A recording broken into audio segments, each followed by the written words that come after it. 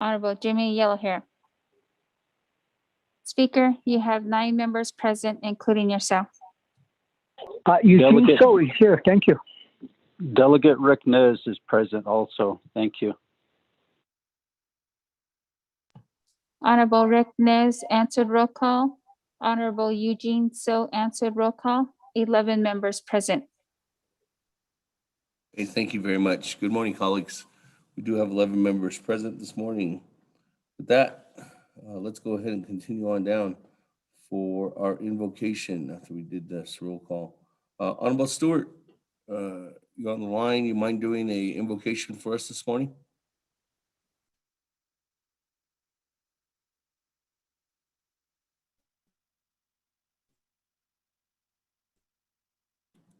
Honorable Stewart, are you there? Okay, no problem, Silla.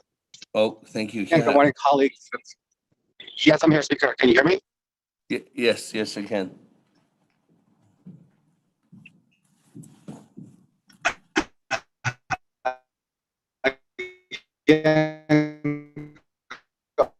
Morning, colleagues. Good morning, colleagues and staff. Morning. Before we get started with our Naabik'íyáti meeting today, blessings. Ask you for your guidance, your protection. Blessing us this wonderful day, Holy Father God. From sunrise this morning to sunset this evening, ask you to watch over us and the agenda that we have before us in this work session.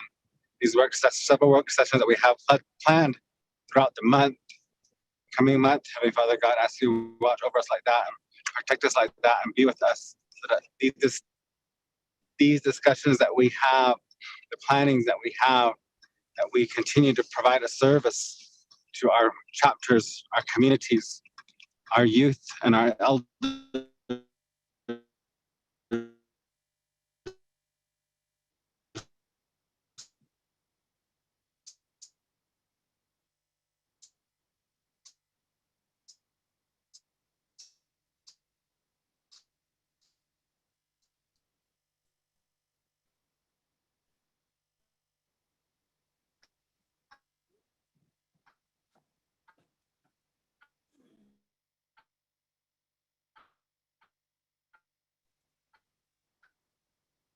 Honorable Stewart, thank you very much for that prayer this morning, and thank you for blessing the day, and thank you for looking out for all the people too as well. So thank you very much for blessing not only the work session, but everyone that's traveling around, everyone that's working at home. Thank you very much. If you're just joining us right now, we are having a Naabik'íyáti Committee of the 24th Navajo Nation Council work session today. We just got done with our invocation. We'll go moving on down to recognizing guests and visiting officials at this time. So with that, any recognitions, colleagues, this morning?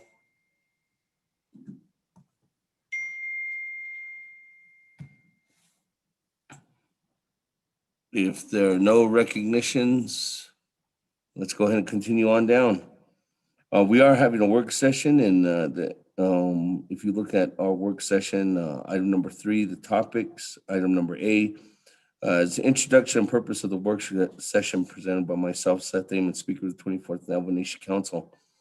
There was a request and direction from colleagues of the Naabik'íyáti Committee that were wanting to have a report not only from Navajo Housing Authority, but also from the Veterans Administration on housing issues and how they're working to better develop a plan, see what the plan is, and get a formal update on regular housing and then also housing directly for our veterans.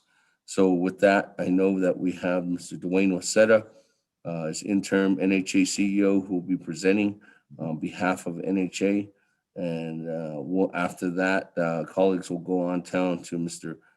James Orline, who is the division director or executive director for the Navajo Nation Veterans Administration. Once concluded there, we can go ahead and go into discussions and questions. Well, I'll probably go into questions after each presentation, and then we'll go ahead and move forward if there's any recommendations. So again, good morning, everyone that's listening in. Thank you for being with us this morning. Without any further ado, just for a heads up, colleagues, I know that I did notify staff members that, or staff notified us that we are here in the Navajo Nation Council chambers. We might have a presentation from IHS and Dr. Jill Jim that might be at 3 o'clock today, from 3 to 4.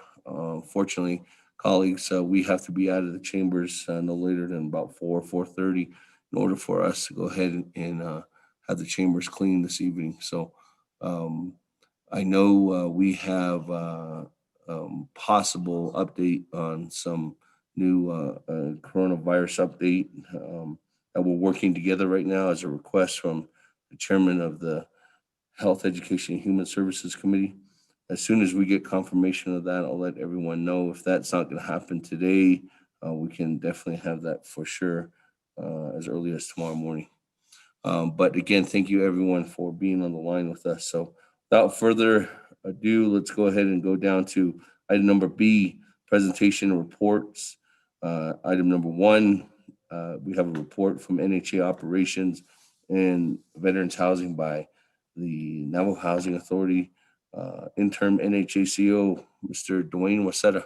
Mr. Wasetta, if you want to go ahead, this time's yours. And also, if you want to introduce all your team members that you might have on the line, or if you have board members, thank you very much for being here with us. Floor is yours, Mr. Wasetta. Good morning, Speaker and members. My name is Dwayne Wasita. I'm the interim CEO with Navajo Housing Authority. I have several of my staff listening in on the call, but I'll be the one to be the main presenter of the information that's going to be provided to you. So the discussion we had, we looked at this area in the last several weeks. I've been picking up the pace with, we've been talking about partnerships for a while. I know that there's been there's areas out there where a lot of us, how do we do this? Because I tell you this, as the nation grows, as the family grows, as with governmental programs, one of the big things that that we need to look at is all of the different housing programs within the national government or structure and outside entities that serve. Mr. Speaker, is there a way that I can show my screen on some of the individuals? Yes, definitely. And Mr. Wasetta, if you want to send that over too as well to Ms. Sherilyn Yazzie, we can send anything out that you want to put in. I have who's on, you know how to do it. Do I send it to Miss, who do I send it to? Ms. Sherilyn Yazzie. But you should be able to share your screen though, Mr. Wasetta.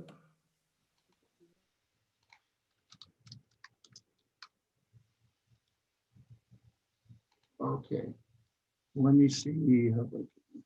I'm sorry.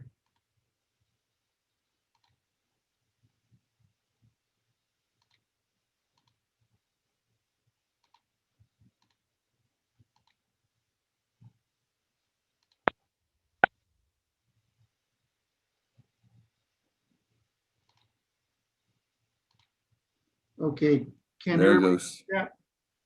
Yep, we can see it now. So this is a collaboration with Mr. Jim Jay-Z. And we looking at how we can bridge all this together. I know when we were looking at how the CARES Act funds were provided and how we kind of scrambled and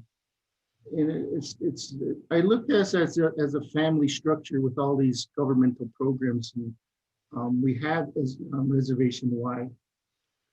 If we look at Navajo Housing Authority program activities as housing rental, housing services, crime prevention, home ownership, community centers, and infrastructure for medium, low income And the new construction aspects is rental, the subdivision for rentals, apartments. The home ownership's been mostly focused on scattered sites. Within the area housing authority, we have a lot of self-perform activities we do in the program: land surveying, realty survey, technical services, environmental archaeology. We have some force account activities for temporary maintenance, doing housing move-out repair. We have internal site evaluations, project and contract management, housing management, and maintenance. Our fund source that we have is all NAHAZA. Over the years, last 2 years since when Mr. President Nez came into office, there was a housing summit that we had. We had opened some opportunities to utilize some areas with credit services for some of the HOs. That's still in the area of fostering stages to address some of the housing aspects of it. USDA for some of the loans that some of the individuals, there's individuals who just need assistance to fill out the application to acquire the area. Then we looked at the Department of Community Development and some of the programs they do. New construction, home ownership, renovation of home ownership programs, bathroom additions, weatherization. And this is one of the areas that we look at self-perform. They do their own environmental. They have force count construction, project management. And we look at veterans in how they do new construction of home ownership, renovation of home ownership housing. Their self-perform currently is housing intake. The two areas down there that they're looking at is manufacturing, force account. So the three main programs within the housing, within Navajo Nation housing programs are the three areas here. There's one area here that we still do need to add because there's some local chapters doing some minor repairs, some assistance. So as we look at some of these areas, we go down to the development of community development. Their fund source ranges from Navajo Nation, ICBG, BIA. Veterans is mostly Navajo Nation, but there's a possibility of USDA grants with them in NAHAZA. And then we go on to outside of the programs that contribute to us. We have Navajo Nation, we have Navajo resource offices that we utilize. They're the authorization for home sites in terms of environmental, archaeological approvals, right-of-ways. Their most self-performed program activities is a review and approval process. In their fund source, their majority is either Navajo Nation funds, general funds, or BIA 638, depending on activities. We go over to the far left-hand side, we have outside entities of housing. We have roads, water lines, areas that we have, those are critical community lagoons. N2A does the operation and maintenance of infrastructure. They have had their internal construction of power service lines and construction of internals with the gals. Some of the outsourced areas for water line construction, mostly Indian house service, lagoons, subcontract out. Depending on the magnitude, those areas. Then we have Indian house service, design of water service line for individual home sites within their program. The majority of it, their construction is all outsourced out. Then we have Navajo DOT, NDOT. They have the operation and maintenance of roads, planning, design, outsources, construction repairs. Majority of all areas here that they work with is all federal funding. So as we talk about this and looking at the question, how do we address the housing crisis? And this is a collaboration effort that we've talked with several times with N2A. And one of the things that we looked at is we grow more into housing developer aspects of it. How do we put these in areas that reduce the cost of infrastructure to some of these areas? I know there was a question a while back about why can't we put a water line in for one home site over a mile. Well, technologically we can, but environmentally it might not be safe. There's a certain volume of water that line has to be flushed every day. If the line doesn't, if they have water stagnant in those lines for a certain time, bacteria grows. And so that's one of the rules that we utilize when we're looking at housing, because we can put a line in, but if there's not enough water being used on some of that, it contributes to an environmental concern on the other end. So looking at these areas, we're talking about looking at this ideas, me and James and a couple of discussions with Mr. Kuntz is how do we do pod setting on some of these areas that are rural? And I know that there was a discussion several years ago when Mishazi was here, bringing those pod sets in on some of these communities, because some of those activities that we have to get land, water, right-of-ways, it is a challenge. But I think as we grow, that's the collaboration between the three programs that we have here that are funded through several different program sources. How do we collaborate? Because I know there's been a request from several individuals within their communities asking for sweat equity, self-help. And those are some of the things, if we pull those together, we have to put it in the program that can actually carry those out. I know that with this year, with the pandemic, there's a lot of money coming down. But I think one of the things that we really need to do is step back and really look at some of the areas that we can really show the actual movement. Because one of the biggest things I see with the money that's there, there's still, the federal government is still going to put restrictions on there. And they're not going to tell us until the last minute. And I think this one thing is how do we collaborate in moving these things together? Within NHA, we've established a program that is built alone, standalone. We're trying to minimize the outsourcing of the pre-planning aspects of it. Unfortunately, we don't have it. We did have a civil engineer, but he departed. Getting those critical individuals to help speed up these processes is one of the biggest things. So I think that one of the things that is critical is all of us from Housing Authority, Community Development, veterans, look at the aspects of what are the critical areas that we have that already in our plates and what we can bring in NGUA, IHS, NDOT to build out some of those locations. I know that I think from the 2020 THIP fund source, there's I think it was $200 million unmet funds for roads or road maintenance activities. So I think this is a good start, but I think this the collaborative efforts of how we're going to move these things forward has to be formulated. So this is a short presentation. So with what we're working with the veterans aspects of it is looking at two different ways of delivery. Mr. Jay-Z has initiated this process of manufactured homes for certain levels to get them going. Housing Authority has committed some monies to those programs to get the kickoff in terms of funding sources to fund for 30 units. This is just the start of it, but we got to build a capacity at those levels to roll out in those areas. The one struggle that we will have as we roll out a lot of this is the infrastructure connection.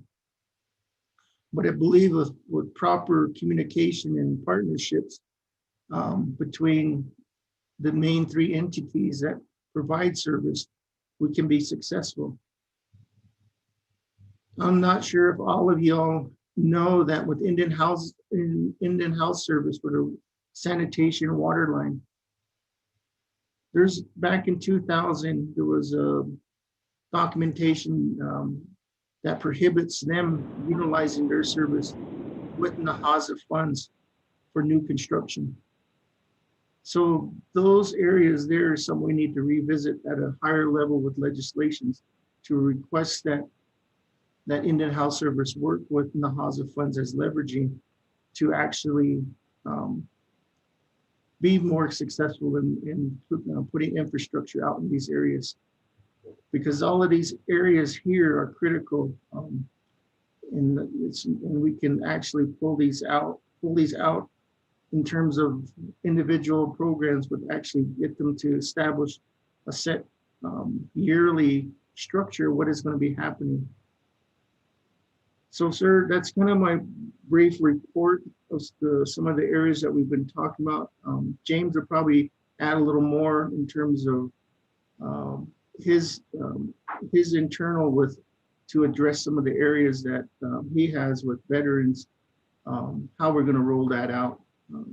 And it's one of the things that we have now. We have the monies coming in, but there's several different levels of funding. How do we utilize that to our advantage is something that we really need to look at with all the different entities that are in this little structure that I have. Thank you, sir. Thank you very much, Mr. Wasetta, for that.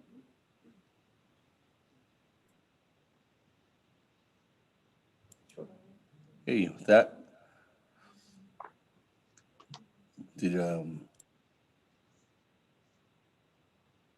okay, thank you. With that, thank you very much for the presentation, and we did receive your email, and we sent that out to the colleagues where that email was sent out to you from Chief of Staff, Sherilyn Yazzie, for what Mr. Wasetta is presenting on here today. So with that, is there any comments, questions at this time? I don't have anybody in the queue. This is Vice Chair Smith, Speaker. Right. Honorable Vice Chair Smith. What is Ms. yours? Eugenio put me in the queue too also. Okay, good morning, This is Chairman. Delegate Charles. Add me to the queue. Good morning, Madam Chair. So I got Vice Chair Smith, then Chairman Eugenio, and then Madam Chair Charleston. Okay, with that, Vice Chair Smith, floor is yours. Oh, thank you, Speaker, and the Navajo Nation Council and those that are listening, and also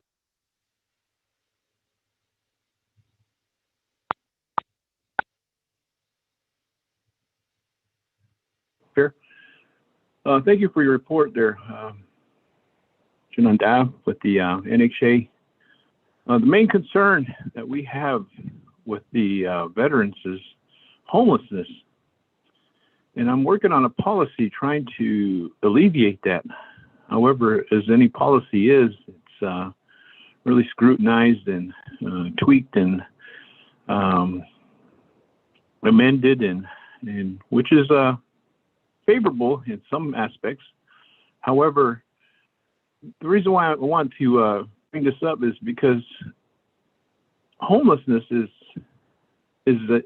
a big issue on the Navajo Nation, not only in my area, and that's not only just the veterans, that's also folks that need housing, at least for the time being until they can get on their feet, or they can rent to own, or they can have a place to reside in.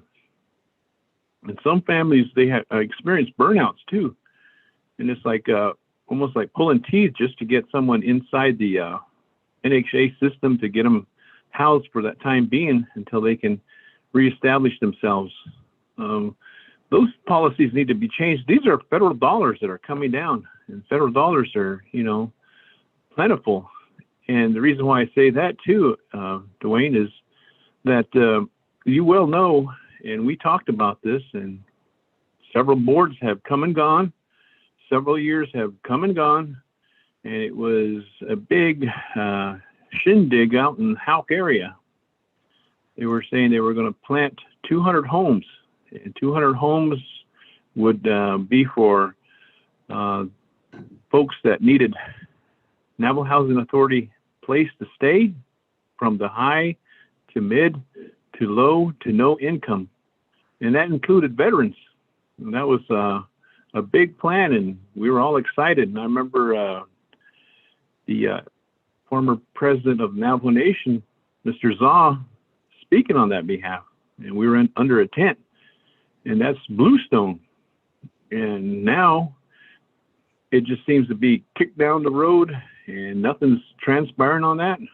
At least if we had bluestone in that area, we could have folks staying in there during the winter months. Now it's becoming summertime, springtime, but winter is going to always come back around, and we need to think about these things and get that bluestone going, if all possible, or just scrap it, because people are still wondering where it's at, what's going on with it, what's taking place. And the big issue is homelessness. How do we address that? How do we incur that? Should we just go back to the old method of housing that was funded under the TDHC? Maybe we should just go back to that. Maybe that's a whole lot better. And it seems like we're always having internal issues. We always seem like we have concerns with the hiring, and then persons leaving, and the stability of this. And here we're using federal dollars, and it was questionable at one time. But maybe it's time that we just go back to the old TDHC and say, here, fund these and get these houses built and get these projects underway. And I speak on this because I was waiting, and I was one of the excited constituents within the Houck area about housing being developed there, because we've got a developing little community. And since there's bashes put in there, there's a Naabik'íyáti clinic there, and more things are going to be popping up on Lone I-40. I can foresee development in there, that area, and that was one thing that we were looking forward to, having places for our Navajo people, our youth, to live in. Now it's overcrowding. Now we have this COVID-19. I'm hoping that this bill that was sent from the federal government with that $1 trillion, we can utilize that to start some houses and build houses and build quality houses. The other thing too is, I brought this up to NHA, and they did an assessment, and there's one of the homeowners up in Sagatow. They're living on a old discarded dump yard, and trash is coming out of the ground when the wind blows or the rain falls on it and exposes it, and then you can see debris, and you can see glass, and you can see all kinds of rubble underneath there, and it's disheartening, and the family saying, why do we have a house on this? We paid for it, and we're living in these kind of conditions. And they tried to reach out, but it seemed like it was on deaf ears. I know they did the renovation in NHA, but they didn't do the homeowners or help the homeowners. But this one's a homeowner, and it's still in that condition. And I will talk about this until something's done, because we have federal dollars. Maybe we could use that for the rehabilitation, move them out, or give them a different location, a different house. Those are the concerns that I want to bring up, and I didn't want to miss this work session, and I wanted to present this because housing is a big factor, and we need to get housing out there for our people and have them at least have a place to stay. I know that these NHA homes are federally funded, and we need to use those federal fund dollars in the right manner of providing these homes, and give those statistics back to HUD and the U.S. government, and saying, these are what we're doing, we're accomplishing this, and these are all these houses done. And then, of course, you hear horror stories about all these houses being built at one point in time, and they had to be demolished. On the Navajo Nation, there was several units. I don't know how many units were built, but they were all ready to. I don't know what the purpose was, but it seemed like it was a big error, and they had to go out there and demolish these homes. And how many millions of dollars was that? Because homes are now very expensive. The building materials are even expensive. You go down to the local hardware store, and if you buy a 2x4, it's now the cost of a 2x6. The 2x6 is now the cost of a 2x8, 2x12, and that's really pricey. A 2x4 you could at least get a little under $2 on a sale, but now it's up in the $5 mark, and T111 and windows and things like that. So I guess that's why people are starting to just buy those makeshift sheds, and they're starting to move into them, and that's something that they're calling home now. And I heard it's cheaper to buy a shed than it is to try to build it yourself now, for those self-help carpenters and those that can bang a nail into the and do framework. And they're saying it's a whole lot cheaper. So these are the concerns I have, and I'm hoping that we can get this thing straightened up. But I'm thinking strongly, maybe we should just go back to TDHC and just give it back to them and say, here, go for it, and go back to the old days. Thank you, Speaker. Appreciate that. Thank you very much, Honorable Vice Chair Smith. Moving on down, let me go to Chairman Hino. And then I'll go to Madam Chair Charles Newton, then I'll go back to you, Mr. Waseda. Chairman Hino? Kashina, Lasit Sula, Speaker Damon, Kudo, Shananta, 24th Navajo Nation Council, Daini Sagido presentation, Yagi. Just sitting here thinking about as the world turns at NHA and all the stuff that's happening and not happening, and where are we going with NHA right now? Is my question. I know in the past there's been attempts by council to take the TDHE away and give it to the Navajo Nation. And I've always thought back then that we shouldn't be doing that. We should keep the TDHE within NHA so they could move forward in building houses and supporting NHA. But just recently, I mean, that support has been slowly being chipped away. And really thinking now is what housing entity, what entities out there that is capable of building homes.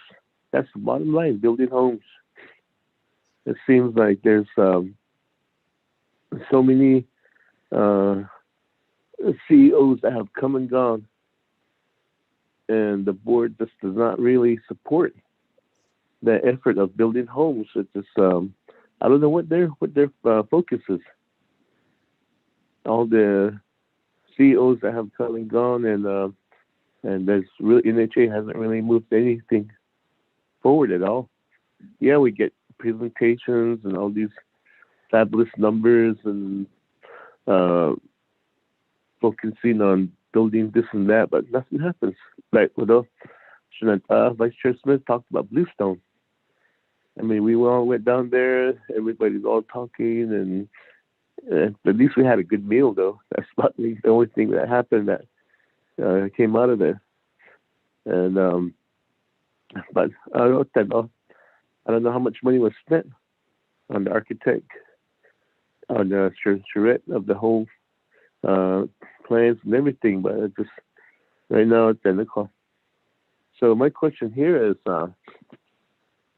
how is NHA looking to partner up with other entities to build homes or not? Reason why I ask is that there are Navajo professionals out there that are capable of planning and developing and building homes. Take, for example, I've been hearing about this District 14 Housing Commission out in Tohatchi area, now Shitty area, that whole District 14, where they are ready and willing and I believe they're able.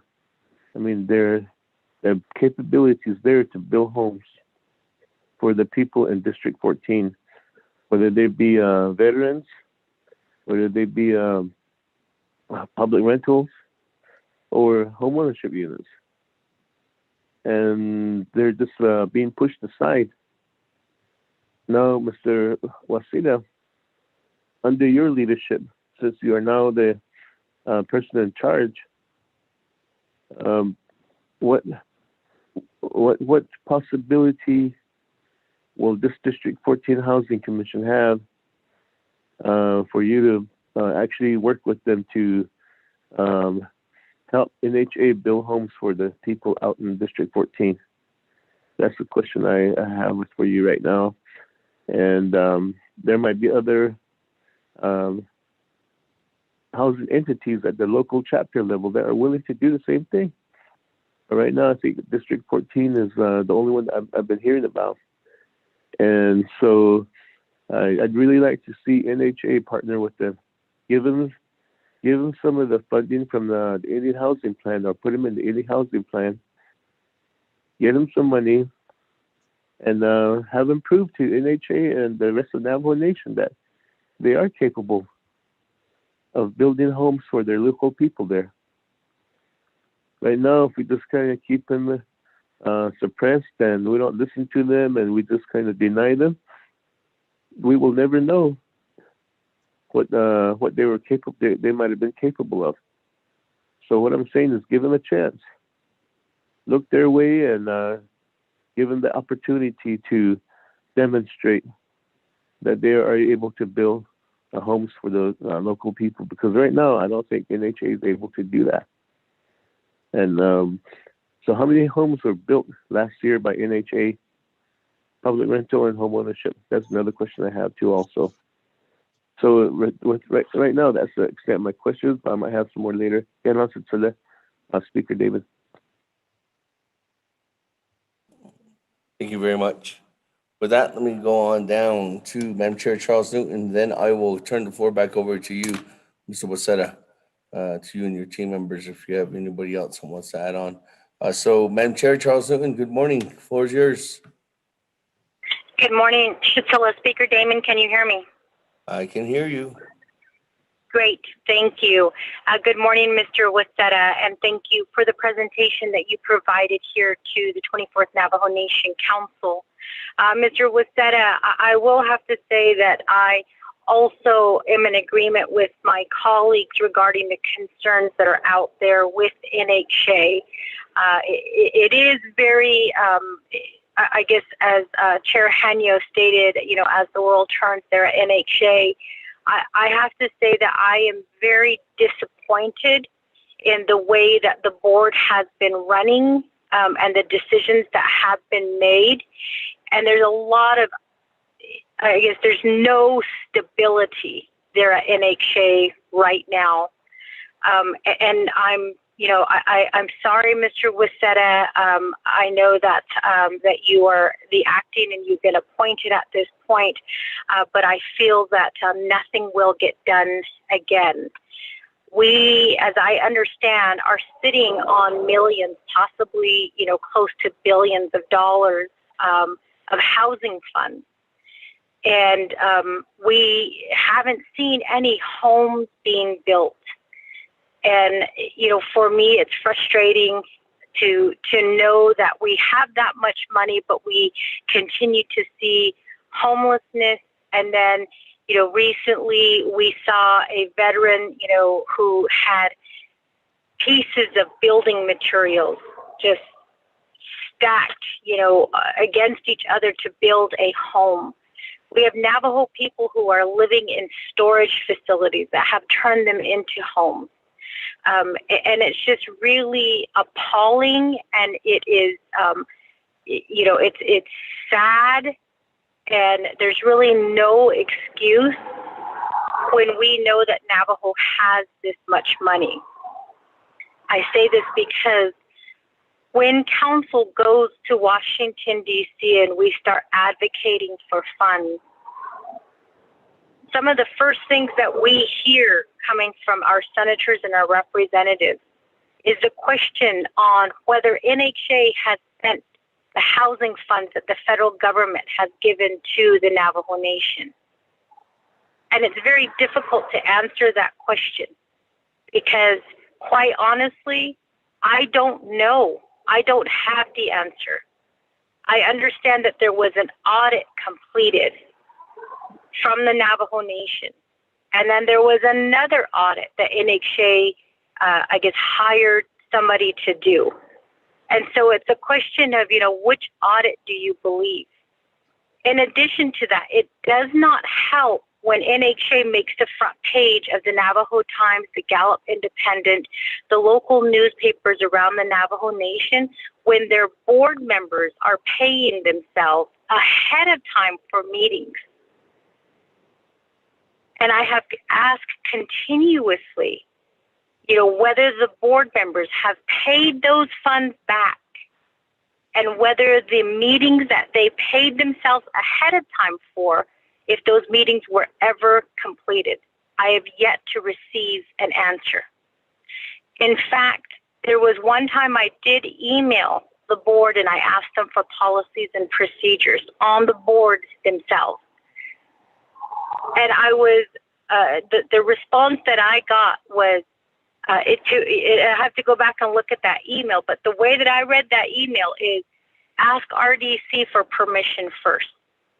And I responded that as a delegate, I have the right to ask that question, and I have the right to that information. It was eventually sent to me, but it was with hesitancy. So I know that you are sitting in that position, but I also know that the board is controlling the entire operation of NHA.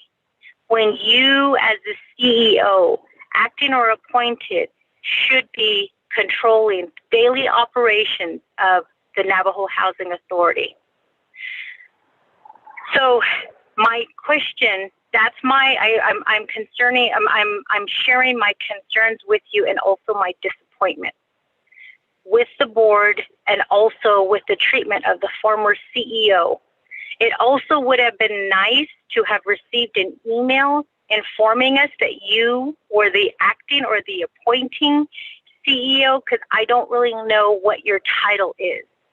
And dependent on what your title is, that will help me to determine whether you really can help me with the issues that are happening in my community, or whether you're just sitting there waiting for somebody else to be appointed. So one, I need to know your official title and what your responsibilities are. Two, I need to know how involved the board is. Now, I understand that you probably signed a non-disclosure agreement and you probably cannot talk about things, but if you could just please on the record, if you cannot talk about it, then just let me know that you cannot talk about it because of the non-disclosure agreement that you signed with NHA. Three, I'd like to know what at the heart of our housing crisis, I need to know what are the issues that this council can help you to address. Is it land withdrawal? Is it rights of way? Is it, just not having the right people employed there at NHA? What are the issues that are hindering housing development? And then the last one, I do have a list of questions. I had a meeting with Husky Benali, who represents a disability group. Mr. Benali has been asking questions regarding housing and how housing has been meeting the needs of our disabled people here in our communities and across the Navajo Nation. I believe that those questions have gone unanswered. And one of the things I've known sitting on council with many of these work sessions, also sitting at NABI and then at council, is we ask these questions verbally, and sometimes our questions don't get answered. So I would prefer my answers in writing so that I can share that with the community. And I will be happy to forward you the questions that have come from Mr. Husky Benali regarding the disabled Navajos, not only in my community, but across the Navajo Nation. And just to be clear, Mr. Husky Benali is blind, and he talked about, you know, some of the issues that he's encountered as a person who can't see. So I think that the disability, the disabled are oftentimes forgotten when we're talking about building homes. We have to take them into consideration. I need to know how many homes are built for those who are disabled. Again, I will forward you those questions, and I will CC the entire 24th Navajo Nation Council, not only with the questions that I've asked on the record, but the questions that are coming from Mr. Husky Benali on behalf of our disabled Navajos living here on the Navajo Nation. Thank you, Speaker. And as my colleagues have previously stated, I may be asking more questions as the day goes on. And then also, colleagues, forgive me, I am on my way driving to Window Rock. I had to pull over to ask these questions. So I will be in and out of service, Speaker. Thank you. Thank you. With that, I'm going to go turn the floor back over to Mr. Wasetta. Good morning, Mr. Speaker and council members. Well, to answer Mr. Raymond Smith regarding the homeless, this was an idea that this discussion when we first started talking about veteran housing. This individual, you talk about veteran homelessness.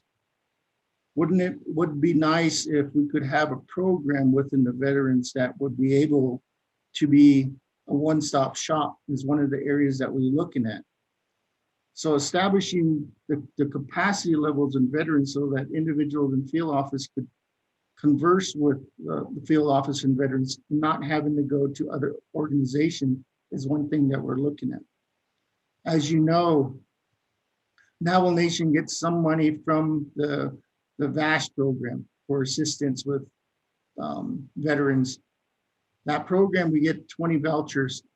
It would be something that we need to go back to federal government and say, well, hey, we need more. And that's building that program within each of one of these areas within the veterans.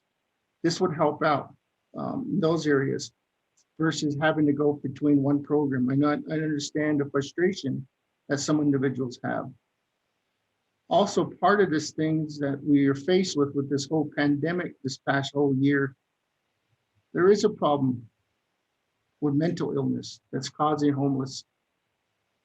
One of the things is that I had an opportunity to feed the young natives in Gallup on a Sunday. That's a batch of individuals that are forgotten. I served a little over 47 sandwiches to individuals from 20 years old to 17 years old. And this is one of the things in my mind is thinking, how do we help some of those other individuals? Because veterans is part of this. There's programs that we need to utilize, but we need to establish those programs within that area across the reservation. And this is part of the areas of the collaboration and partnerships to establish those. It would assist some of these areas that we're talking about with burnout, rent to own, because there's monies that we can tap into. So that's one of the discussions that we need to look at, Mr. Smith and Mr. Jay-Z, looking at those areas in terms of how do we establish those assistance programs in those areas. If we do the homeless areas within the VISTA, in the veterans program, this is going to require us establishing a social service type program within there to address some of those areas. Because there is a social disparity across areas in regards to homeless. How do we help? You answered the other questions in terms of HAWK development. If you recall, Mr. Smith, we met with your planning and chapter in 2019 here in Fort Defiance. During that discussion, you all asked us to refrain from trying to put any kind of offer to buy the land, which the chapter was looking at purchasing.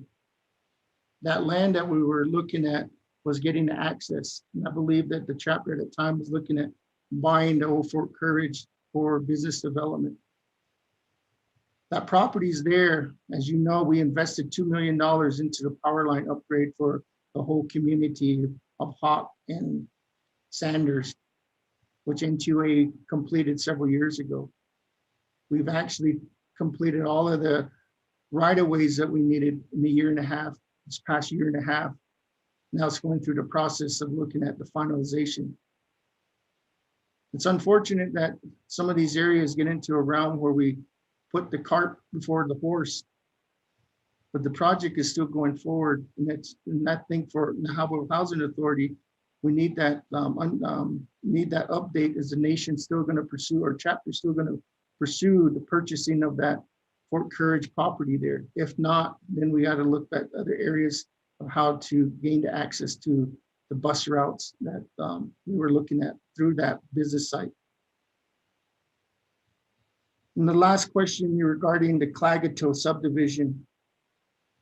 Back in 2018, we've done the testing out there. I believe, I need to check, but I believe we sent the letter out of the testing reports. We went and had soil testing around the whole property. And the testing results that from the soil tester turned out negative. There was no dump site, nothing in that area. We're not sure what was the individual firm who did the testing said it was subsurface, something on top. But I can provide you that report that was sent out, that was completed, I believe, in 2018. So those are the updates for the questions that we had for the area. And for us to bridge these gaps, and that's where I mentioned, we got to think outside the box. Unfortunately, yes, in Housing Authority, we're struggling. But I think I have this time now, we have all the programs here. How do we bridge each other together to marry the family? I look at all these programs within the Navajo Nation government and NHA as a family. And then over the years, we have separated. And it's now time to rebuild, to look at some of these areas that we have with the social ills, some of these areas. As nation grows, it's going to continue.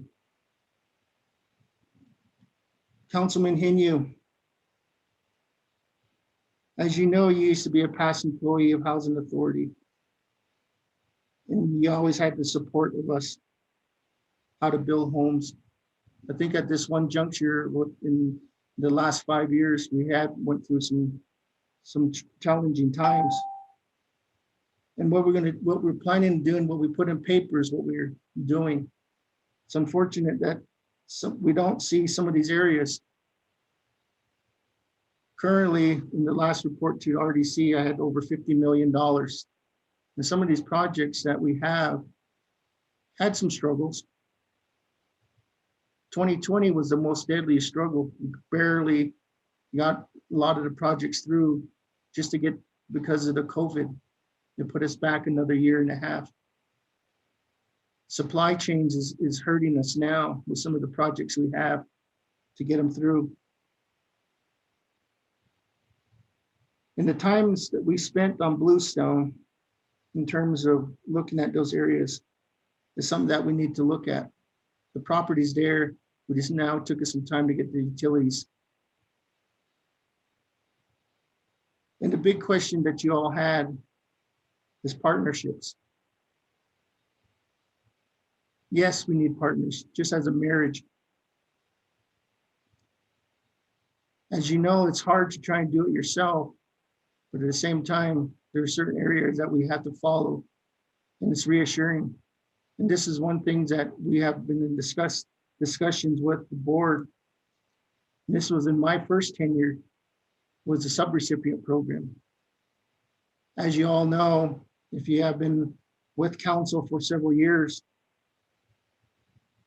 Navajo Housing Authority has went through a lot of challenging times with the subrecipient programs.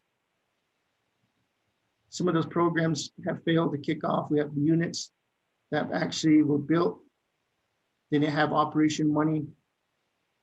But I think one of the big foresights that I've been seeing is reestablishing that with certain partnerships, and that blends into community developments, the veterans, and local chapters, as you mentioned, is retooling the documentation to support those partners out there at levels that can accomplish areas, but at the same time stay in the heavy regulatory requirements of what we're under with NAHASA.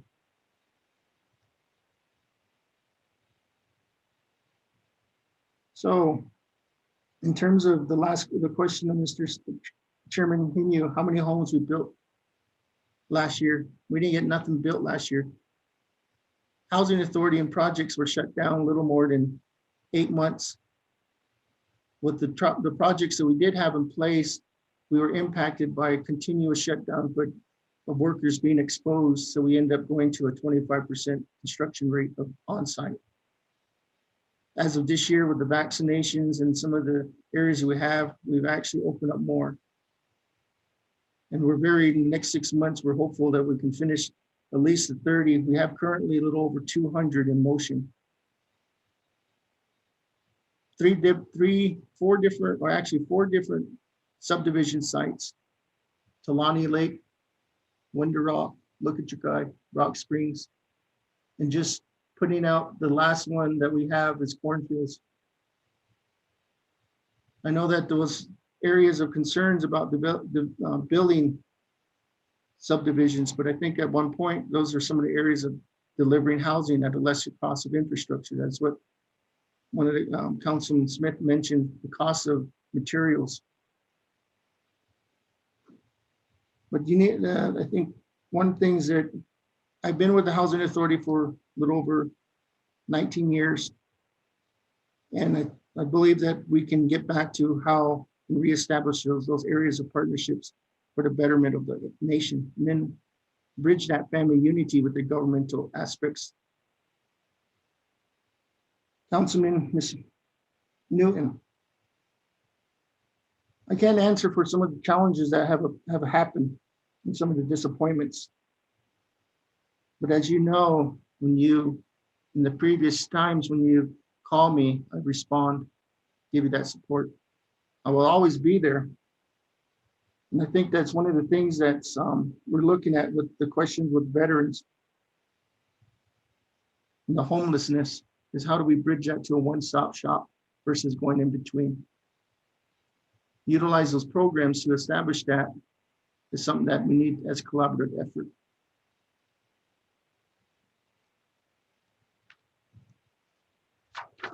As for audit purposes, I'm not sure, we're currently going through finishing up the one with the cap that was sent to Senate Indian Affairs.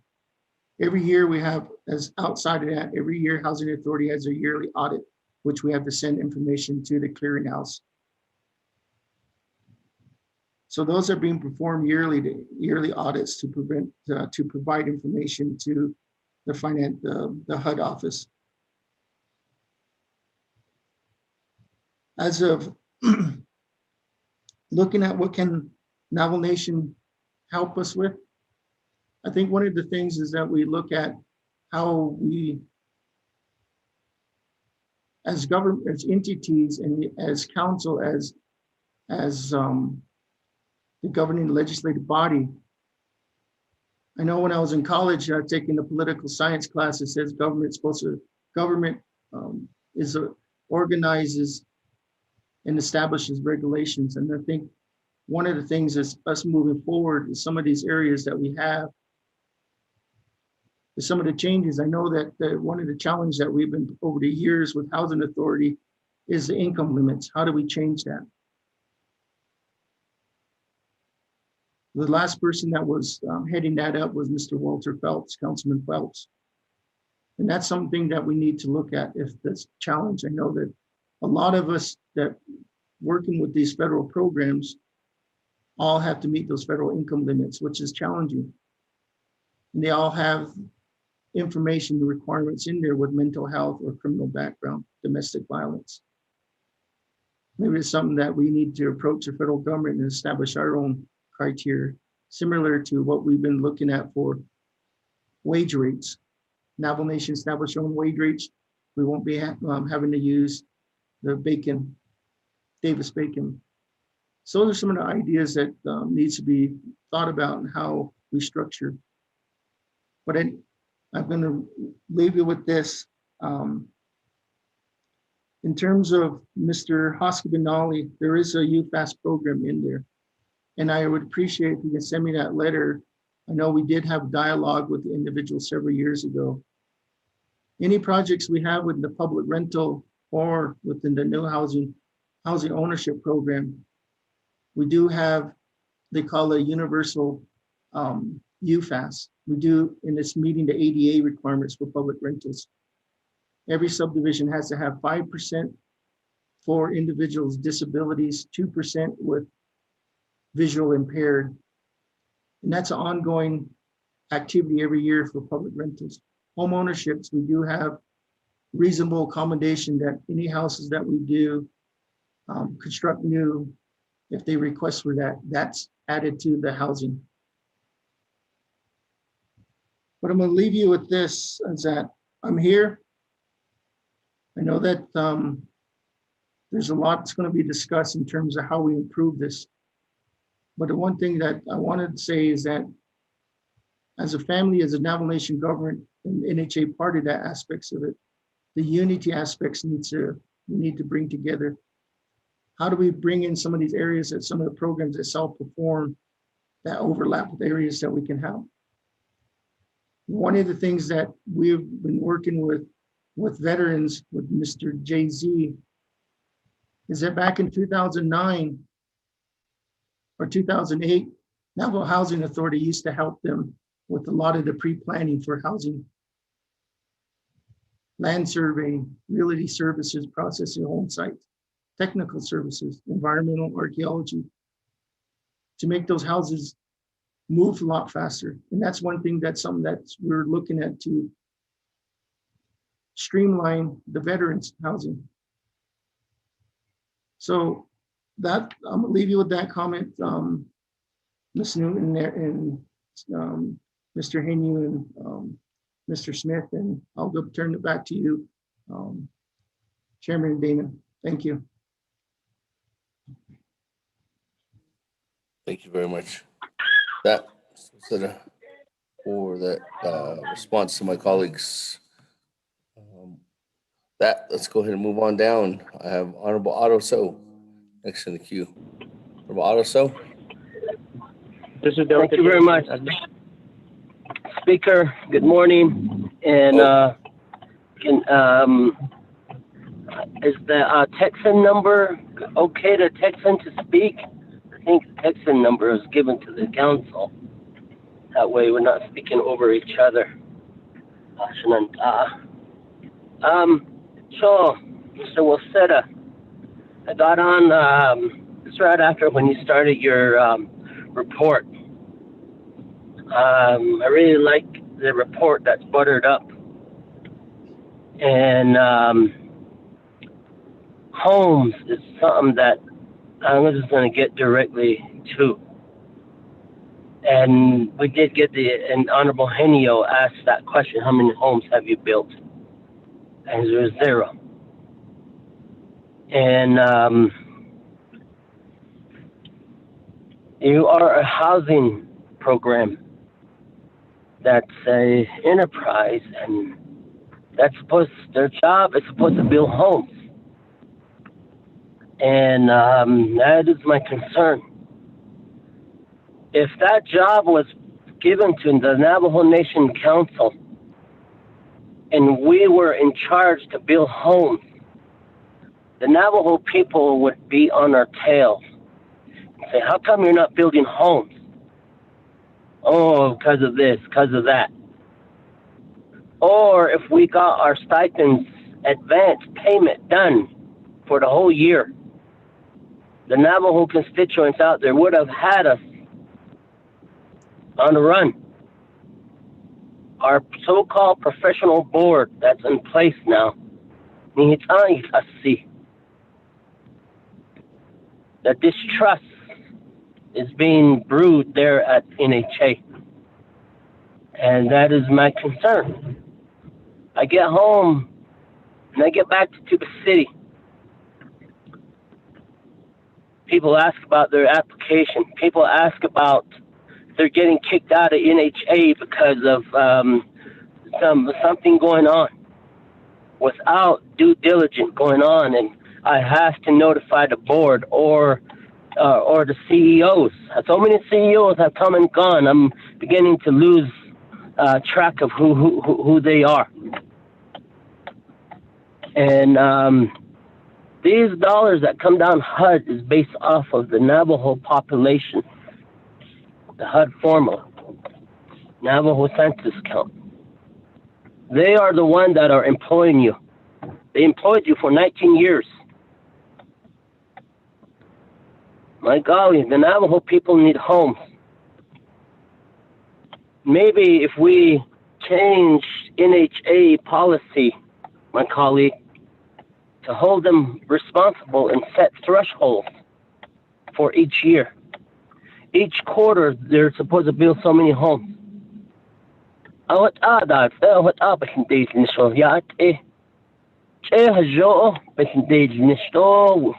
that they do work on this, work on the idea of getting homes built for Navajo citizens is something that they're not doing.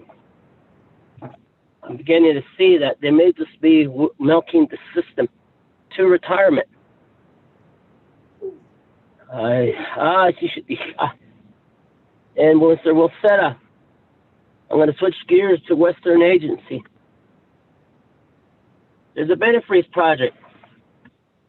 34 homes, 36 homes. And every time I ask about it, it's that project is sugar-coated again. And I keep asking, when are you going to build those homes? Because two citizens of Tuba City actually told me,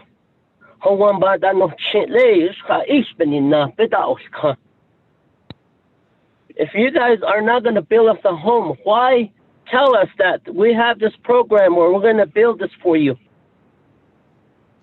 You are just basically not telling the truth. These Navajo families want homes.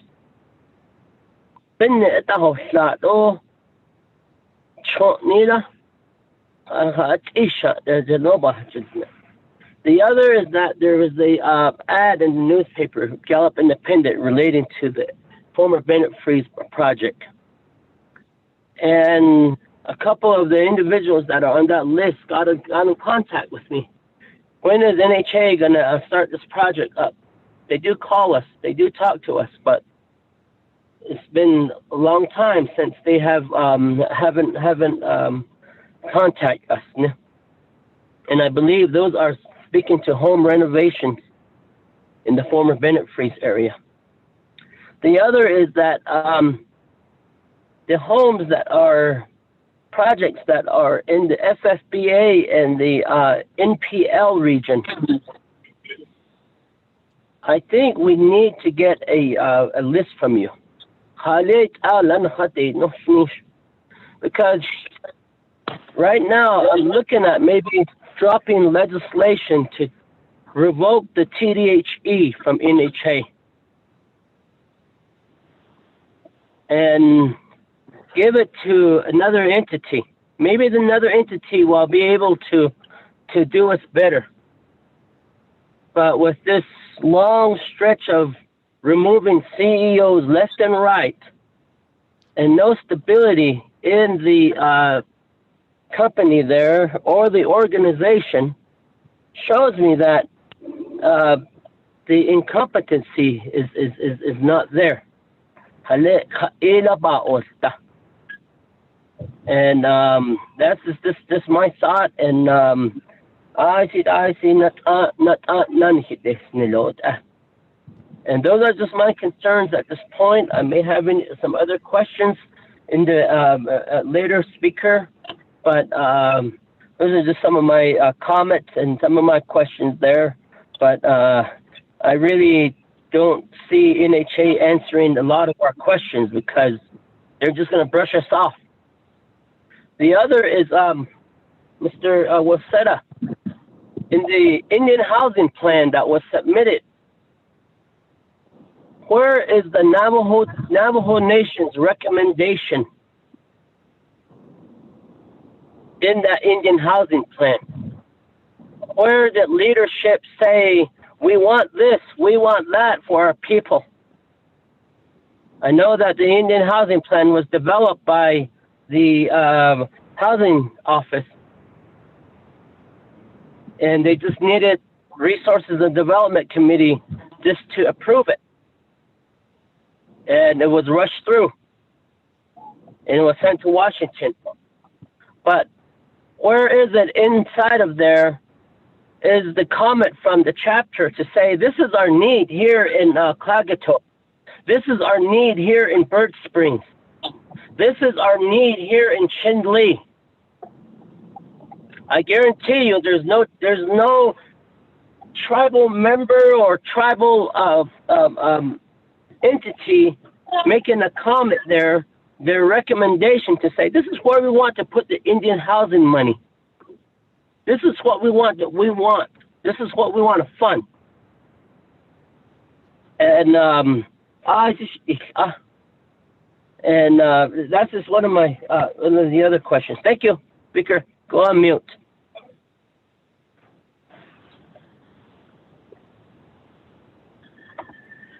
Thank you very much, Honorable. So that going down, Madam Chair, Amber Crowdy, floor is yours.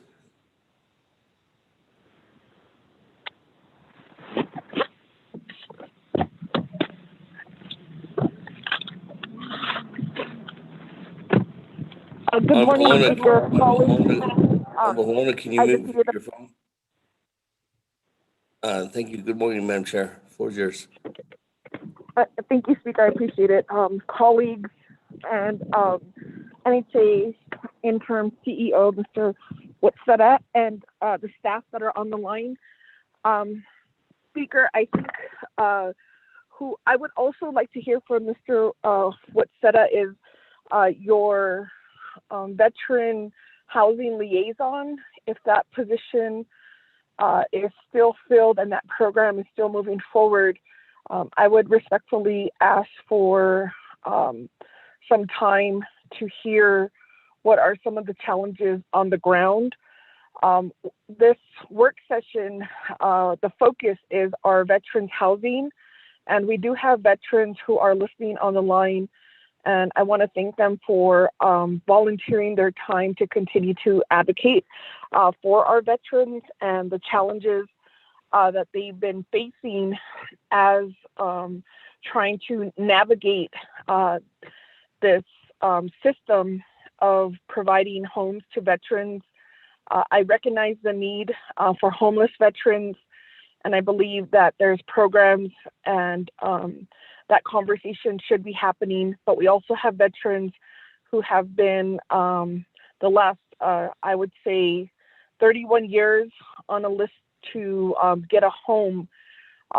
If we could go back and talk about, I was able to look at your limbs, and that wasn't really brought up, and I was hoping that we could focus in on a strategy on looking at what are optimal sites and locations for homes, for communities that want to be in a mixed community living close together. But for the most part, in the veterans that we've talked to, they still want to live in their customary use land. And understanding the challenges of infrastructure, then what are the plans? How do we have a strategy to develop a home in their homestead, and what are some options? You mentioned, and I'm not sure if this was the pod. I don't have a construction background, but what I do have is a policy background. So I'm trying to understand. I don't think that we should prohibit homes from being built or constructed just because of infrastructure need. If we could plan that and understanding the challenges of installing miles of water lines with limited residents, then we did see the installation of cistern systems and solar units. If that's the initial plan, and how do we phase in if there's additional homes that are to be built in the future? So I wanted to have that conversation, and I think numbers are important in looking at the veterans that you're currently supporting, or in your current communities. If you could give us a high-level summary of how many veterans are currently in NHA homes. How many veterans do you plan to support this coming year? And looking at then how NHA at a very local level, I know District 14 was mentioned. They did provide a report to the Oversight Committee.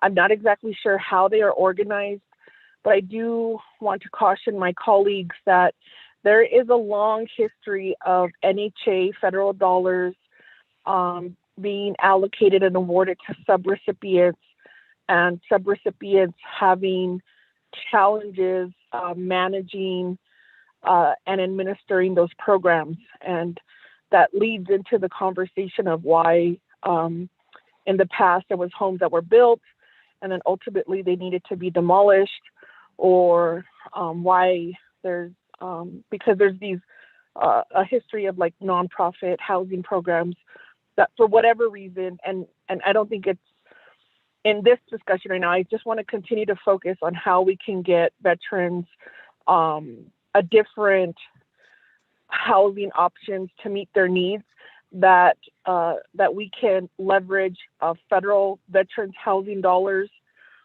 Do we need additional what I call like housing advocates, resource coordinators to assist veterans to get them not only to understand what benefits or resources are out there, but how we can connect with different federal dollars to provide their housing needs, and to continue to keep on the table the need for not just mixed homes, but those individual homesteads.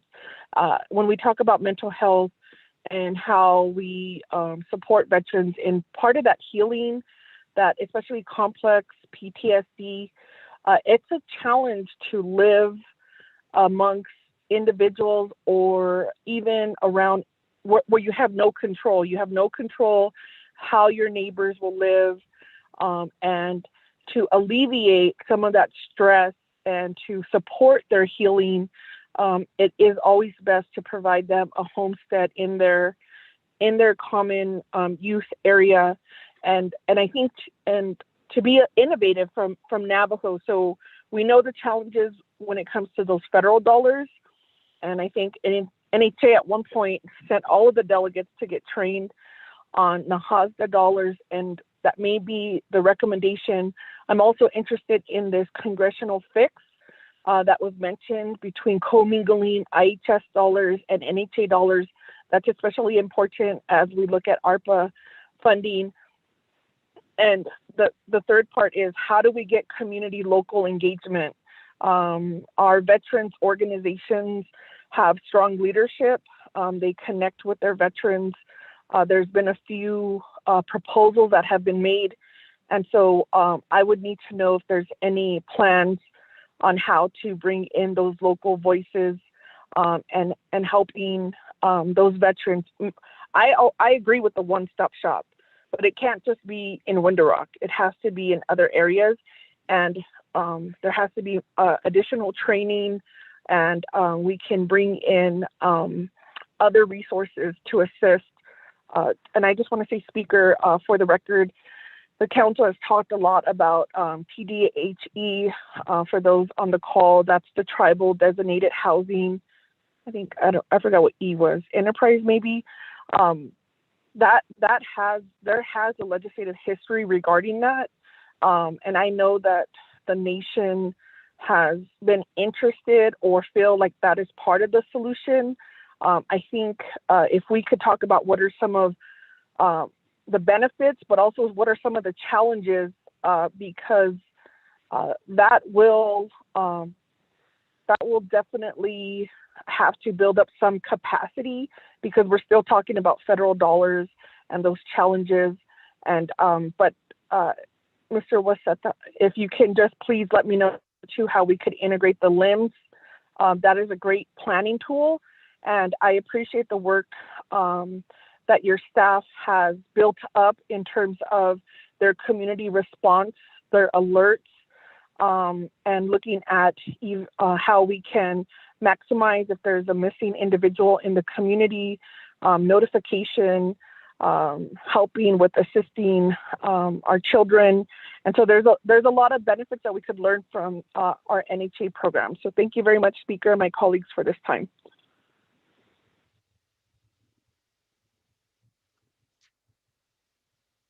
Thank you very much, Madam Chair and McCarty.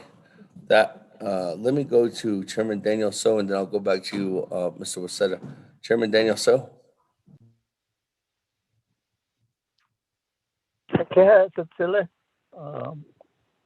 Honorable Seth Damon, other colleagues of the Naabik'íyáti Committee, legislative staff, legislative council, all the folks on the call. Mr. Waseta, I appreciate you taking the time to send us the talking points. Mine regarding the district that I represent. Way back in 2019, I think was August, September, we met in the conference room where you were also, when you were also interim or acting CEO. And the major request was to get a notebook of the projects for each of the chapters that I represent and what the history was in their request for housing from NHA. And I keep checking my mailbox and it hasn't appeared. So is there just a way of not responding? Is that the personality and the character of NHA? The bureaucracy so ingrained, the bureaucracy is so ingrained to be immovable. That's what I'm perceiving. So how do we change it? Number one, we put in an aggressive board. That's not going to take no for an answer. That's my view. The other aspect is there's the question of how many homes have you built? Okay, starting today, how many homes are ready for construction? Where are those subdivisions going in? The other aspect, Honorable Speaker, we got some information on the audit. I'd like to either get the Auditor General, the Acting Auditor General, and DOJ to give us an overview and basically a dig deep into all the aspects of what those findings really show. Yeah, and I guess the main thing, Mr. Waseda, what's now deemed East Navajo 9 from Crown Point, west of 371. There's only 2 housing units, one in Torreon and one in Ojo Encino. And those were done in the 80s. Since then, there is nothing outside alongside Navajo 9 East. There's several chapters that have resolutions that have lands with identified and withdrawn.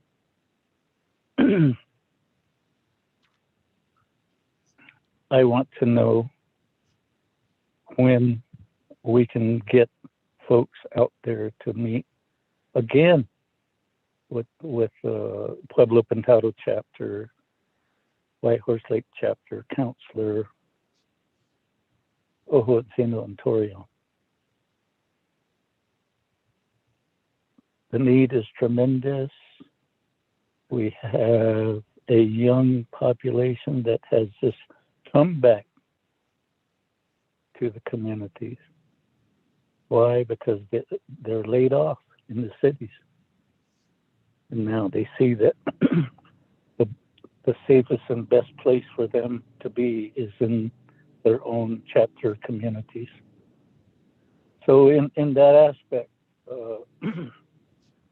that's what the lay of the land looks like from the far eastern chapters. So in that aspect, that reach by NHA hasn't happened. And how do we do that reach? I'm willing to work with you. I'm willing to work with your staff to coordinate the housing initiatives. But I need your organization to do the reaching out. So that would be the extent of my comments and question, Honorable Speaker, Chair of the Naabik'íyáti Committee. Thank you.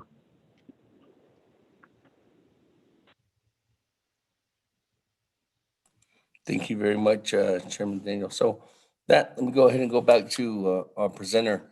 Mr. Waseda, floor is yours again. Good afternoon, it's afternoon. Good afternoon, Speaker Damon and Council. Answering Mr. Otto So's area regarding housing built. I guess I'm not sure with what the reporting that we have is basically what's been submitted through Indian Housing. One of the things that each year is the housing that we put in there, say like the 3, actually there's 5 total: Cornfields, Rock Springs, Lukachukai, Winter Rock, and Tulani Lake. Those are the big subdivisions that are going through. Those are all coming through chapters. We had chapter support. These projects been ongoing for 2 or 3 years, or even longer.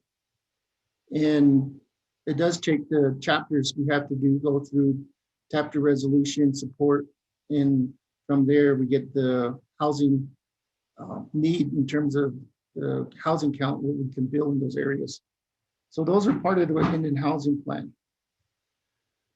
In terms of former Bennett Freeze, You mentioned that a lot of the reports are sugar-coated. Well, the reports haven't changed from the time that was initiated in 2017. As you know, we put several units out to bid in the early 2017 or late 2017. Because of the locations out there, those houses were coming in with all the infrastructure, well over $400,000. And it was one of the things that we were seeing is that the concrete deliverables, all of that was very high. So we had to pull back the designs. When we start building the rural areas, as you know, over the years, it's costly. So the ones we have in the paper now through advertisement is what we started in late 2017 and put them back out. We have another batch that's going to be going out soon that finalized the service easements. We had some of the home sites that were provided to us were old home site leases. We had to redo all the home site leases in order to meet the requirements there. So those have been adjusted, and part of the Bennett Freeze, some of the people that are not part of the 36, we're offering surveying services for some of those individuals that were part of the group to at least get them prepared for some other housing developments that we could do for them. And I guess the question that's been talked about, the TDHE, I know that you guys all had a study with the nation. I'll leave that up to the discussion amongst the council. And for what we're doing now and what we've been doing is just trying to get through the steps as I outlined in these bullets here with the housing. We have several different individuals programs that we work with in terms of activities that coincide from the internal departments, travel departments, the externals with infrastructure services. And that's one of the things that I mentioned earlier is that establishment of actually looking at bringing everybody together. That family unity aspects of housing needs to be brought together again. Now, that will look at some of the areas. One of the questions is chapter input for Bennett Freeze. It's been a year and a half now. We've been working with Kaibito. We're actually doing the planning aspects to do a new sewer system. We've been doing the surveys. We've done the actual locations, the environmentals. That's for the community system because they came to us and said, we need the new system. There's 2 subdivisions there that we built the new one out there, put 34 homes, and to put the system at a capacity for anybody in that community to add on, which NGOA says it's best to make a recommendation to look at an alternative because that system's well over 40 years, I believe. So we're working on that for Kaibito community. We have 2 systems that we're working on. And as we go through some of these areas here, that's taking those inputs. It may not see that we're doing any type of communication. There's a lot there. There's several different steps that we go through. But we use chapters to help. Cornfields was instrumental on looking at some areas, but we're still struggling with some environmental, the floodplain, the hazards. And this is where we've gathered all the data, how we can rebuild out there. Now it's going to go through this next step of trying to finalize the land designation requirements, the EPA under natural resource requirements.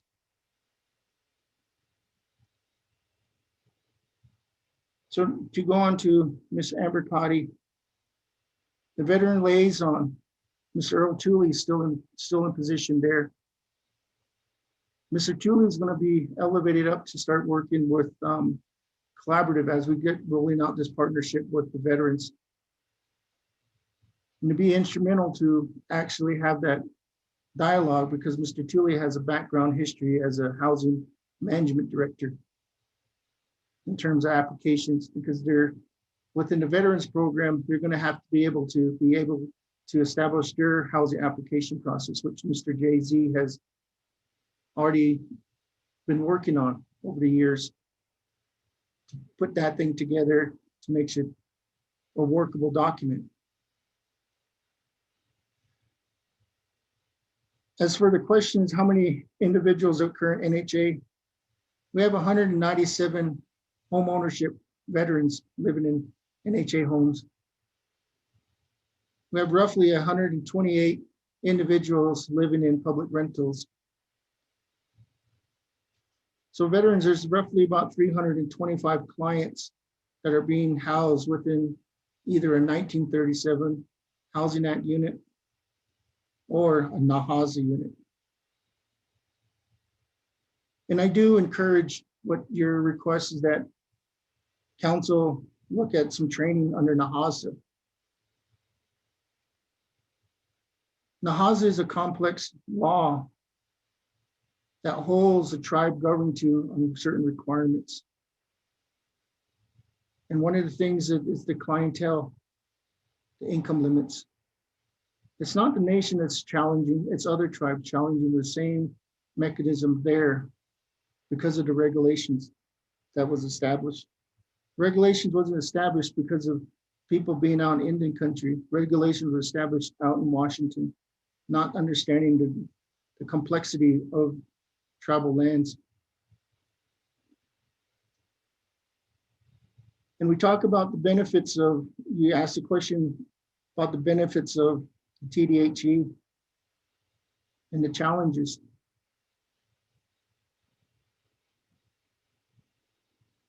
The benefits is basically keeping them in one place, but bringing all the programs we have that are on Navajo, all these housing programs coming together to be unified. If we have a unified housing programs across in one central aspects of it, working on certain levels of services, then we know where people can go to for service versus going from NHA to veterans for veteran housing. This is where the one stop, if you want veteran housing, you go straight to the veterans. NHA will come in as a funding source to provide that service. And I think that's one critical step of bringing out, because in the early 2000s, it was established that way. But unfortunately, due to some regulation issues back in early 2004, the subrecipient programs was in question of how programs were carried out. But if we can retool it to have established policies, procedures to meet those regulation requirements, it will be fruitful. And now we can move on to the other programs, establishing what development, the communities, Department of Community Development.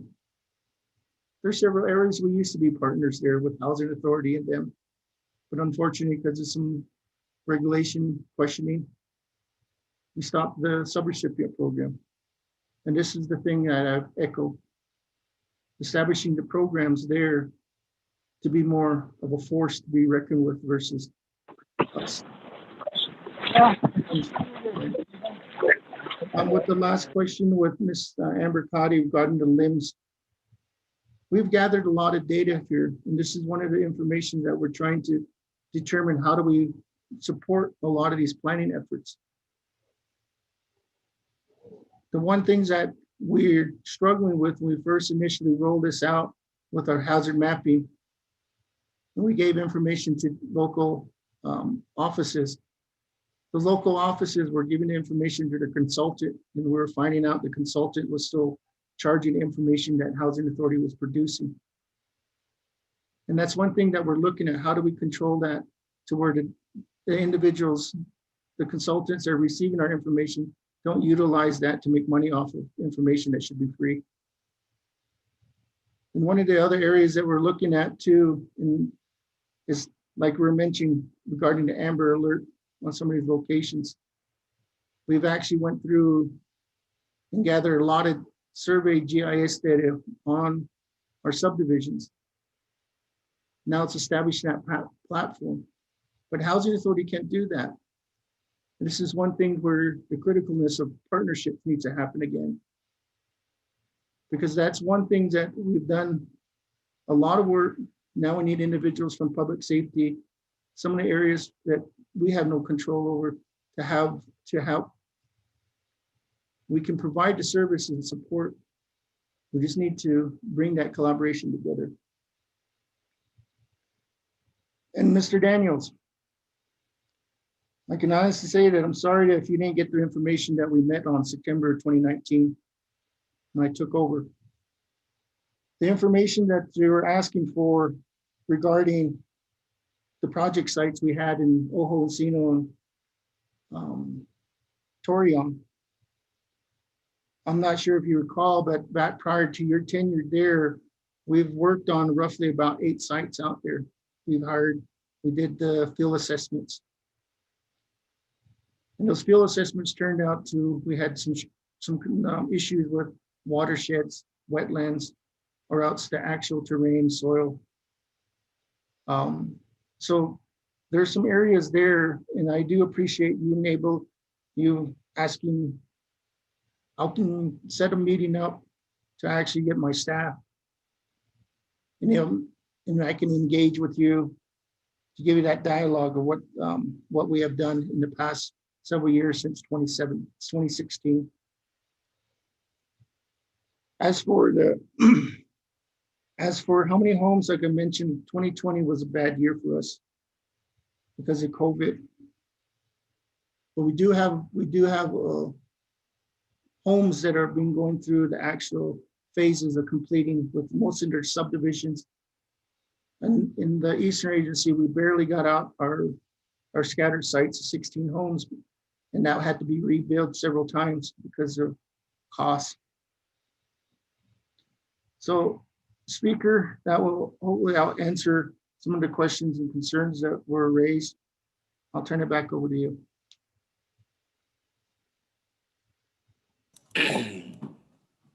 Thank you very much for that, Mr. Waseda. Colleagues, I do have Honorable Keon then Honorable Vince James, and Honorable Eugene So next in the queue. So I'm going to go to Che. Good midday, Honorable Keon Begay. The floor is yours. Chairman. Yes. Good morning. Oh. Check. Ado kudo askinda huidna agi. Work session kwagi banne kai. Ado kudo NHA do veterans has ada salat sobat has ada jo kwagi hawan da na do hawan ben hat haki gishin kudo jo ibayel tie. Koko hashit arch adonishan. I don't know where we draw the line of being or where we draw the line overstepping our authority as a delegate, but I'm not saying that we are, but kudo the kuidishi as a delegate, kuidishi kudo term service the latest one the hot abin na go change earlier the last council 23rd Navajo Nation Council. We reduced the membership of the board with these criteria background. The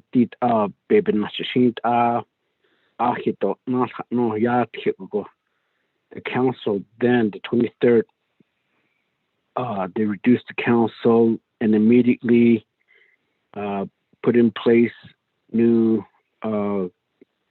membership.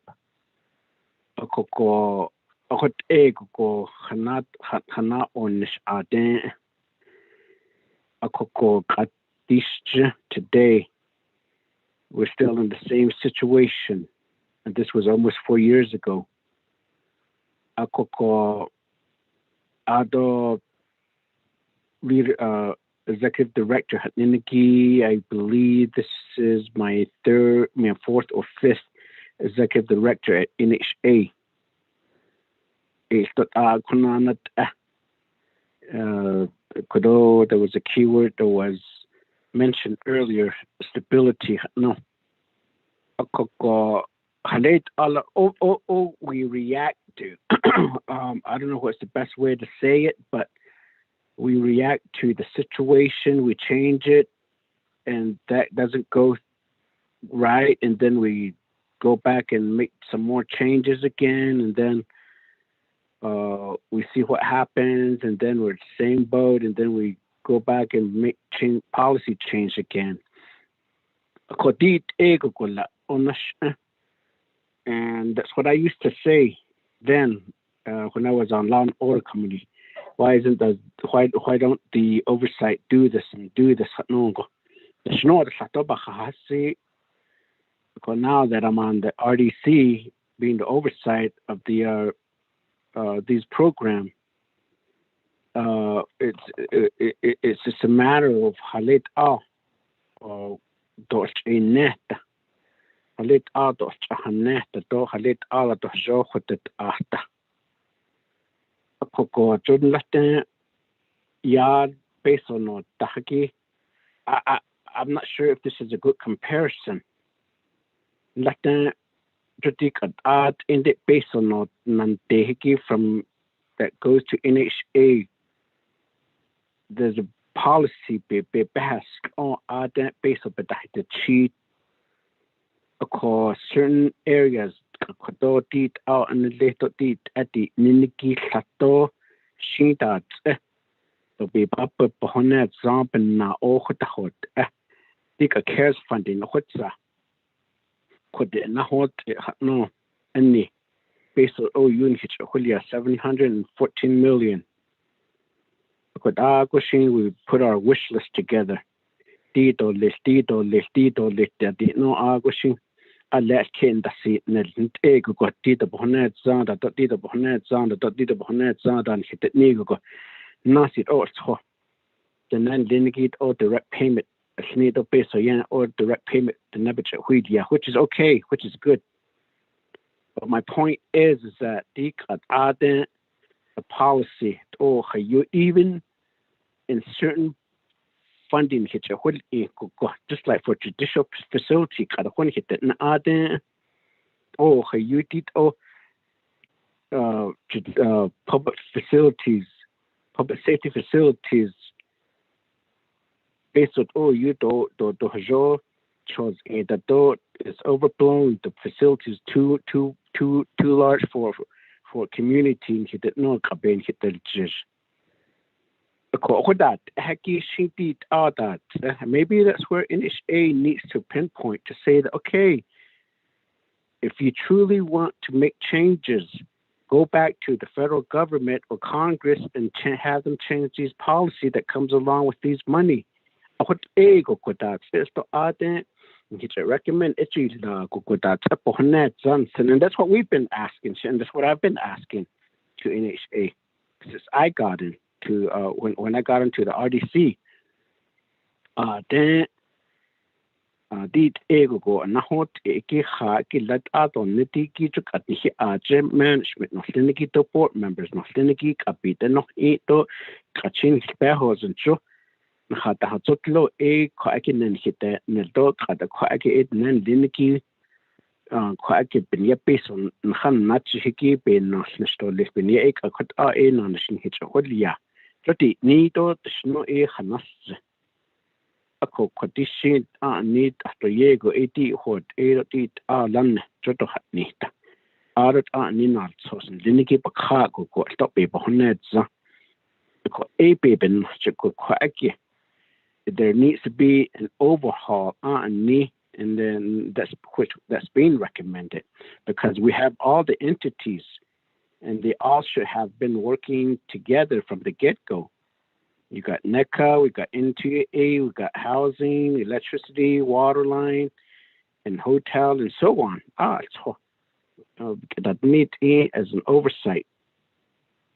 Akoko ARGG hit Koko. I mean, again, if we don't have, I don't know if any board members are listening in, and even at the need take not and that's the other problem that I will see. Out ordinary that even if it's in a work session. Akoko Kolan dig at big at companate did on the hot tea that need did are in on Lindiki Hatelia. Dig a baby in the hot eggy not Nilo 18 or so ski like a dog leak quack in the hot eggy dig at arts her getting the house a drop the dog leak the egg and laugh at the dog chick. You had need on lick Queensland. That's a dog listen day store. A codig a date on up on a kate na hand that door on a kate it a half the yield knit arts for na hot eggy. A codor chain net a dot chain neta. Do she is straight out of Asher. A co a baby nashiko a codor it out like you see. And na hot eggy quack it out jo iliago go bonnet zant or lessons and she. A co a baby nashigati cut the one down nil. And that's the reason OUP has only be that and that day be at the end date in store. So even now the year hit not a store. A cocoa tea in me. I asked is a baha or Z to take as a last so baby one band baby hot or in the geeky. And I don't know if that legislation was considered by the oversight program. HES committee. Ako RDC amendment la aj. Ako the quick machine that has a show hey did that quite get icing his last on dingy that this will disqualify them, especially the 1,500 feet requirement to build these veterans home to lake at the basic cheek door. Quite an ago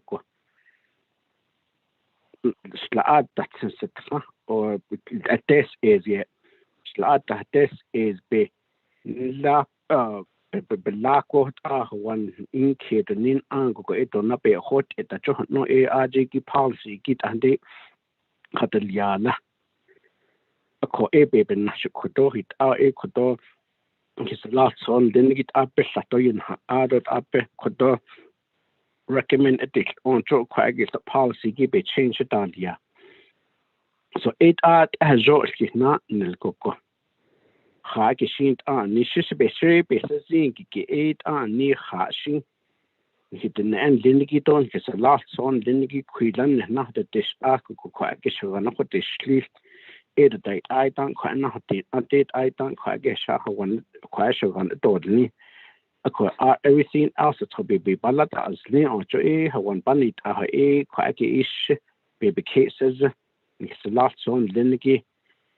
So if it's more than 5 miles away from the power line and water line, I guess it's just a matter of let them know. We'll do what we can to help in getting the water line and power line to your house.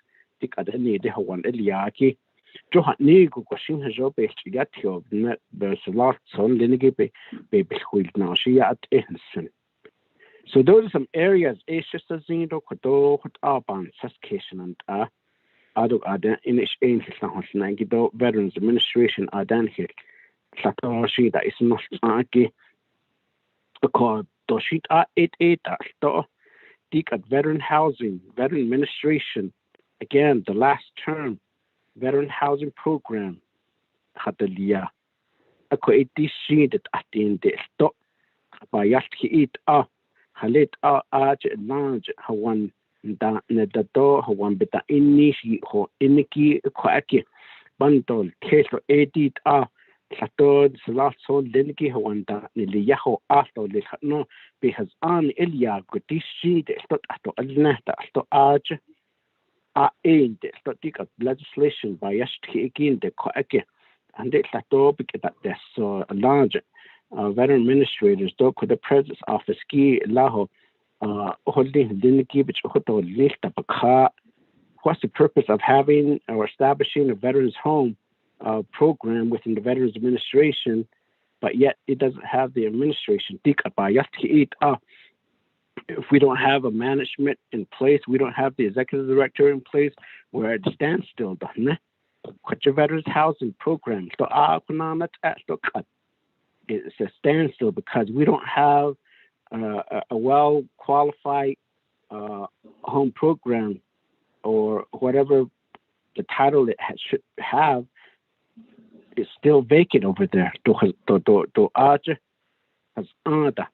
And the notion was that to have these extension at the agency office, that should be the focus. That should be the focus. Veterans Administration or Veterans Agency Office.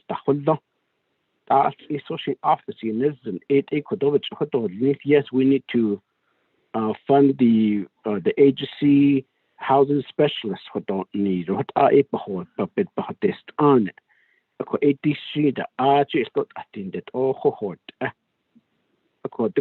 sheet on ni got attended na hot eco hot a consensus. How and when do we really say enough is enough on ni hot dig at one? I don't know. One, if there's anything else that in our capacity that we know that there's funding available, but yet we're not doing the job. What is it that they really need to do and say, okay, I mean, we have the money here, we have the resource here, but it's just a matter that we can't build this home at this location just because of so many things. So end it.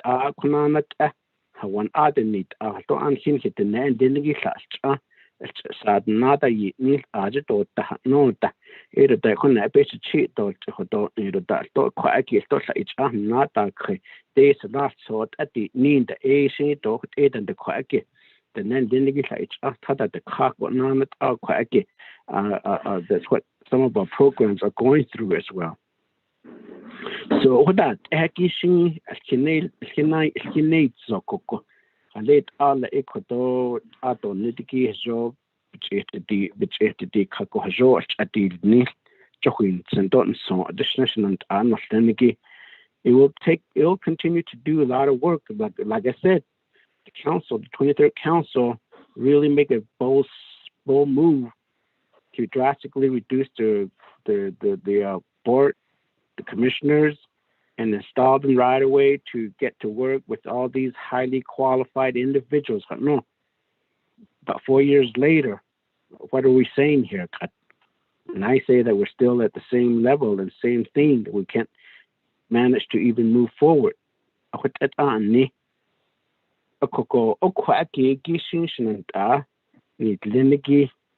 Kudo as RDC chair, do RDC members, Liniki, Kudo Satoshi Ani. I don't want to really speak on behalf of the committee, but I mean, there's sometimes the notion that we're not really doing enough or not. It's just a matter that the policy that's in place that we thought during 4 years ago that we thought that would be more sufficient to resolve the management and the building of homes. But I guess that's not the best solution. So, huge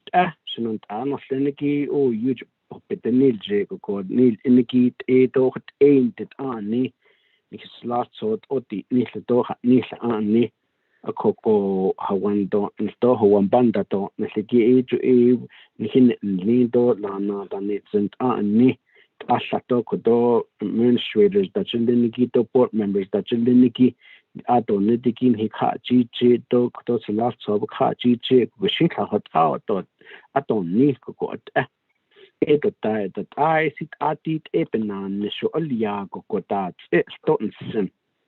I mean, that's another thing because a lot of these board members on Linigi, they have a job, and I believe that takes more time away from them to really make a good day-to-day decision making. So if they want to be on the board, one thing is to tell them is dedicate about 80% of your time at in managing as a board commissioners. Hot that's to hit ada hot dik at hot etle.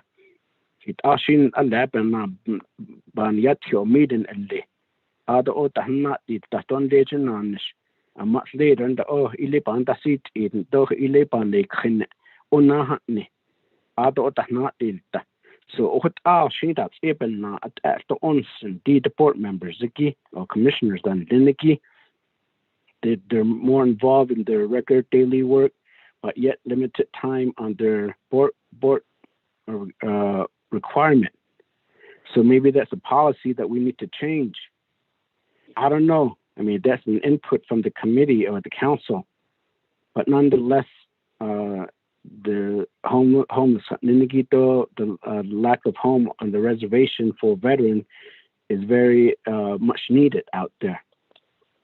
Koko hajoshi dit ego kwake silnada hosil na kododa nisishone da kanada hoslada da stoy kodo but not do da ko da out that sto ko it just a zero ego go kodo to khida bcha test kodo bcha na sha disnida but anda has to na hot eki kodo nisishone na nasla ko dik at nihit eo kodo at the listo legislation drop to di khanigi a ete ala na yisna hot ego anda ete nen dinigi change the ni ko anda edit eo kodo nayati khasla ko ben nachiko e kodo shi dit ego kodo after sent bahasit or listo ado abahna decision at the end of the conversations speaker or chairman that I like to make additional comment as well later on. Thank you. Thank you very much, Honorable Kiyombige. With that, colleagues, let's continue on down. I do have Honorable Vice Chair James in the queue. So, Honorable James, at this time, the floor is yours. Good afternoon. Yate Speaker, Shinale, Oh, Ado members of the council, Ado Nana Kudo NHA. Ado da isnos aige, Shaka Sinklo. Kudo a veterans, Nikis Laxor. Kin Linido, Niki, a Papa Nate Edo, Bensis Nahasos, Nasali, NHA. Thank you for the information on behalf of the veterans. Nikis Laxor, ye Gopanan Shidayila. Ado had a machine, a hot a arch and non Lenigi, Kadi Yako, Dobus the White Jishin Yako. Oko Ponza a hot a baby, and now he's not. Ken has any, or one has any, what a but now he's not a Ponza and he's not hot Shako. Oko or Oban, such a case of Hana launch and let a what here's the last so I do let baby check now. A young his holds or that's in his yard or that's about he needs in his last so but now he's now. Chukot a yego it is a heat or yet king so a quite is the last so you have to got not so squishy.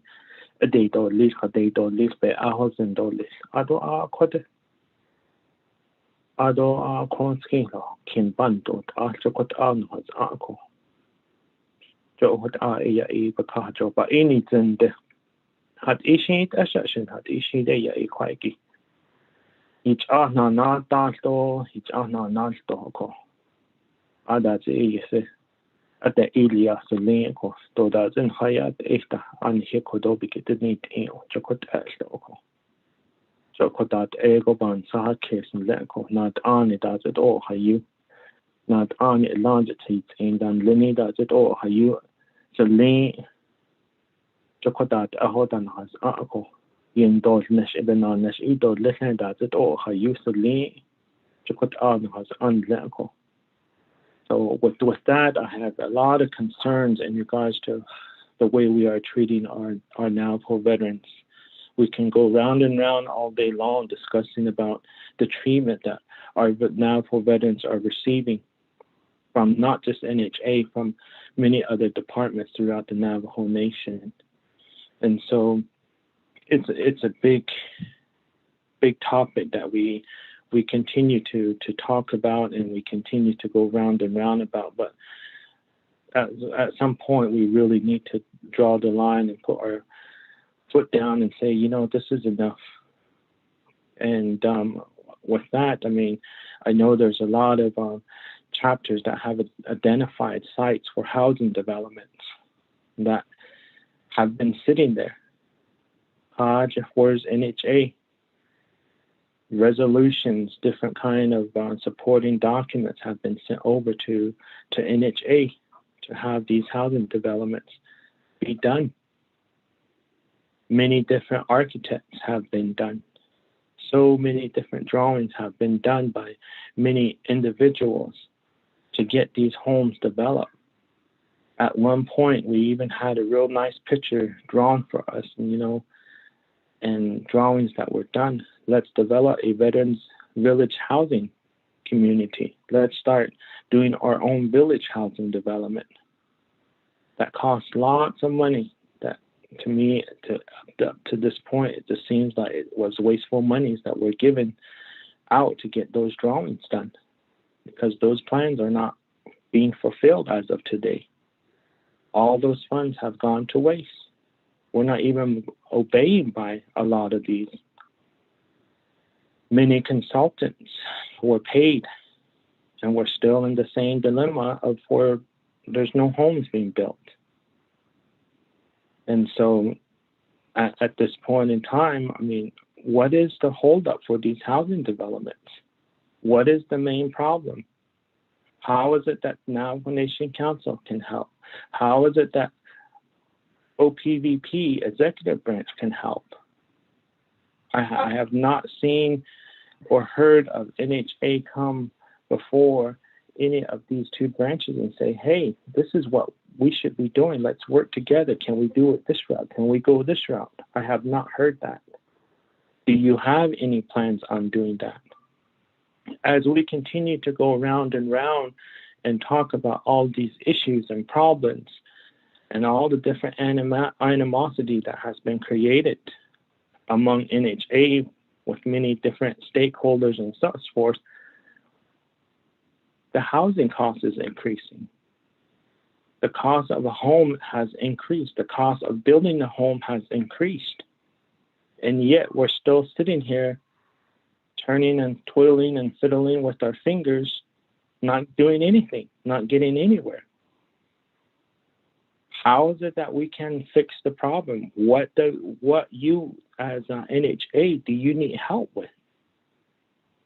And so I've said this over and over within my district, the chapters that I represent, Kisachi, Ganado, Cornfield, Steamboat, Jedito. We have over 300 acres of land sitting for housing development. Where are you guys? Where is NHA? Some of these acres have been identified for veterans housings.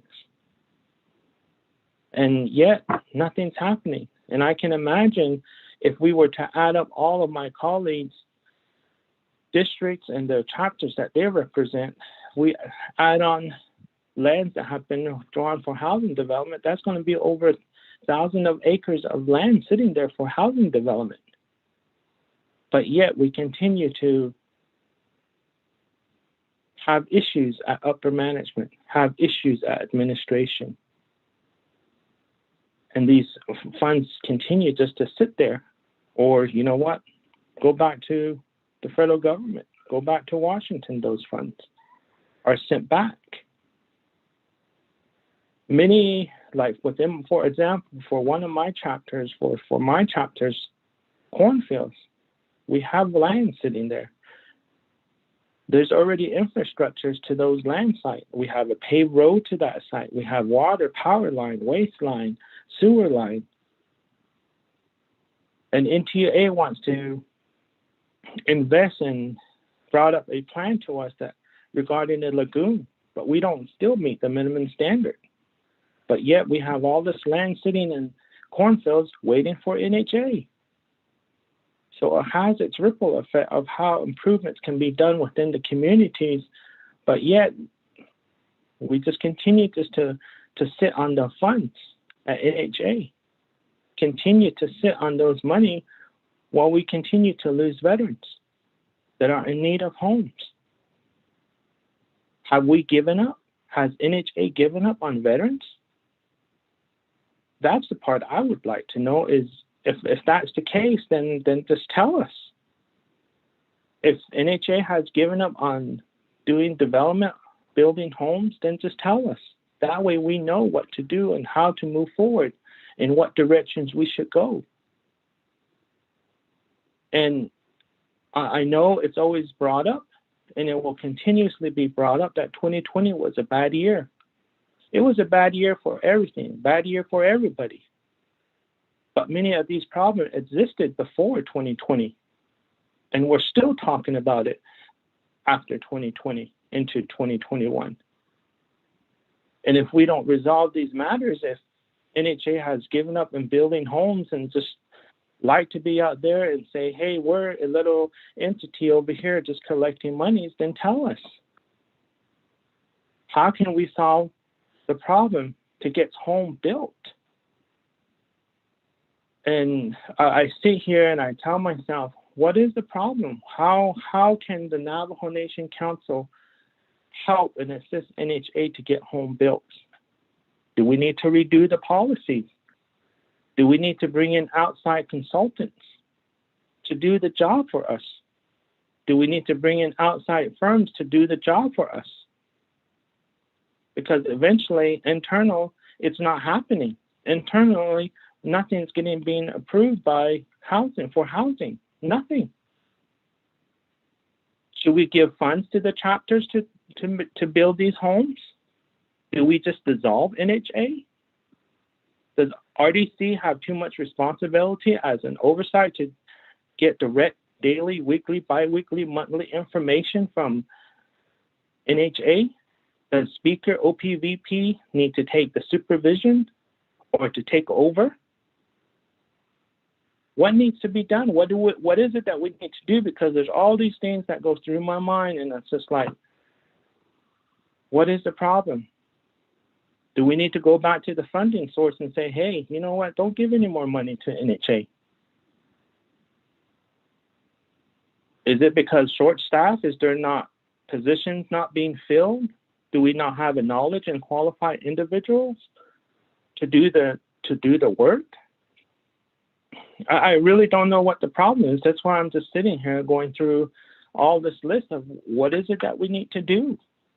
Because my Honorable Kealan Begay just mentioned, in his previous terms, this was a discussion, and it still continued to be discussed as the funds increase sitting in NHA's account. And I just can't put the puzzles together. I mean, I think most of us have gone down to the valley in Phoenix, and we've seen a lot of projects and homes being developed, even on big hills. Homes are being built on big hills, and I sit here and say, how did they get a home on that hill? Yet, we have a flat area. We can't even build one home on a flat area. And yet, you go to the valley, and you see in the valley 10, 15 homes on a big hill. And you're just like, what is going on here? What's the problem? How can we help? The next they stay has tweet they had has tweet all you stay all behind nature had nego by a tick la a hot in Holland. NHA has Angelo. Has your daughter, has your daughter, then also nature, not that art or chan Barcelona. Egila, a hot eat, NHA has under Hala hot, A coconut that are hot and lay under the US news that Ben he's not a hand now. Kinshasa Flagstaff is one of the 144 cities about to lose their metropolitan. There goes funding for the homeless and etc. It's not being considered. Flagstaff is going to be considered as one of the micropolitan area. And it's like, what do we do here now? I believe there's even land set aside by Twin Arrows Casino for housing development. Akoko okotahot ego nahaz anko halate al kwaiki do hajo onel ida. They're not going to be considered as a metropolitan. Then what is it we do?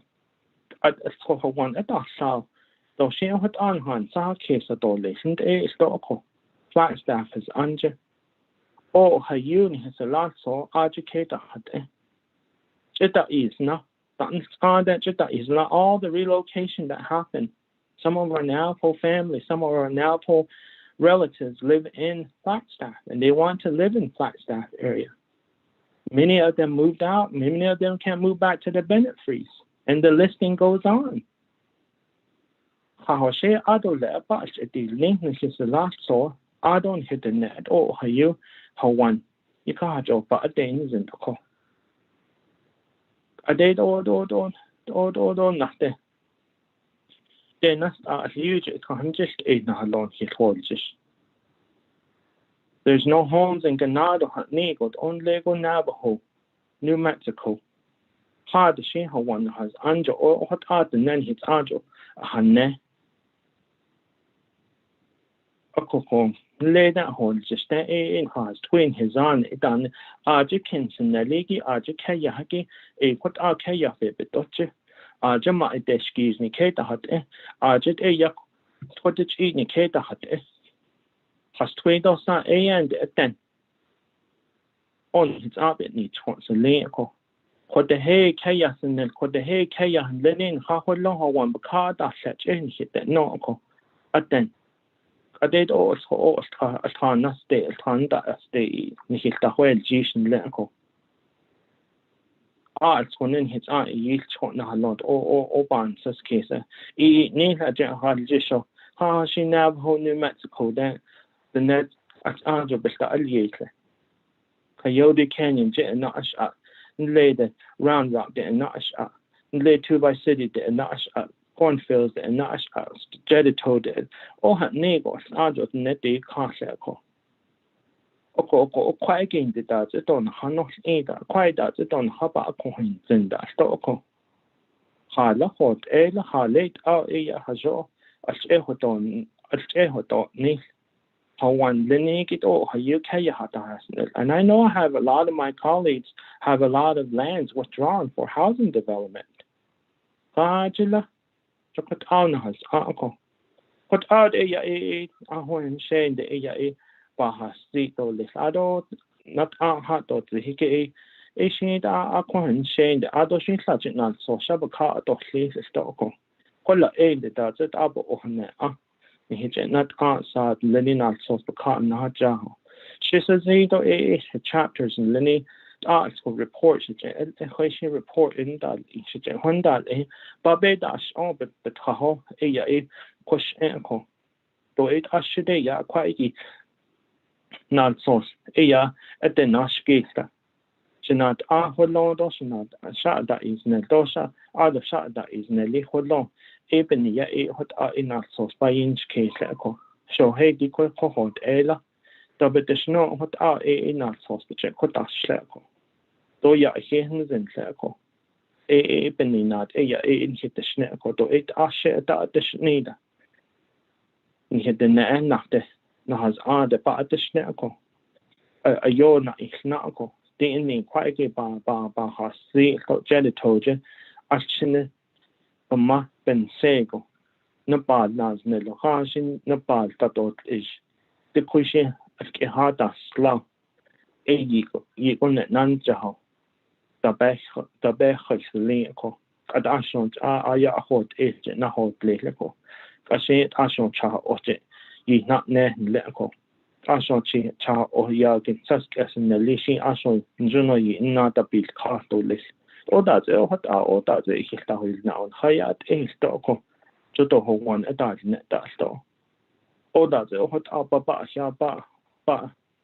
把些你真的到这很了的，你也是拉手啊，或那或的，把就把我查好哦比或呢，到是说还是说到这样的那个，你是那两天的会计，也个不真的会的，阿说啥都当，as says in also now for times，阿说啥子in خيا أكمل عشان ليج عشان هذا أنج إياه يخدنا عن يخرج جشكو نهز أنيك إنديش كيو أكو أو هاد إن يخرج جشخاج لأكو أدرو هيو.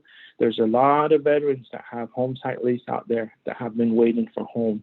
A lot of our veterans that have a home site lease next to another home site lease that have an existing power line, water line, sewer line, waste line. They have all of that right next to it. And still yet, NHA is not building them a home. Even though they submitted so many documents, still yet they haven't received a home. So what is it that we need to do? How can Navajo Nation Council, the 24th Navajo Nation, help you? Thank you very much.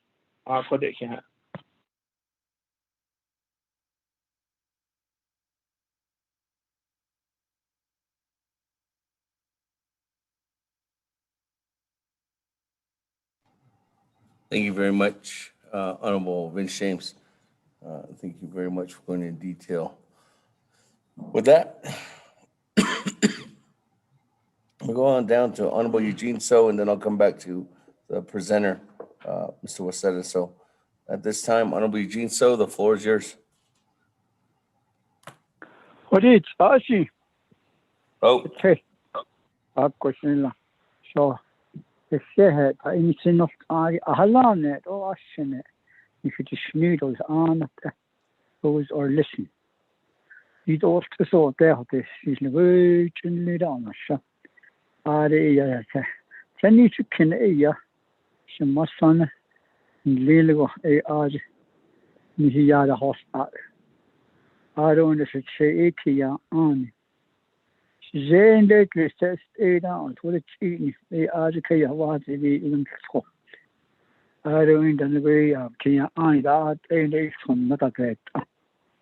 What's on the national? I'm a 50% disabled American veteran.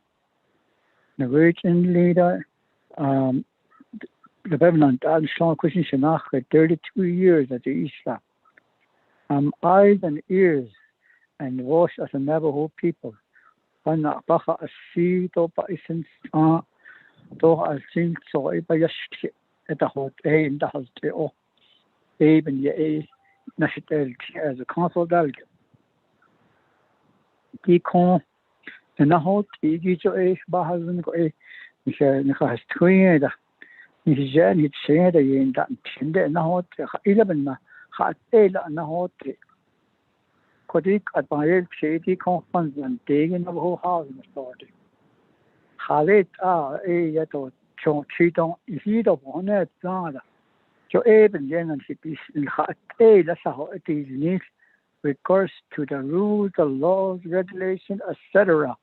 The chances that's what we're here for as a council delegate. In his own hot say, high at Neil in hat 11 night, I see the has. Not maybe we need to go with the Congress. We got some Interior Secretary of Interior that says you can link at it down. Maybe we can resolve those regulations, have them re-amended for us because of these fundings. It's got a lot of stipulation that ties up the housing. So Bakaisen's the CEO in Lini Ada this happened la. We've been on Michigan with the laws. D-Day, Yato, D-Day, Yahoo, Pantin, Nigi, Dobasya, Doshinja, at the Halat level, the net at 8 of a hot at the Halit after. What is the problem? What is the issue there? And now one Nabandot, I said, but now, because honestly, like that's what I want from the NHA, the CEO. I showed it.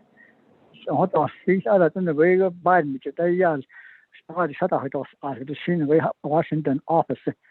I see this as a snow.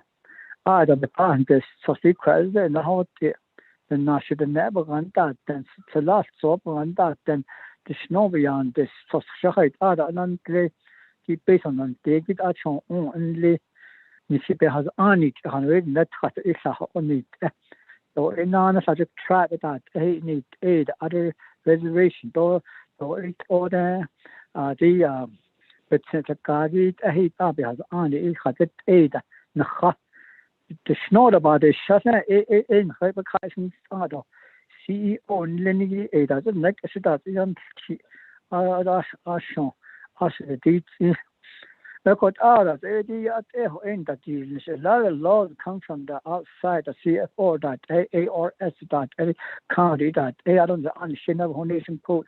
I don't know another local governments act. A combi has on the hard that the shuttle to hold your just and I think we need to be discussing all those issues.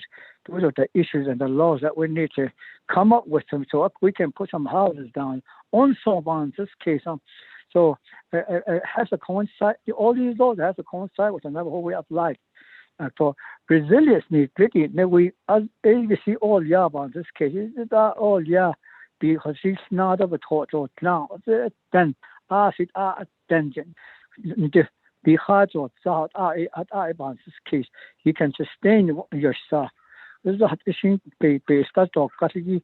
Zonle nachgeest dat nachgegaan is dat toch category is all zo'n misschien haast queens dan je hoort de wat het ook is be happy be business time is die haak ain't nachgegaan cause hona betelia voor een ebetje hol ja dat lezen die pan had dan all the hospital that adult that adult that social says oh hij even gekon aan het being half a shot no it should be you needed on the way 638 contract. We're just becoming a contract track.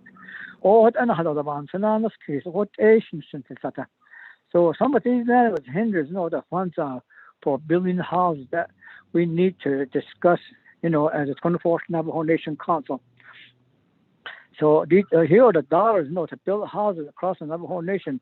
But no, there's a lot of language that needs to be, changed within those laws that funds our housing. Anyway, Candy Shea housing, and the artists for the Naho Yaho and that all things are started and hey, a bit about me, no, that's not just. 8 this case, hey, that big a hate a home and in the Halet out of a pound, the Naho Housing Authority. It has on it and it's hot favorite other keys, little every pound or don't need. So that's the laws that we can apply on it. To resolve some of these issues. Out of these veterans houses are what the very quick conduct the late 80s and thousands, so those chapters are indeed said or competitors on your KD. Taya is so bad than how this street at the Abbott Hall just need CEO. We're going forward, and I know not any see the Shahol short before I reached the old age. Got 45 years, that is me. I don't know the next so Haiti 18 benach dort the gogi that in so hard the Hanel na a hongan. How much house do we need for all our the reservation, all the data, like the count of the 18 and up, including all the veterans and the elderly? There's the Creole one, don't no sin. I want to see that number. How many people out there would need money to get a house? The next is a creep base of best model. But I would really like to see that. See what we're looking for. Maybe we can take that to Washington and tell them this is how much money we need for housing. It's on the way it's a whole one. Add in the whole one. Add in the son of husband. It's all son of husband. Add the us. Eat now got a house. And they don't need other one is now. So we need to have our own. So we have to request for housing. But in the very industries, I don't know the in the housing plans are hard. Son net I've been out of this curiosity what on me had either get that shit. I don't want to do what are this you know, do you ever made Irish activities in the way you had to sponsor some webinars and so that I'll be in the as I in see and this kid of it. I don't even done training education very high about the whole based on as a hundred can elder the not how the none can how to get these houses application of everything that needs to be attached. It is I'll be some deep crap business and read about it, but of no the David Huston. I don't know very hard great actually I don't know the house not how to show very across the agency. What that trained see it I'm very sure to trainee the house. What I has appreciate has not because of the other question about you by about you. Eight other about based on daily. I don't that in very last of Hogan and that I read how to shot a story toward Whipple will. I told one the internet all over that there's no so quick and that is always high to eat in that. It is it Navajo house in the internet so much. It does all place for your need days are the hot it don't the desk. In a great airport, the Saturday should not I don't any bahon that so the search in that is cheho these Hayana and see it any eight neighborhoods in the Navajo housing are the Aya side the hot song. I don't know the great never going to have this burn not. Either Halit up on Soxy, so either see now in very never take heart. Oh, you never going to have this car at all that or owners in it. Got a question car and all on the way that other relatives she had the house, not from what I the house, not all national house. But other ways, either I see in the house, I don't know. And the way and due to the maybe in the constant turnover of the CEOs and Navajo Board of Commissioners, are they using you as a rubber stamp and so on about this case? All the membership they use, and then ever since the board of commissioners changed in the it changed to a professionals representatives. That is I know when says nothing has ever moved forward. Seems like had up on some cases. I don't know this. Maybe change it back to the to art great agency that I think that up the cut the house easy it on net on so far with the has been the other hit they cut a house and that experience that you like it again not that that's $8 store. I don't know the young call us a course the house street can you have it I don't share in the next 18 in Mr. James Vencia had the clan of now I thought the house in the snake on the way chilling was all was a 20 get out and live out work here on get out I will take us get out I will take it back to my ski but I've got a has this is the clan plot speak out hard there was all was for you between Chinley and also to Ganado Burnside on when you're going towards south on your right side you'll see lights on the those are the can system. What I said that the hardest what are the next are not has added us on the bed has no they have a homes for people, they have recreation and for walks around, they can walk or run, and then they have churches, and then they have business, and then they have farming, and then they have grazing. I don't know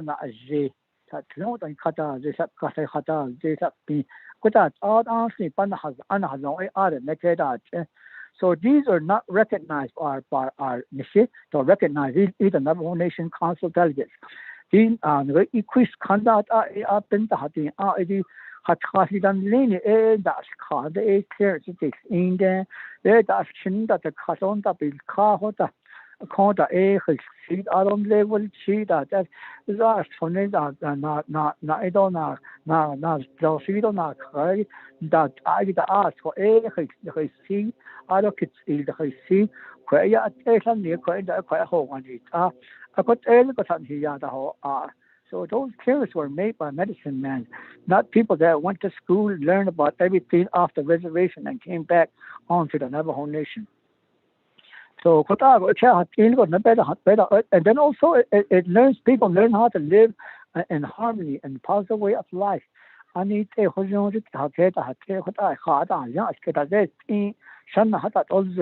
أهلان تحتنا هاشن تحتنا نوكي تحتنا أتي خطأ تويت بس إننا don't lead to the housing area. The or transit shadow exchange shadow that condo ba William or Nabagano or the Bagano. But I said that on Ilya. The hot eye has conversion league and she did better the how long the big casita. What housing start developing the late chance of the bandit other your fade away casita trash again kaya naskai. That's what they died. I know of those trash and also from their stray dogs. I bada honey I don't think from the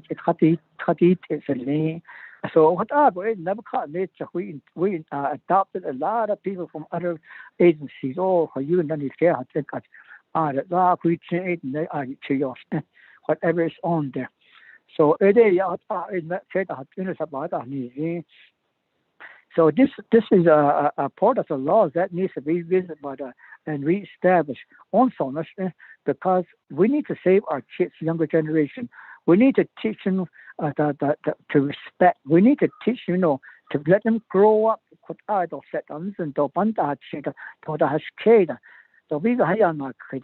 So these people I don't say case.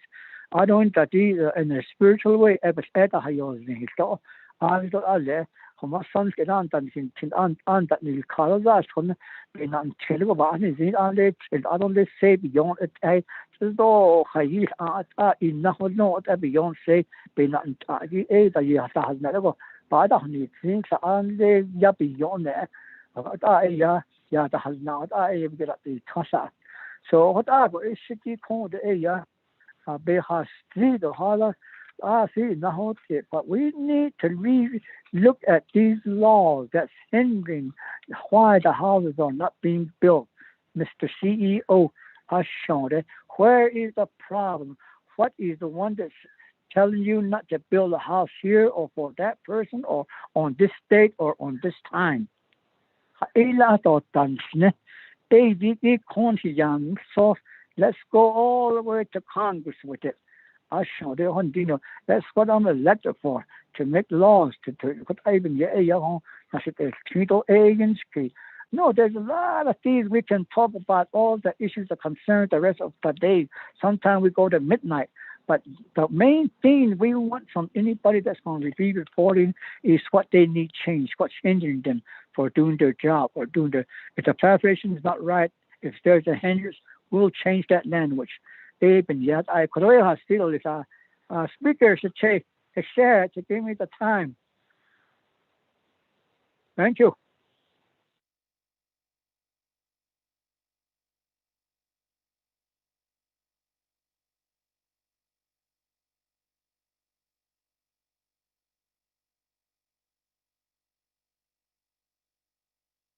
Okay, thank you very much, Honorable Eugene. So with that, let me go back to the presenter, Mr.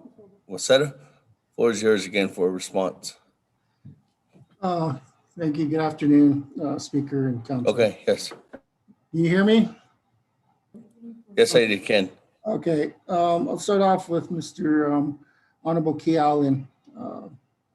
There's a lot that we had that's, I guess I can't really answer for what has happened with legislations and changes of the requirements, but one of the things that I think in terms of everything that has been discussed here, there was concerns about the length of feet with the criterias, which made individuals disqualified for housing. I think one of the things is that I guess, for Housing Authority is to bring council up to some of these requirements that plagues us with some of these housing locations that doesn't make them qualified. There's a requirement under NAHAZA that has a cap on what we can spend on housing development. That criteria is called a total development cost. And that total development cost has everything that has to do with the housing. There's a certain amount of money we can't not go over. And those are some of the struggles that we have. And that's where some of these limitations of utilities, infrastructure. And this is where the discussion earlier about bringing the partnerships together. And if with the Indian Health Service, and this is that prohibits them using some of their infrastructure monies to help with housing, NAHAZA, this is one of the laws that we need to revisit. Because that requirement that the Indian Health Service has over them for local here on Navajo, it hinders them too. It would be great to where we had at one time Housing Authority, NTUA, and Indian Health Service having that tri-party established again, where we have that partnership infrastructure. And I know that from past discussions that we've had with the cares of us, the nation, as everybody trying to look at infrastructure for water. And I believe that that's one thing that needs to be looked at in terms of the hierarchy of tribal government. How do we bring that back to the federal level and how that they need on Navajo? We have to bring that provision, take that provision off that prohibits IHS funds working with NHA funds. I do recommend that we do something. That would be a monument task that probably other tribes are having struggles the same. And the purpose, looking at the one-stop shop, and we are talking about funding sources. Under NAHAZA, depending on the level of monies I know that there was a discussion on commitments in the past for veteran housing. There is monies available under the allocations through those grant allocations to support administrative costs at field level. So the monies that's a structure for field offices and personnel can be included in part of the NAHAZA aspects of it. And it's redeveloping those programs to have those budgets set up for those individuals in the field to actually have opportunity to hire individuals to do intake. And that doesn't leave us at that one area. There's probably other areas there that we can actually tap into. And the questions that we always look at everywhere, does all of our entities have capacity?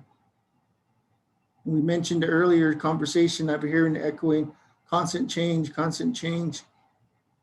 I believe with the veterans and has had the same challenges what we've had. And I think one of the things is bringing those changes and seeing where we need to fix. I know that a year ago, they were asking us on a house if we built the house, but apparently the house was built by the tribe. So those areas of establishing that will really help us so we can hone in on some of these capacities or some of these areas. And I think that it is one of the things that legislation needs to look at if the needing change. And this is the question that I've posed several weeks back. Navajo Housing Authority hasn't changed their plan of operation since the start of existence. That chain of operation for Navajo Housing Authority for the last almost 60 years needs to be updated to reflect today's times, today's regulations, and governmental structures of how we work. In terms of the questions from Honorable James, Yes, there is a lot of areas out there, concerns across reservations. It's unfortunate for myself. I live in three different worlds, seems like. Got the Navajo work here, live here. But I have the outside within the Pueblo side and in the Western. And as we as organizations, we have a tendency, and that's one of the things, how do we treat each other? And I heard that question, that respect. Respect doesn't come by just doing stuff, it comes by honor. And that's the way I was taught. And I think as we move forward is providing those tools at each office levels. And it will be a challenging task, but it's something that we need to undertake within Navajo Housing Authority, even with the Navajo Nation government and offices. And the question that I posed earlier, do we need to draw the line for VA? I believe that's one of the things that I've worked with Mr. Z. How do we establish those areas in terms of the level of housing, what can be done now, and establish that foundation back? Because I think from the veteran housing, it's been dismantled. Now it's the time for restructure with all the inputs of the changes of different programs that we can incorporate. And I see that Mr. Z does have a lot of challenges. Understanding the culture, the traditional aspects. I believe when I first came to work for Housing Authority, I had the first reality slapped in my face. We set up a house facing east, doorway. Individual client drove up to me, was upset, said they didn't want her house facing that way. She didn't follow the traditional values, she wanted it south. So I think that's one of the big challenges as organizations across the Navajo. We do have different areas of interpretation, how our people perceive themselves and how life moves with them. And that contributes to what type of service we provide them. And the issues of coming up with land, the land in questions in the Chinle or the Chromefields area, there was roughly 100 acres. This was when Honorable Elton Shepherd was still in office, we worked on. We went through several analyses there.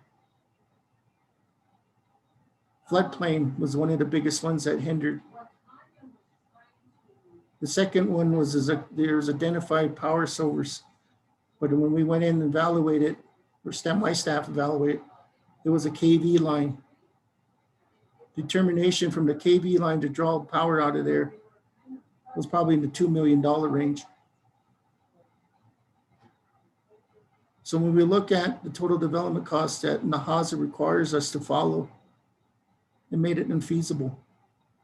Plus building out the water line, putting a new sewer line in there. And I think that's one thing that the educational aspects of it is learning some of these regulatory requirements, and it's maybe a change. And we've been looking at that in the past years because of all the houses that we can go back to Washington HUD and establish our own.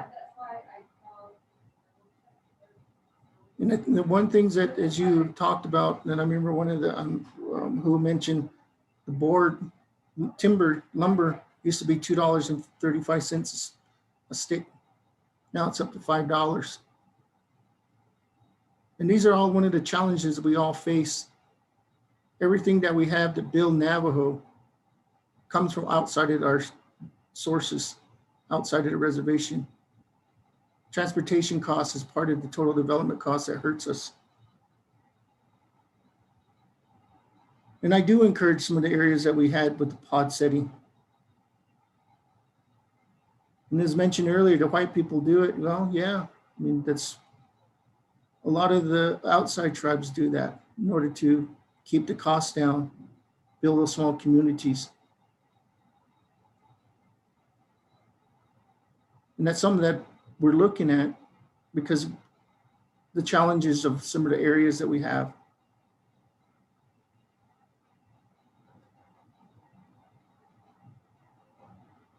How do we fix the problem? It's what we're doing now, and I appreciate that. It's talking it out. If we're looking at 3 of the areas here, like I looked when I mentioned in my first presentation, we have 3 major programs within the Navajo Nation. How can those 3 programs contribute to help the outside offices? We have 3 major infrastructure that can be part of this whole global reservational development. That's what we need. As we get into the planting season, as we all know who are farmers, you can't plant by yourself. You need the family. In order to build a house, we need the family, which is all of our programs and our government departments. So our challenge is that let's pull it all together. That's my recommendation, and that's kind of where I'm going. And as for a question of us NHA sending back money, NHA has never sent back money, and that we will never will.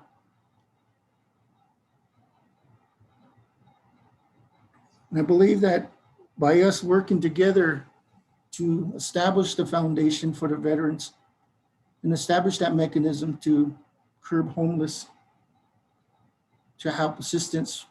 There are some veterans. My dad was a World War II veteran. My 2 brothers were in Vietnam.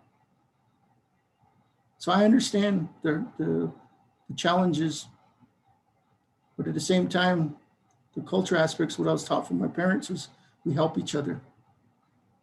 We don't stand back.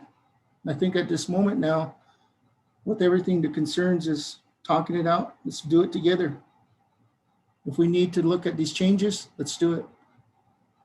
I'll pull all what I need from past legislations that we were looking at for income limits to make everybody qualified for housing. I'm looking at changing the regulations for reservation and come up with a baseline construction cost that we can support the federal reg requirements. And then looking at our internals. How do we streamline some of the leasing aspects of it? I know that was one of the challenges when some of the entities were doing the power-ups. And as we continue in looking at these changes, but at the same time, we need a boost now.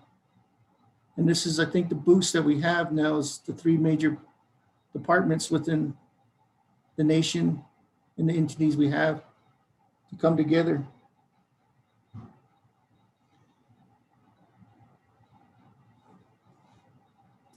And one thing that with the veteran housing, and I think that's the critical aspects of it. Only thing with us, with Nahaza, we can't not just segregate, and that's one of the things, segregate people. That one community is only for veterans. Even with our public rental, the criteria is we can't just, we've had a lot of local offices saying, don't let people in from Kayento, don't let people in from Fort Defiance here, don't let, by law and by the requirements of Nahaza, we can't do that. So those are some of the things of the educational aspects. I know that people saying bringing in people from other communities create ill feelings and crime. But I think that was one question that comment was earlier. How do we get our children to respect each other? How do we get us to? And that's not us as government, it's us as family members and tribal members. To answer some of the questions with Mr. So, if I knew Navajo, me and Anastasia, one of the questions I always say is Doda, oh, yes, no. I can understand certain levels. But it's a learning curve being here on the reservation. I started working with the reservation under BIE roads. And I've done a lot of work with BIE restoration work. One of my biggest projects was Tuba City Boarding School. So the commitment here is that I have is that we will look at, I can bring these changes before you, listing the stuff that Honorable Walter Phelps was looking at with income and some of the other activities that we had from several different council.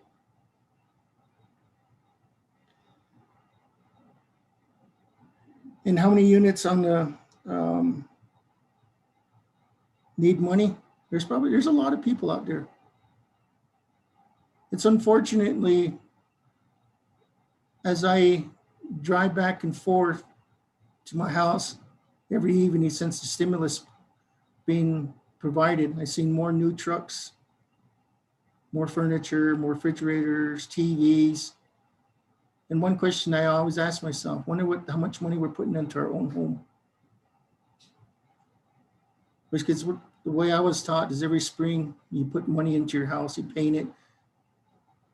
And that's kind of what I think about. That's my personal thought. Question about Whippoorwill area housing. That kind of hits hard home for me because we were going into, there was a group home out there. We were trying to get the thing running, back up standards to turn it into a veteran office for that area. But unfortunately, some individual burned down the whole property there. 2 days later, that individual went over and burned down the tribal elderly community center. 2 major facilities burned down in that Whippoorwill community. And it's unfortunate that these activities happen. And there's hard feelings of how do we control those destructions of facilities that's supposed to help our people. Currently, we've been looking at areas, we've actually done some drainage analysis for some of the roadway there because it's roughly about 6 miles from the highway. And it's all dirt road to the subdivision.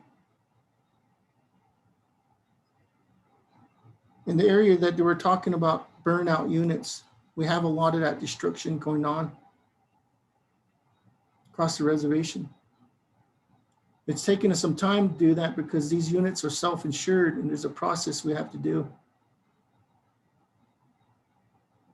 There's not one fix all to address this. It's because of the regs that we have to follow. And I guess the last question of rubber stamping, I'm not sure the question about that, but in my 10 years here, I'm not rubber stamping anything. There's areas that we're looking at through all the different programs. There is some changes that we need to look at. And the one thing that's I'll leave with is the question of our people need to live in harmony. I think that's one big thing that all of us choose. I know in my culture, they always say every morning you ask for long life for everybody that's around you. And that's one thing that we as an organization need to look at. Because the topics here, the discussion is something that is very close to our hearts. And I think that so we look at this and look at the areas of changes that will help us and improve some of these areas is critical. Speaker Damon, I'll conclude with that. I hope that answers. Thank you very much. Questions. Thank you. Oh, thank you, Mr. Waseda. Okay, colleagues, go back to the board. I do have Honorable Brown in the queue at this time. Honorable Brown, good afternoon. The floor is yours.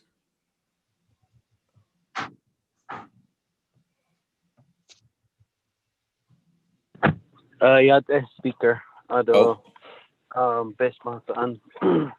Yate. Yeah, thank you, Mr. Waseda. for your report, for all your work when contributing to Navajo Housing Authority. So yeah, and the Dishney and all your staff. Some of the questions I have, my concerns are with, I know we're talking about veterans, and veterans cover an array of housing initiatives and situations. So I can speak for myself. The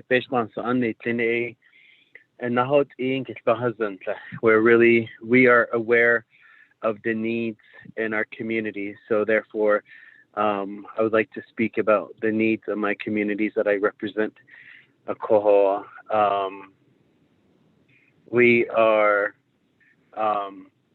in Kayenta, Danhoto, and Chilchimbito. I know in Kayenta, as well as the whole nation, throughout the nation, there are about 7 properties, sandstone housing. And I know before, when I met with you and NHA board, we wanted to write a grant, and I know the sub-recipient is no longer there currently, but there's a lot of money within NHA right now and more funding that's coming. And I know that, I think even though Sandstone is not fully Navajo Housing Authority, but majority, about 99% or in 100% in a lot of cases, are our people. And those are how the funds are distributed. So my question to you, and if you can also send my response to me in writing, I would appreciate it, so I can remember when I give my reports to my chapters. Is can we use, and how, what would be the process on getting these houses to go under NHA to fix? I believe there are 30 units at Sandstone Housing in Kayenta property that need attention. They need to be remodeled, etc. So, and I think with the amount of money that's there, again, that would be a policy change also. So I want to offer, and I've heard this from my colleagues also, that we're willing to offer our assistance on how we can help NHA to basically build houses for our veterans, for all our people. And then there's more funding coming. And I want, the second question is this other fundings that are coming. I think a collaboration with CDBG, CHID, on the HASDA funds from HUD would be really important. And this is back to a recommendation from our Navajo people, that we are constantly in this silo mentality. And there are other housing organizations that are out there that I think would NHA can really benefit from. There's nonprofits that are out there that want to help. They want to help in on building these homes, and I know universities, they're interested as well. So I wanted to know how we can help you. How can we help NHA to build houses?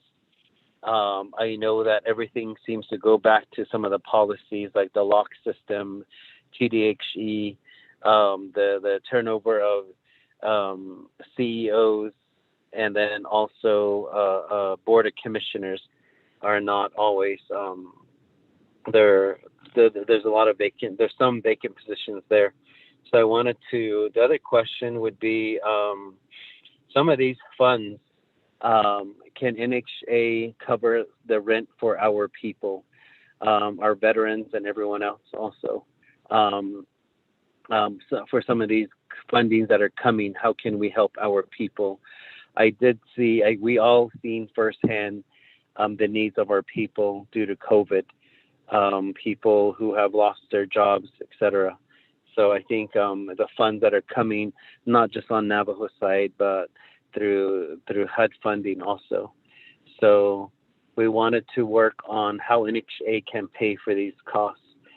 This would include the Sandstone Housing residents, NHA residents, and also looking on Navajo, how many mobile home parks are there? I know there's in Kayenta, we do have the former Peabody Trailer Court, is what it was called, the mobile home park. And then there is IHS, and then the Unified School District. And if we can work together on helping our people pay for and fixing up some of these homes, is what our people are asking for. So if we could work together. And the other part that I've given my presentations to NHA BOC a number of times, and it seems again I'm repeating what my colleagues say, and it is definitely frustration to us when we are working on projects and pushing forward and going through the regular legal process on obtaining and helping our people. There's with a new CEO interim, etc. We have to re-educate individuals there, and then also another presentation. And while all the costs are still going up, right? So every time there's no funding or projects are not approved, housing are not approved, the costs of all the housing materials continue to escalate. So really, with Navajo, when we're talking in circles, the world is passing by us. They are passing by us, and the 1% are continuing to take Navajo money and a lot of these dollars also by sitting and a lot of it, I know it is at Navajo Nation, we in leadership and also the policies, those need to be changed also. So that would be another question that I want to pose to you, is if you could respond to what are some of the policies, what can we do to help at the HUD level, and then specifically the lock system, how can those be changed? What can be changed to make and streamline spending NHA Nahaza dollars more effective? Because we all know the needs are there for our veterans, for our Navajo people who need homes. That we are all singing the same tune. We're all aware of that now, and then there's money there. So that's the frustrating part, is we know there's a need on this side, and then there's the money, and we're standing right in the middle, and we're trying to spend that money.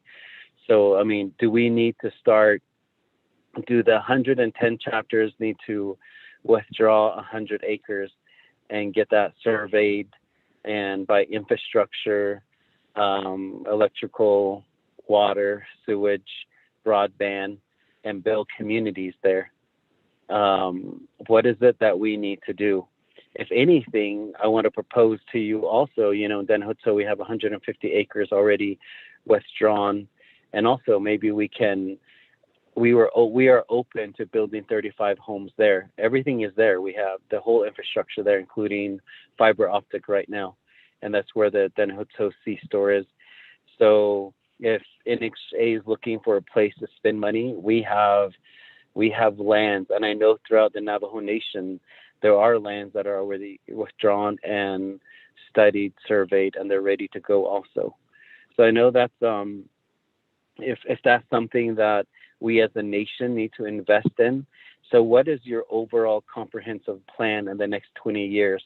Are you working with Navajo Nation and the chapters on specific areas where more housing will be needed also? Well, what does that plan look like 50 years from now from NHA?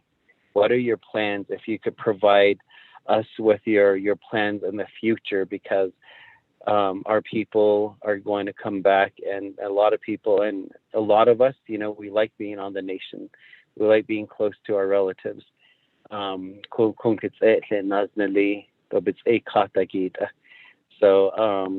and I know a lot of people are in the same situation. So again, I want to continue to offer any type of solutions that we can help you with. So I've been asking to be put on the Navajo Housing Authority Board of Commissioners agenda also. So if you can frequently have Ms. Doreen Yazzie send all the meetings to the 24th Navajo Nation Council, and that's all you need to do is just put in 24th, and that will be sent to us. So that way, that continued relationship and the transparency is there with Navajo Nation Council. So, thank you, Speaker.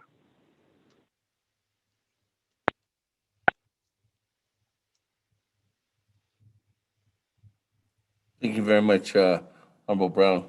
Let me go ahead and continue on down. I do have Honorable Jimmy Yellowhair. Honorable Yellowhair, you on the line?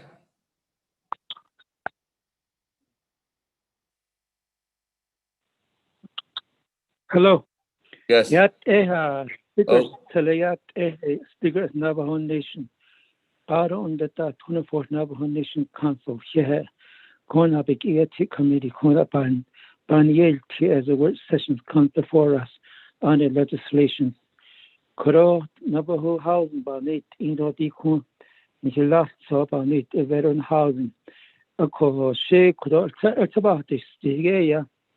Roshnat has had a lot change at all. No, I just want to let everybody know federal funding, Nikki, by laws, whatever laws that will require federal law funding, external fund, college aid, I had to law change at all. Nita, Kala Arichinas indicate Navajo Nation as one umbrella. So there are the business which indicate based or discriminate either.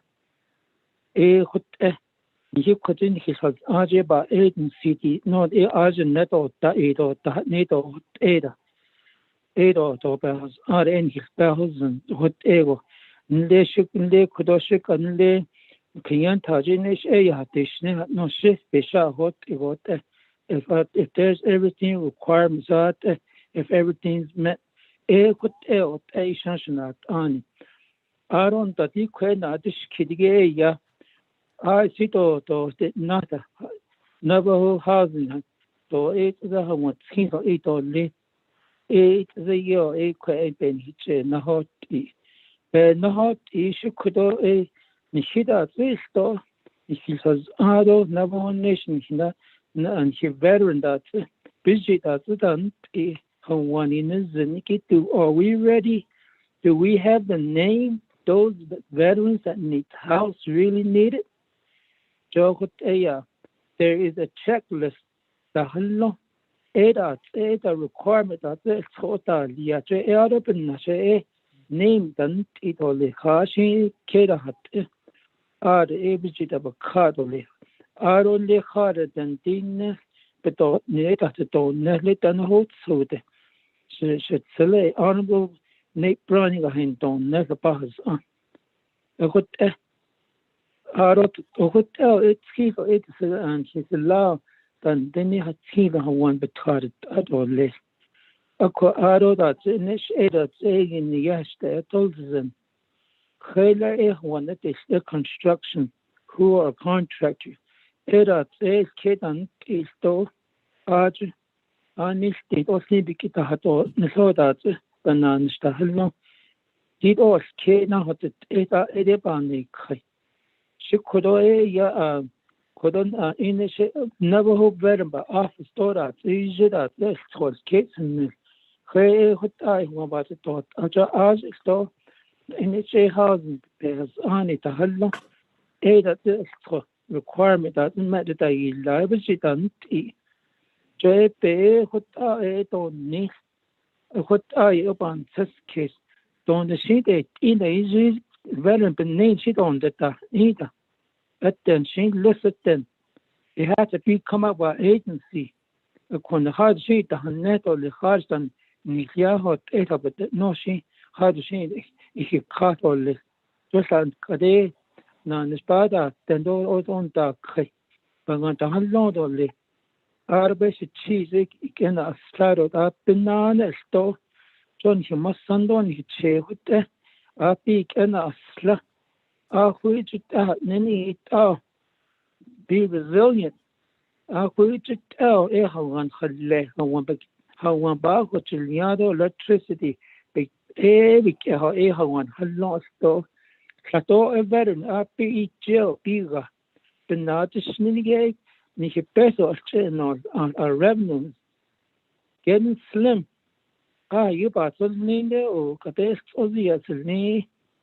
Ebe such case peso ya entire revenue. Now so it is peso that's about that all less.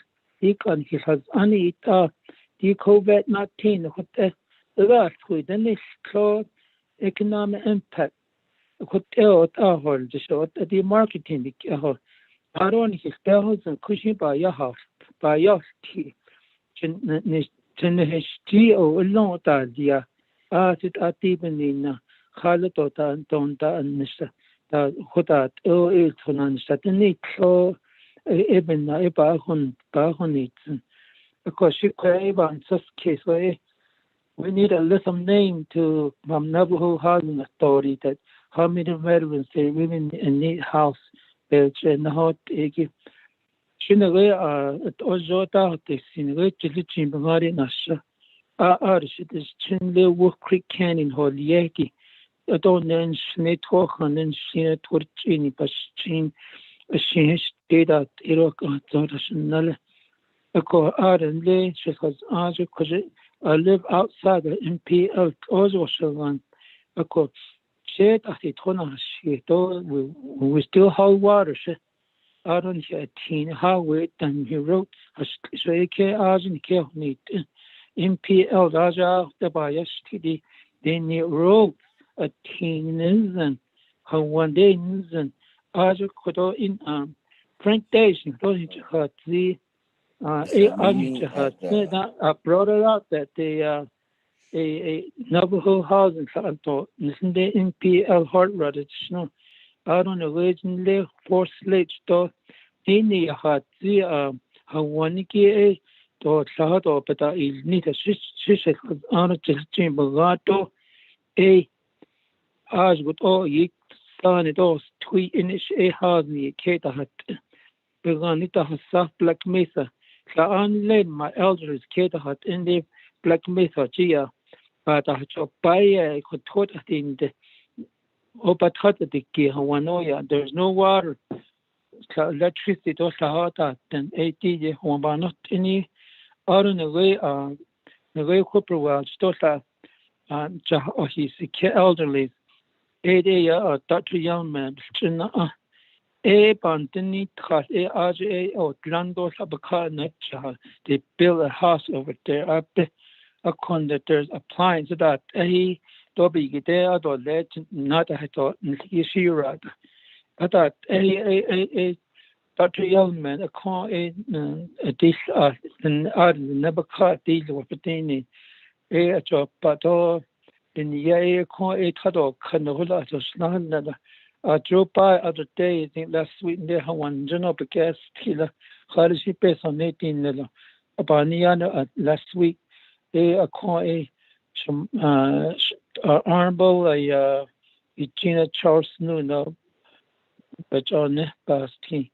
Lay what had the queer one, but just shows I bear one in let the sun at all tweet. There's a bit also not bad all the over guitars tea. It's yet to go. I send the seal your baby score here. Yes, isn't also saying Ibani also had a lala called Kretopus question. So, edge of by Irish days in the Asla. What that on the has coconut on by Bashna. Other way, corporate was in is she is here, Jane Soch in a corporate well. AR need buildings at the in the share house and the another community administration and the within the 2-3 days in between. But not any about national could the could law to law on judicial okay this just law because opinions are been not academic a question is allowed and this action is allowed to have on the initial representation. The head and the corporate world of opinion that and as allowed to have the had not seen only will protect our community, protect our economics, protect our Navajo Nation government building. Data had not better to all in data. Ebe not on the AC could aid and I don't know a teen to Lilia teeny corporate.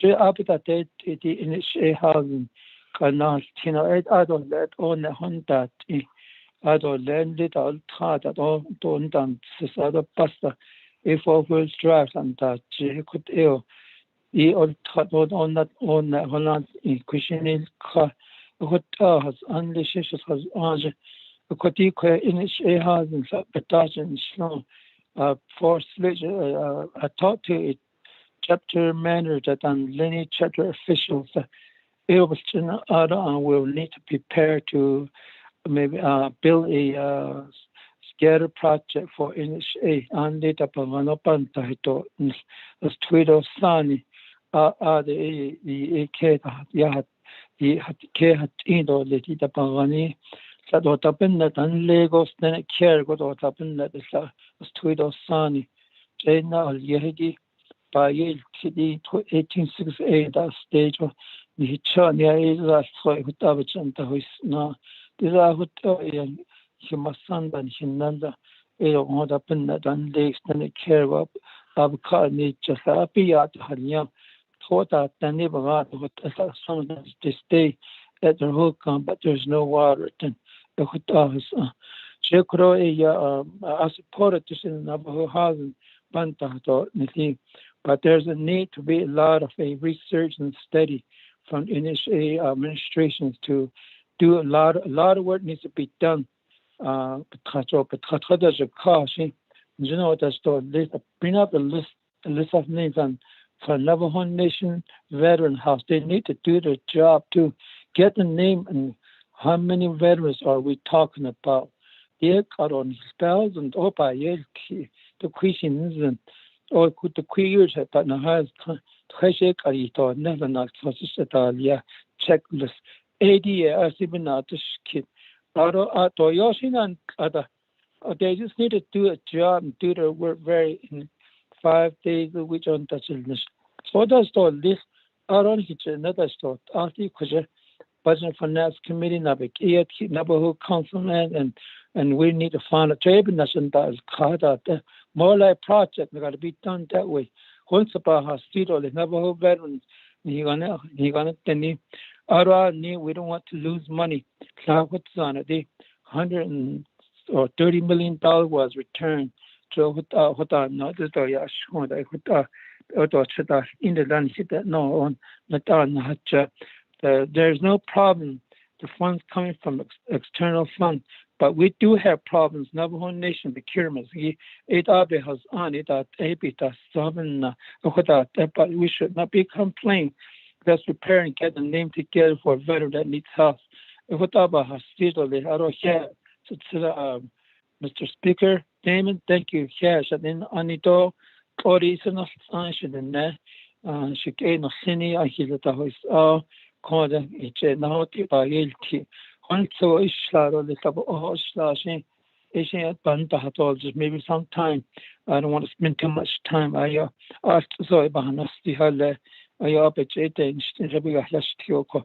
Justin, so not out of his. Thank you for the floor, Speaker. Give it back to you. Thank you, Cat. Go back on mute now.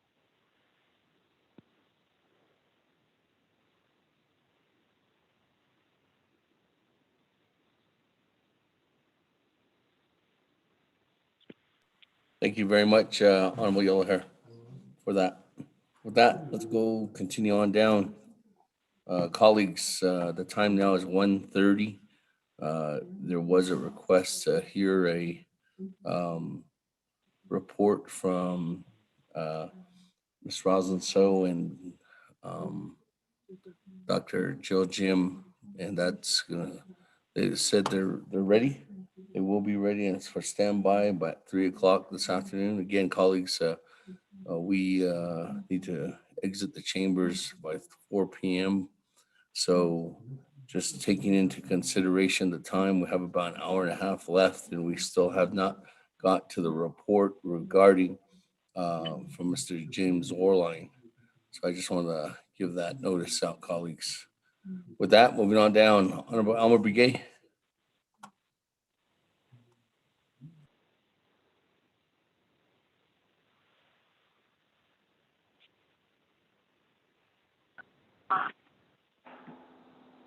Speaker, can you hear me?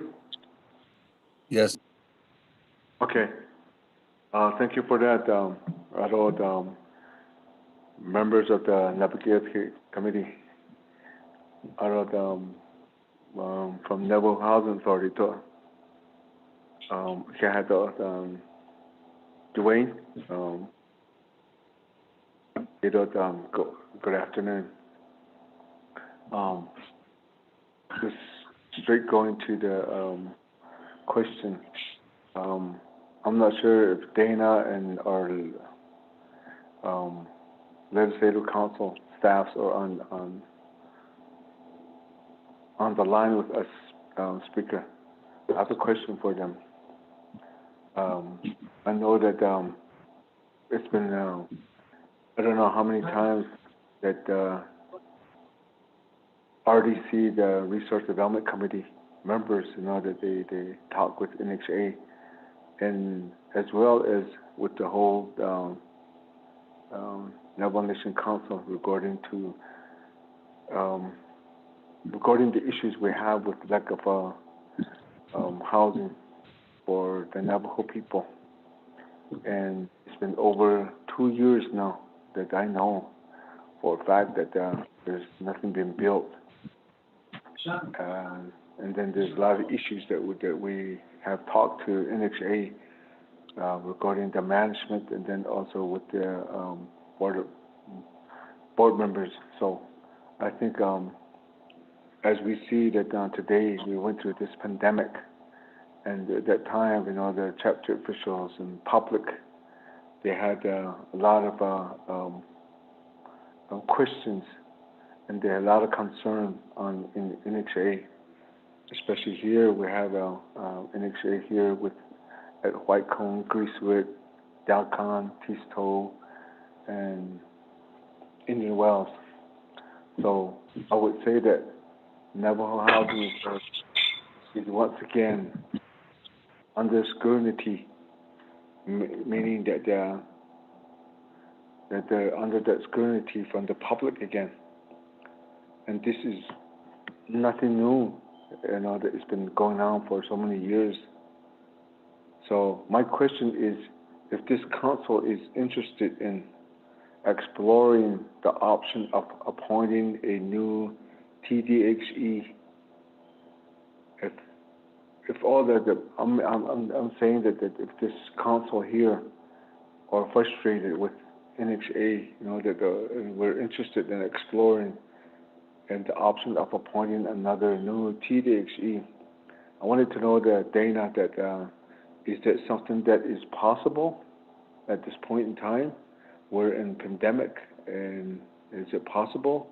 If so, what will be the process to go about it, doing that? I think the public is more, or at this point in time, that they're frustrated, and we know that that they need homes, they need something like infrastructures. So it seems like we're at this point, that I've been getting comment on the public. So that will be my question, Speaker, if Dana can answer that, That was my question, Speaker.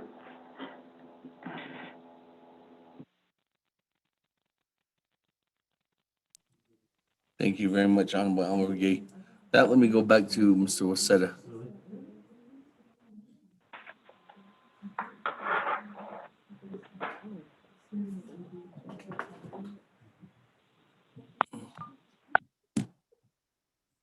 Waseda, the floor is yours.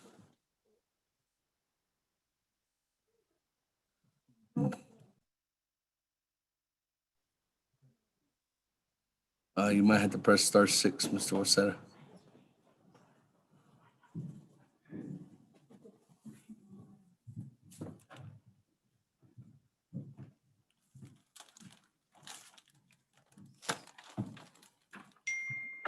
Thank you, David.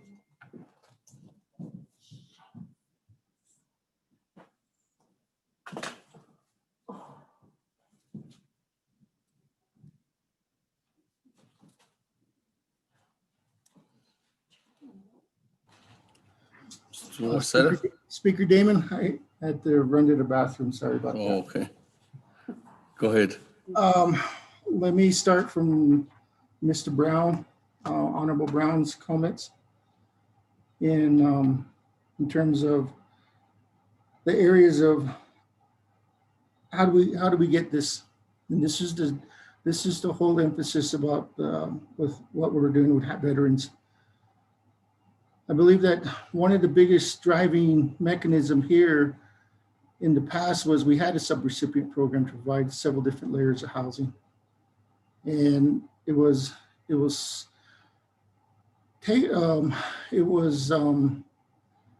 terminated in 2017, I believe, and then 2017. And I believe that one of the biggest things to help some of these areas and provide housing, say like we still have Kayenta with Sandstone, they're still under, part of their units still under a subrecipient agreement. So there's areas there, once we can reactivate that for certain areas. But one of the big challenges that we're going to have more, take more responsibility in ensuring that we don't get back into the same dilemma when we had the previous subrecipient program, where a lot of monies were focused out, projects were failed. And this is where working with the Veterans Program to establish those areas there as a foundation and working out from there to other programs that will help some of the areas of disseminating some of the workload and some of the services out to those locations. And those areas there can add to building more homes with the program's capacities. Some of the areas that we have, there's roughly about a little over $200 million, but currently under that 200 million, I have 50 million already in contract. So when you, in the new monies that came in, it starts dwindling down. So the monies that we have, that we look at can be utilized through the subrecipient program. We could reactivate at certain levels. But I think one thing we've got to be mindful is that in the past track records with subrecipient programs, it did put NHA in a bind and add more challenges from our oversight from the federal level. But I think at a modern pace, it can help live and learn from the past and move forward with what we can do with the capabilities. And looking at some of these areas too, that was questioned with Honorable Brown, how many mobile home parks? Well, that's one of the questions that a couple of years ago when we were doing our mapping, a lot of those mobile home parks that were doing the geo-referencing of location for surveys, some of those areas were privately owned on the reservation, which we thought they were tribal owned, but we found out through research some of those parks were privately owned. So with the information that we have with our LIM system, with our aerial imagery, some of the data that we collect, we can pull that together, and I can put that in writing back to you, Honorable Brown. And I can feel the frustration from Honorable Brown's concerns about several presentations of partnerships of using private entities to help. But unfortunately, I think this only the one mechanism is that NHA needs to re-evaluate to a certain level. So the subrecipient programs that will help in terms of disseminating the workload across the reservation at several different levels. And I think one of the things that we do have by requirements under NAHAZA, we have a 5-year plan that we've created in 2016, which is ending this year. That 5-year plan has been changed because of last year and we added another year to it. But those 5-year plans look at some of the areas that we've evaluated, some of the areas that the projects that can move forward under those programs. Back in 2014, we had council issue roughly several directives. And at that time, those directives that were issued there were fixing border up units, several different areas. And that was part of some of the areas that we've corrected I know one of the questions in past was potholes. Well, some of these areas that we have with, and some of these development sites that have been turned over to the community, some of those areas were built by different entities at the same time, which we do have areas of conflict regarding site control responsibilities. And I think that's as we move forward and just bringing those areas in to seeing who actually owns this. One of the biggest challenges that we had 2 years ago was doing the Tuba City.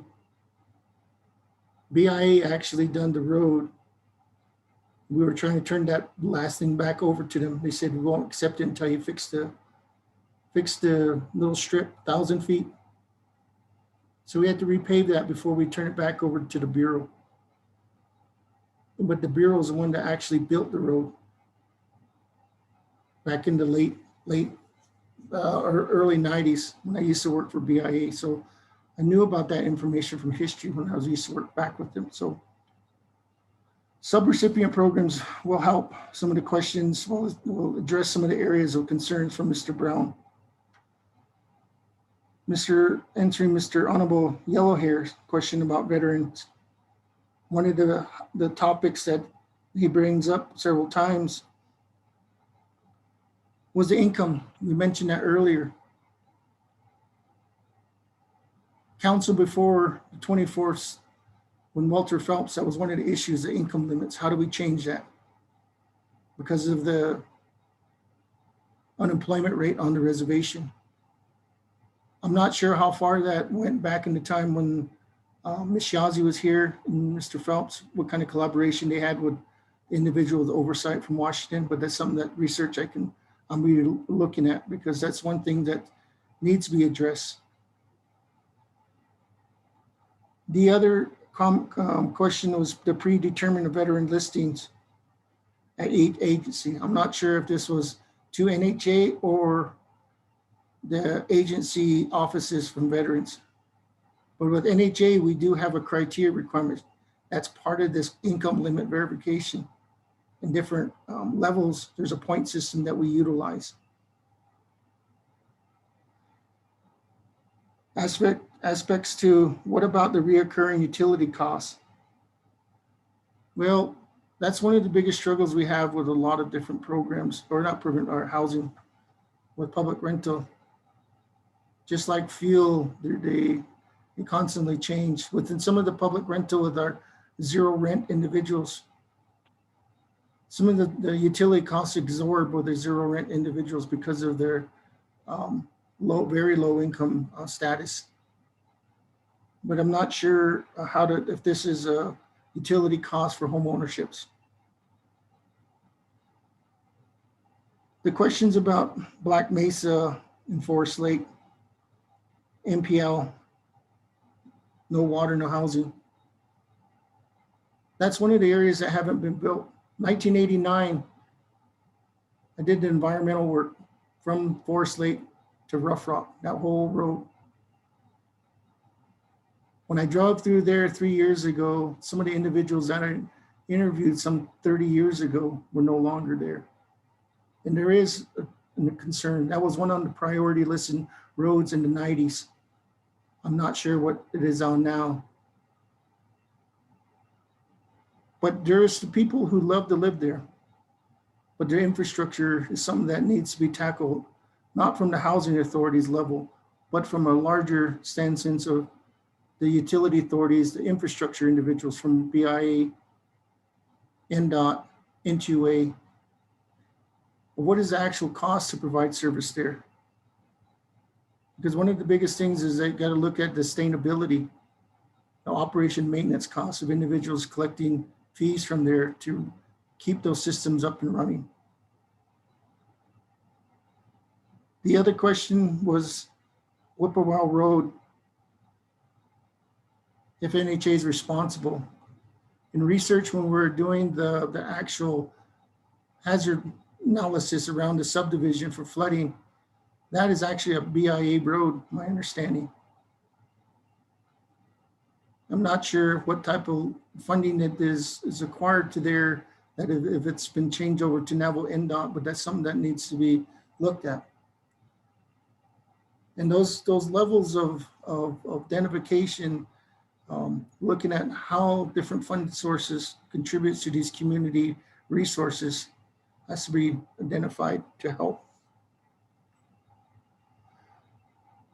And the question about $30 million return, I'm not sure. Like I mentioned earlier in the presentation, Navajo Housing Authority has not returned any money to the HUD office. And last, in closing, the VA listing, NHA does have a listing of clients. I'm not sure if that was the same question posed earlier regarding agency office, but we can provide a number to your office, Mr. Yellowhair. And I guess the last questions from, I stepped out from Elmer, Mr. Begay, Honorable Begay, and the question about TDHE. I think the TDHE is going to have to be left up to the legislative body to oversights. I can't make my recommendations, but I think one thing is challenging through times as we discuss this in NABI. How do we all work together in terms of all the programs that we have to be successful? And I am grateful for the discussion today. It's probably one of the hardest discussions I ever had with you all. But I think this is a discussion that is really critical in terms of turning the page in the book. How do we reestablish the family values in the governmental system, the programs, to trust each other to actually move forward? I think that's one question that we need to look at, of how each one of us provide those services and how we're going to do better. But I'm here. I'm hoping that helps out. And probably not all of the answers. And I'm sorry if I didn't answer in details. I'll turn it back over to you, Speaker Damon. Thank you. Thank you very much, Mr. Waseda, and thank you very much, colleagues. At this time, I don't have anybody else in the queue. Colleagues, I think I heard Mr. Waseda state earlier that if there's any further questions, you can email him and he can get those answers back to you. So if there's nobody else in the queue right now, we can continue on to our next presenter. Honorable Speaker Damon, this is Delegate Rick Nez, request to speak. Hey, Chairman Nez, go ahead. Speaker. Thank you. Thank you. Somebody say speaker. Yeah, sorry about that, Chanel. Speaker, I was going to raise a point of privilege or point of the order that my question to Dana or Legislative Council wasn't been answered. Okay.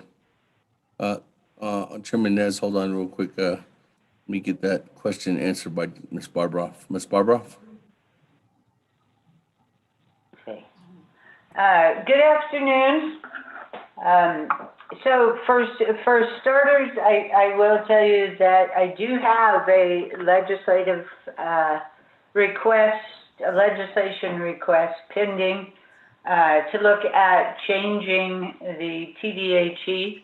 As I have discussed briefly with that delegate, it's not just a simple legislation. You pass the legislation and NHA is no longer the TDHE. What you're going to have some big transfer issues to take a look at. For starters, perhaps one of the most important issues for starters is to determine who exactly would you name as TDHE. Do they have the resources, the infrastructure in place to take over? Do you need to establish a new division, a new department, a new office? So there's a whole lot of preliminary steps that have to take place. And of course, those are just exacerbated by the pandemic and the various shutdowns. But it is being looked at. So let's leave it at that. Any more of an answer, we should probably be in executive session. So I hope that is sufficient for now. Thank you, Speaker. Thank you very much, Ms. Barbara. That, Chairman Nez, let me go back to you. Thank you very much, Speaker Damon, Patterson, and honorable members of the 24th Navajo Nation Council. We all know in 2000 that NHA has had these issues for many years. It's gone through previous leaderships and now the current leadership. We can make as many recommendations as we can and still wonder if it will ever improve. But if we're thinking of being optimistic, I believe it probably could improve and have houses for our people. The money's there. So I respectfully I'm just taking in all the recommendations, and I'm wondering and know for certain that it's like a labyrinth. It's like we're walking through a maze, trying to figure out which way to go. And hopefully we end up on the other side somewhere with some really good positive results. We can say, perhaps, what if we replace the full board? What will it accomplish? We all know that NHA has gone through so many CEOs. NHA has always been in the news spotlight. So what's before us is, how do we help? Let's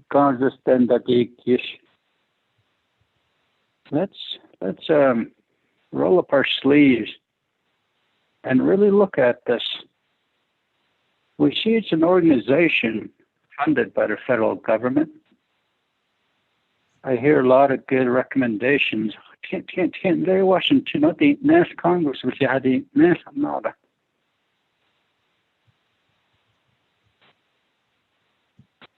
Yes, it probably will require an act of Congress. How long will it be?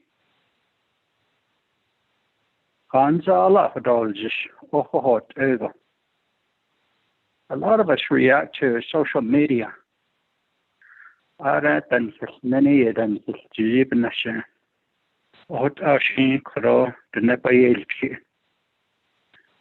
hearts go out to them. And I think it's really easy to just be cynical rather than really wholeheartedly find a solution. I believe that Mr. Wachetta has a lot of information, knowledge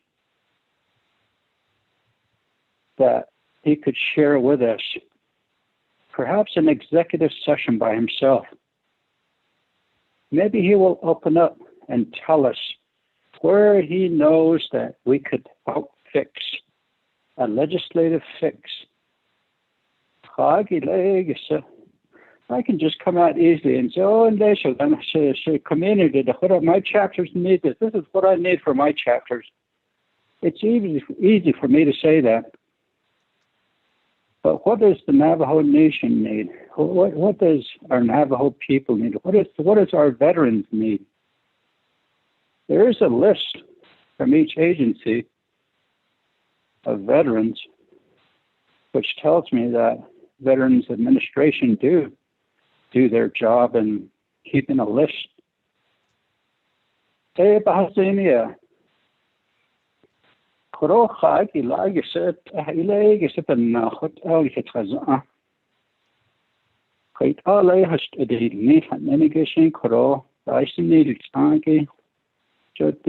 Naabik'íyáti work session.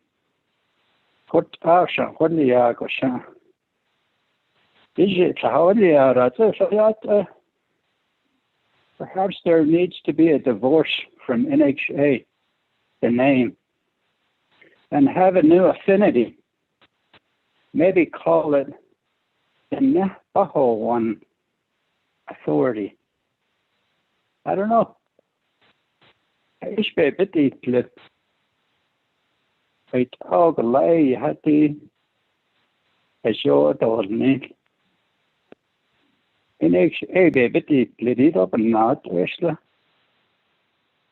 I believe it's a human thing.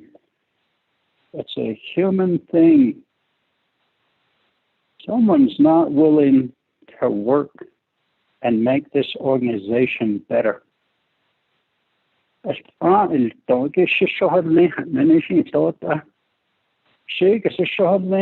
Board members,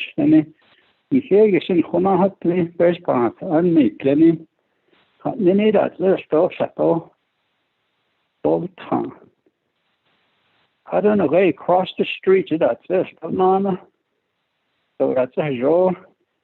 Or that's that, or east, I know, east, so we have a new person on the board. We're having a new person coming up for legislation. And I'm sure there'll be other legislations to make the full board complete at 5. Maybe that will help. Maybe. But to be optimistic, we have to be a part of it, and we have to encourage them to do better. We have to continue. I'm just like you, and I just could.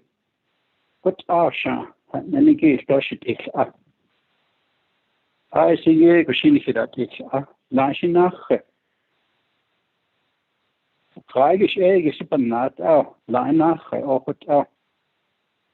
why is it taking many years and there's not much improvement? Is it Congress? Is it their mandates? Perhaps Senate Committee on Indian Affairs needs to be encouraged to change some laws as well.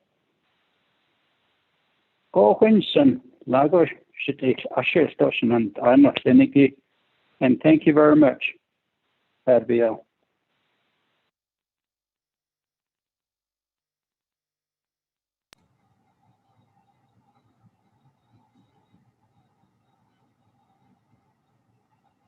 Thank you very much, Honorable Chairman S. That, so move on down to Vice Chair Walker. Vice Chair Walker, floor is yours.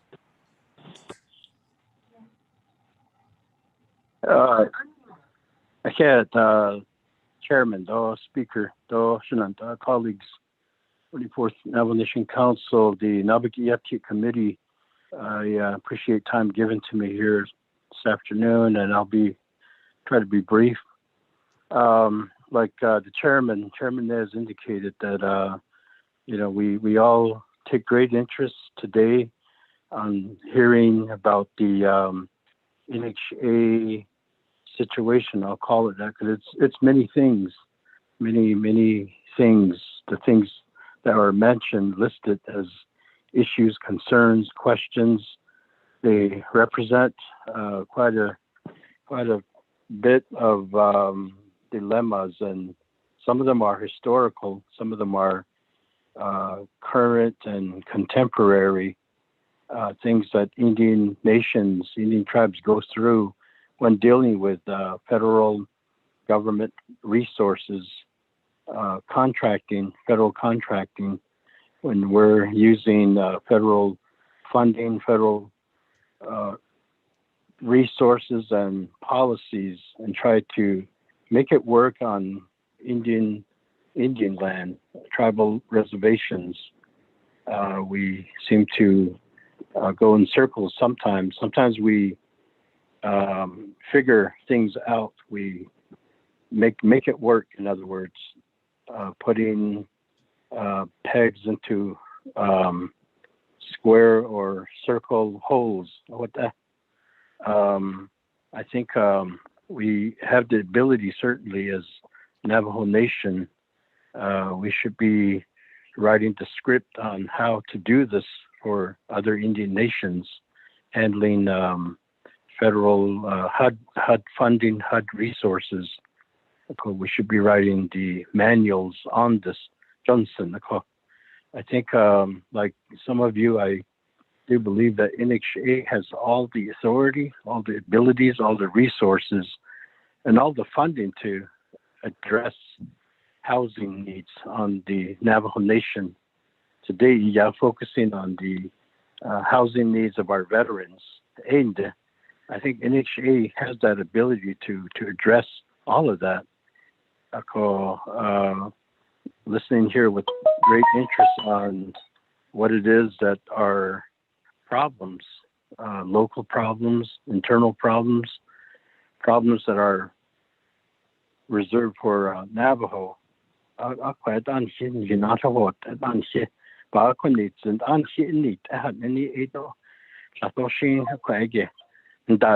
Johnson, I wanted to make this comment, Chairman of Naabik'íyáti and committee members. Nahazda, that represents self-determination, represents self-governance by Indian nations partnering or contracting with the federal government. So the Nahazda, I believe that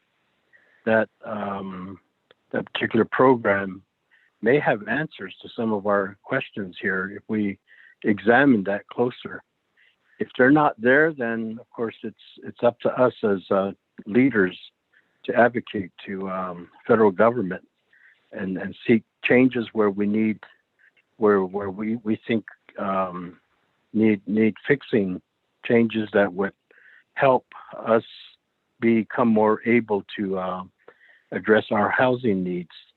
So Nahazda, maybe that's the vehicle that we need to look at closer. It's like maybe fixing up your pickup truck. You know, doesn't need bigger wheels, doesn't need snow tires, doesn't need chains. Maybe Nahazda is the vehicle that we need to travel this, rough terrain, rough road, or go on roads go in areas where there are no roads, so to speak. So I wanted to just say that in my comments here, Shananta. Then I appreciate Mr. Waseda providing the information the best way he could under the circumstances here. He's interim leader, and I credit him for coming before the leaders with straightforward answers and the willingness to work closer with the leadership here to address some of the issues and concerns that are immediate to us, that concerns the public. Also mentioned earlier was the social media. Joe, I guess that's media that speaks in immediate terms and quite forceful sometimes. But I think as a Navajo Nation, as a government, we should be on top of these things already. We should not have people from the public, just forcefully telling us the obvious problems, the obvious needs. I thought been dating Mr. Johnson, the question on I wish everyone well and be safe out there. Hearing disturbing news about new variant of COVID-19 out there, just one case, and that's concerning enough. I remember a year ago, that's how things started with the COVID-19 pandemic. I see bahatset. Taisanof geshit shelter housing lako. Yeah, go da haya. Shin Shinane Niki Odati. And I'm gonna say that again. Please take care. Be aware of your environment. Take every precaution necessary. I see mask up and you do social distancing and wash your hands. Thank you. Thank you very much, Honorable Vice Chair Walker. That, colleagues, I don't think there was a question back to Mr. Waseda. Is there any other further comments at this time on NHA's report or questions to Mr. Dwayne Waseda? Colleagues, again, right now it's 2:09. Speaker.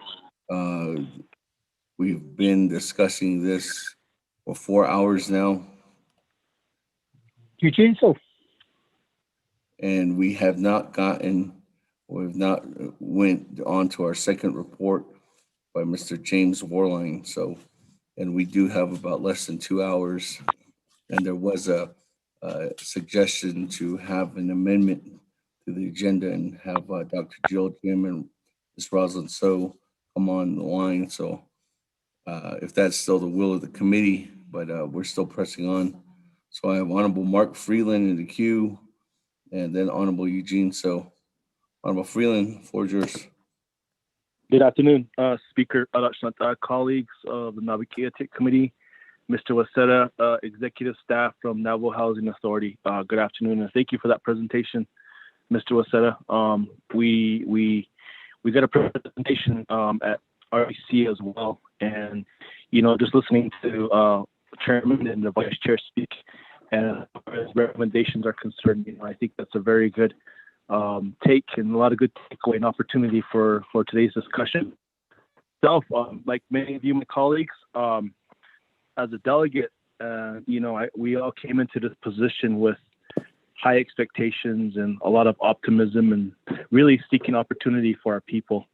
And what are those opportunities? And unfortunately, our lives were really disrupted by this virus and COVID-19. And I always think of when we took that oath in January of 2019, we did not know what lied ahead for us. We had no idea at that time. And I always reflect about that day when we took our oath. But I had a lot of optimism, and I still do, for our area, particularly in Eastern Navajo. I have a lot of hope for our people, like many of you do, like many of all of us do. We have a lot of, we have to feel the optimism and really strive each and every day, every moment, every hour, every minute for the continuance and betterment of our people. This virus has really done a lot, and it's taken a lot away from us, and it's hindering a lot of our lives. And I think what we can do is take today and really try to, I want to say try to build upon it, but let's build upon it. And with good leadership, with right direction, anything's possible. And I really want to encourage you, colleagues, let's build upon this, because will we ever have a perfect situation? Will we ever have a perfect government? I don't know. That's hard to answer. Will we ever have any perfect moments where decisions that we make will be perfect? And that's hard to answer too. But what we do have is opportunities. What we do have is that determination to help our people and better lives each and every day. And I really want to stress that to my colleagues and ourselves, because we are, we're, like Dr. Fauci says, we're in that corner, but we're not turning that corner just yet. And the reports of a new UK variant coming out, we still have to keep our guard up. But situations like this, it's how can we best advocate for our areas, but particularly for housing authority, but demonstrate our willingness to really have these homes built Crown Point has land for 30 more homes. I was just told by my chapter president that a nurse was trying to park her trailer, find a place to park her trailer, and she was a frontline worker. We couldn't find any place for her. And what if we looked at manufactured homes? What if we looked at opportunities to, I would take a manufactured home if I was eligible. Heck yeah, I would. But things like that. What other feasible opportunities can we look at? Is it amending language from Congress? Is it advocating to Congress, the Senate Indian Affairs Committee? What more do we got to do to make this happen? I'm willing to roll up my sleeves. I'm willing to make it happen, because our people are too important for us. Our people are too important for us not to fight for them. And I think we need to just kind of take it from here. And, we're in a recovery mode. We're in a healing mode. But, we still have to keep our guard up. But now's the good time. We got to start getting to work as well. And I'm hopeful that, things will come for the better, that we become our immune systems do become, immune to this virus. And I'm going to continue to pray. I'm going to continue to pray for all of you, for all of our people, and, that we overcome this. I just want to encourage you, Shanata, colleagues, staff, everyone out there. Let's get this done, okay? Speaker, our chairman, my colleagues, I'm ready to roll up my sleeves. So, Edia, thank you. Thank you very much, Honorable Freeland, with that. Continue on down, Honorable Eugene So.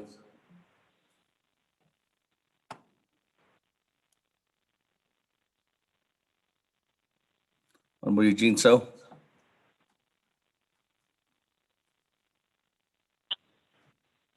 Can you hear me now? Yes. Okay. So we need to sit down and really discuss it with the CEO and the board.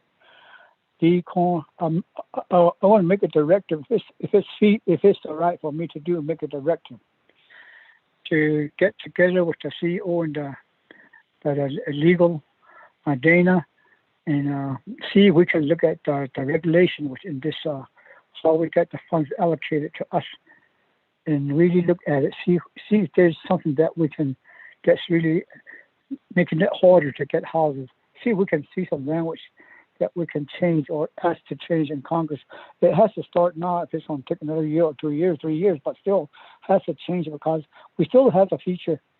We still have our younger generation. So we don't have that problem all the time. This has been going on for a long time, but I think we really need to sit down and look at the legislation. The language within this fund allocation that goes to the Navajo Housing Authority. I think it's about time. So I want to make that directed to the CEO and to see if we can get the board together, and also with our council, and if they have legal counsel too, and look at these regulations. That's going to be my direction to motion.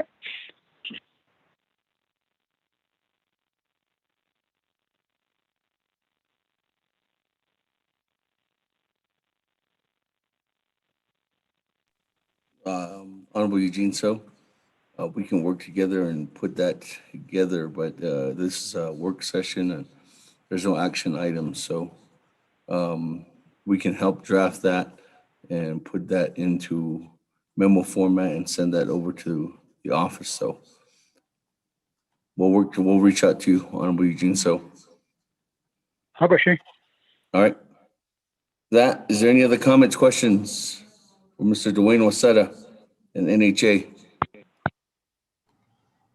No, sir. I think any other meetings we have, I'll be available. I know it's been a long day, but I think I just want you all to understand I'm here, and some of the areas that we have challenge with, I have that passion. So I'm here to work. I got a commitment. So I want to leave you all with that. Thank you.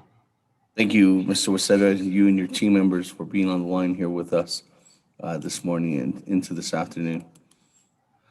With that, colleagues, let's move on down to the report on veterans housing by Navajo Nation Veterans Administration from Mr. James Warline, Executive Director.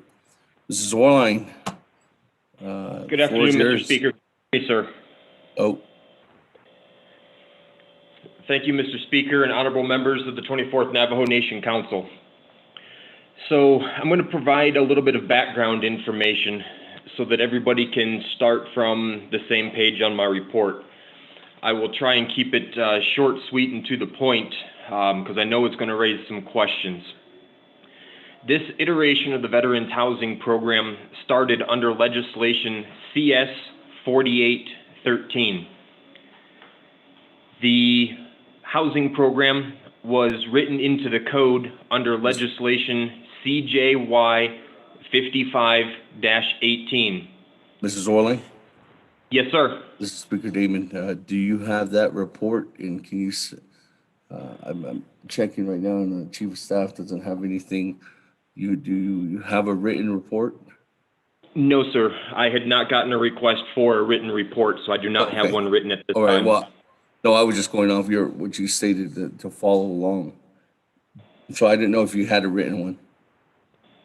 So no, sir. turn it back At your over to you. request, I will write one up as a summary of what we discussed today and make that available to your chief. Okay, thank you. The current versions of the housing program policies that are in effect are HEHSCF 03-18. Now, when I became the acting director in July of 2019, there was efforts by my predecessor to revamp the housing program, but those efforts were not in accordance with established Navajo Nation law. So as I took over the chair, I started working with the members of the Veterans Advisory Council. Specifically, when we talk housing, in November of 2019, we worked on revising the current versions of the housing policies. We identified where all of the issues were within the policies and within existing legislation. We produced a revised copy of the policies, and we created a housing improvement policy, which had not existed previously. We had those policies ready to go at the end of last calendar year, 2019's calendar year. But as everyone knows, the COVID pandemic hit, and our original sponsor for the policies was not able to get the legislation before committees for committee action.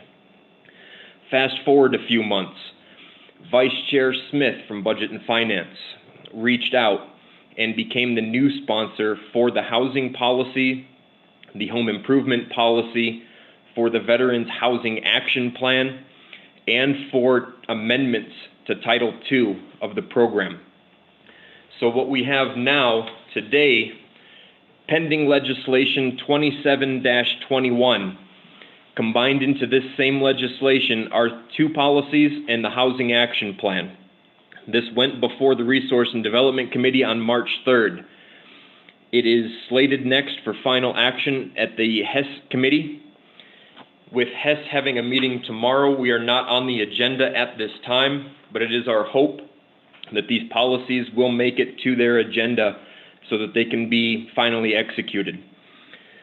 Tomorrow at Resource and Development Committee, legislation 52-21, the Title II amendments, will be heard for first committee action. And it will be routed after that through Health, Education, and Human Services, Law and Order, NABI, and then Council for final action, again, because this is a Title II amendment. The Veterans Administration is very passionate about housing for our veterans. This was one of the driving points of why I applied for this position. We have sitting in our office right now 1,370 applications for veterans housing. I'm going to say that number one more time. 1,370 applications. We stopped taking new applications in the summer of 2019 because we were not producing a product. The program was going to go through an overhaul, and we did not want to waste veterans' time submitting applications based on outdated guidance. So every application that we have had up to this point, we still have. We need to make that part very clear. We have organized all of these applications by chapter. We have reached out to the chapter veterans organizations, to the commanders, asking for their help in verifying the current status of some of these veterans. Have they passed away? Have they moved on from the chapter that we have them registered with? Have they found other housing opportunities? A majority of the chapters are providing us very meaningful feedback. A few of the commanders across the Navajo Nation have said, that is not my responsibility. I am not going to help you verify the status of these veterans. As the program, you need to do that yourself. I have very mixed feelings about that, but that's a reality of the situation. With 1,370 names, it's going to take the administration a significant amount of time to reach out and verify every one of these individuals. So it is our hope that the commanders will help us with this effort. There was a comment made earlier about the housing program not having staff on board. This is correct. The current versions of the legislation and the policies say different things about the staff that we're allowed to have on board to be able to implement this program. We have job vacancy announcements ready to go that when the policies are approved, those JVAs will be sent to personnel for advertisements. And we are sincerely hoping that we have veterans applying for these positions to help us implement this program. These positions are going to be under the current versions of the draft policies. They will be funded from the housing program funds. The administration does not have sufficient levels of funding with general funds to be able to account for these program staff positions. So as we're moving forward, again, the Advisory Council has been working as a unit, as an 11-member unit, to develop these policies. We have put them online for veterans to see what the policies are looking like. We have put the document checklists online to be available for the veterans. That way there's no surprises when the policies are approved, what is going to exactly be expected of the veteran. We have put our score sheets on how the applications will be scored, again, so no surprises for the veterans. There was a comment about some veterans have not provided input into the policies. That is likely an accurate statement. The problem that we face as a program is the way policies are amended and then implemented. We have over 12,000 Navajo veterans here on the Navajo Nation. Broken up through 110 chapters, we hope that the word goes from the agencies to the CVOs and to the veterans to give the veterans the latest information. But we are finding out, and you have learned firsthand, that that is not always the case. That's not how information flows. So we do find chapters that don't get information. We find veterans that don't get information. And so their contribution is not part of the overall process. That's a benefit and a flaw of the way things are done. The members of the Advisory Council were selected by the agencies to represent their veterans, to represent every veteran within their agency when we put these policies together. In accordance with the Veterans Act, when I sit down with the members and we talk on these policies, specifically with housing, everything that's in these policies right now was at the recommendation of the Advisory Council, with the exception of one section. And that section was included in the policies on presidential instructions. That section specifically was a sweat equity aspect of our program. So when we forward policies for committee action, That is with the support of the advisory council. That is one thing that I am working very diligently with to make sure is adhered to, is that veteran participation is included in policy revisions.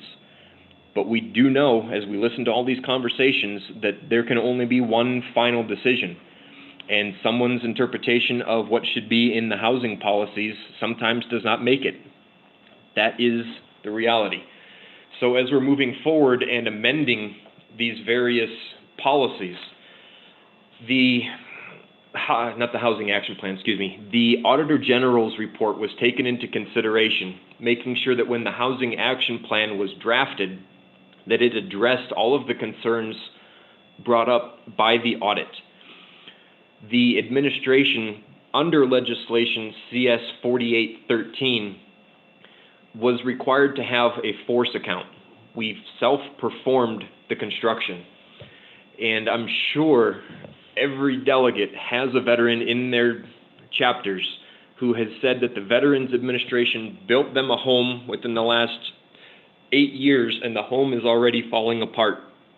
That's what happens when a program does not have appropriate oversight and supervision of construction in the field.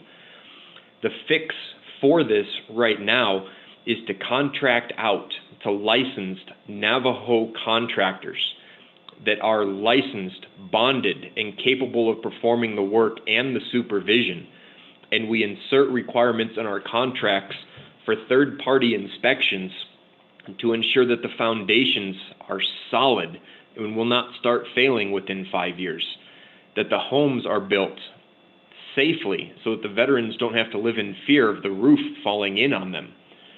And so as we move forward, the reality of this situation, again, 1,370 applications. The cost of COVID on the construction industry, and you heard NHA mention this, average costs of construction for a 2-bedroom home have almost doubled in the last year.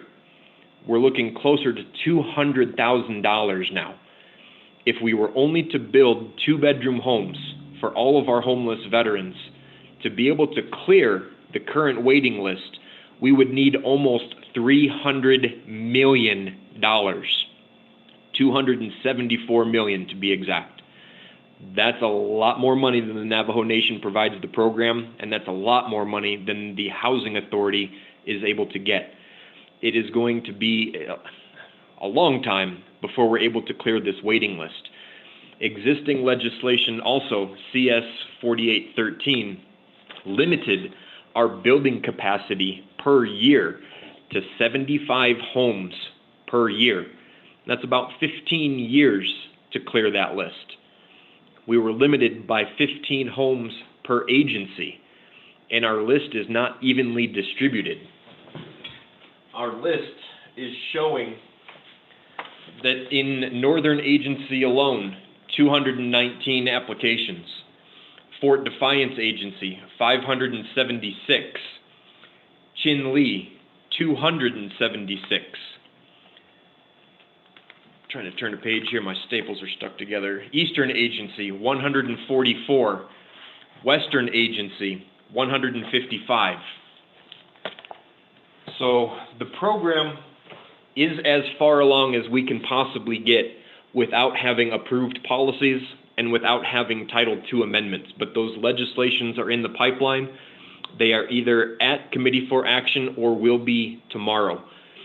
So I'm going to wrap up my report there because I know there's going to be a lot of questions. As these legislations are coming through your committees, we do appreciate your support. And our veterans are going to be very grateful that once these are completed, that we are able to start actually constructing homes. Thank you.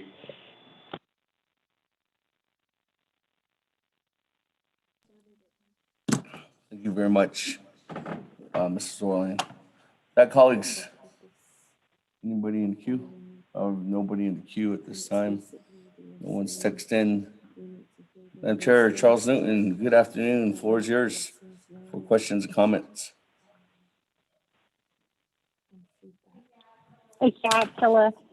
Speaker Damon. Thank you, Mr. Z, for your presentation. And also, thank you for always answering my emails and the issues that are concerning veterans in the Northern Agency. I know that you talked about the various legislations that have been passed regarding veterans housing. I got the CS 4813, the CJY 5518, but I didn't get the HDC. I have blank 18, so if you can tell me what that is one more time, so that I can put that down in my notes.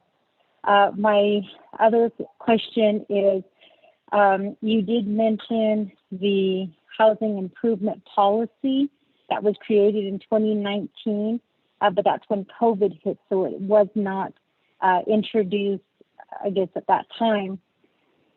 I just want to verify I have this information correct. So is that the housing improvement policy that will be going through the various committees this week? That's my first question. My second question is, with the Title II amendments that you're proposing, I think there was some concerns in the Northern Agency regarding the power that the director would have in making decisions regarding homes. So perhaps you could provide a little bit more clarification on your role and how that would be changing under the Title II amendments that will be proposed here within the next couple of days. My third question is pertaining to your 1,370 applications that you currently have. I know that there was some concerns in the Northern Agency regarding the applications that were removed from the Northern Agency Veterans Administration office. We also had some individuals who did come forward and say that they inquired about their applications, but they learned that some of the applications for our veterans in the Northern Agency have not been located. I attended a Vietnam Veterans Walk yesterday in Upper Fruitland. Many of the veterans did come to me and talk to me a little bit about what was going on with their housing requests. There was one elderly man, I believe his name, well, I'll tell you his name later. I don't want to say his name on the World Wide Web. But he did say that he had submitted his application 4 different times. And all 4 times he was told that the application was never submitted. So he said, I'm an old man. Perhaps, when I pass away, maybe at that point, I'll get a home. But when he made that statement, there was also concerns coming from the veterans, because I also learned this as well not too long ago, that when a veteran requests homes and they, pass away, that their name is removed from the list, and other veterans, their names move up. So I think that is where a lot of our delegates and also many of our veterans are stating their concerns regarding, how many veterans have passed away, never seen their homes. So I want to go back to your 1,370 applications, and then also the removal of these applications from the local Veterans Administration office and how they were brought here to Window Rock. I want to know what were the steps to ensure that there were no applications that went missing. I also asked this question because when I visited you back in January, when you gave myself, Delegate Pernell Halona and Delegate Addison Wamika a tour of the homes that are being built there for veterans, you did indicate that there was a few applications that were misplaced, I believe is the term that you used, because you said that you guys were moving offices and there were a few boxes that were, again, misplaced.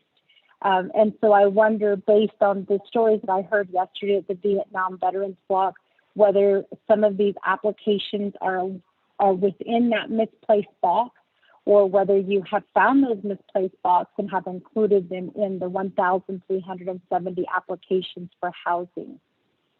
I'd also like to get a little bit more information on what you're talking about when you're saying that, what I have here, and perhaps I misheard this, but it sounds like you currently are understaffed. I know that there was also concerns about the staff that you do want to hire, and then also, you know, if you could possibly send a kind of a hierarchy, maybe I don't know if it's called a hierarchy chart, but a chart listing all of the positions that you're hoping to hire for and the way that you see them working within the Navajo Nation Veterans Administration offices, and then also in the agency offices as well. I also learned about apparently there was a vehicle, a veterans vehicle, that you were using for a short time, and that vehicle being stolen and vandalized. If we can get a little bit more information about that.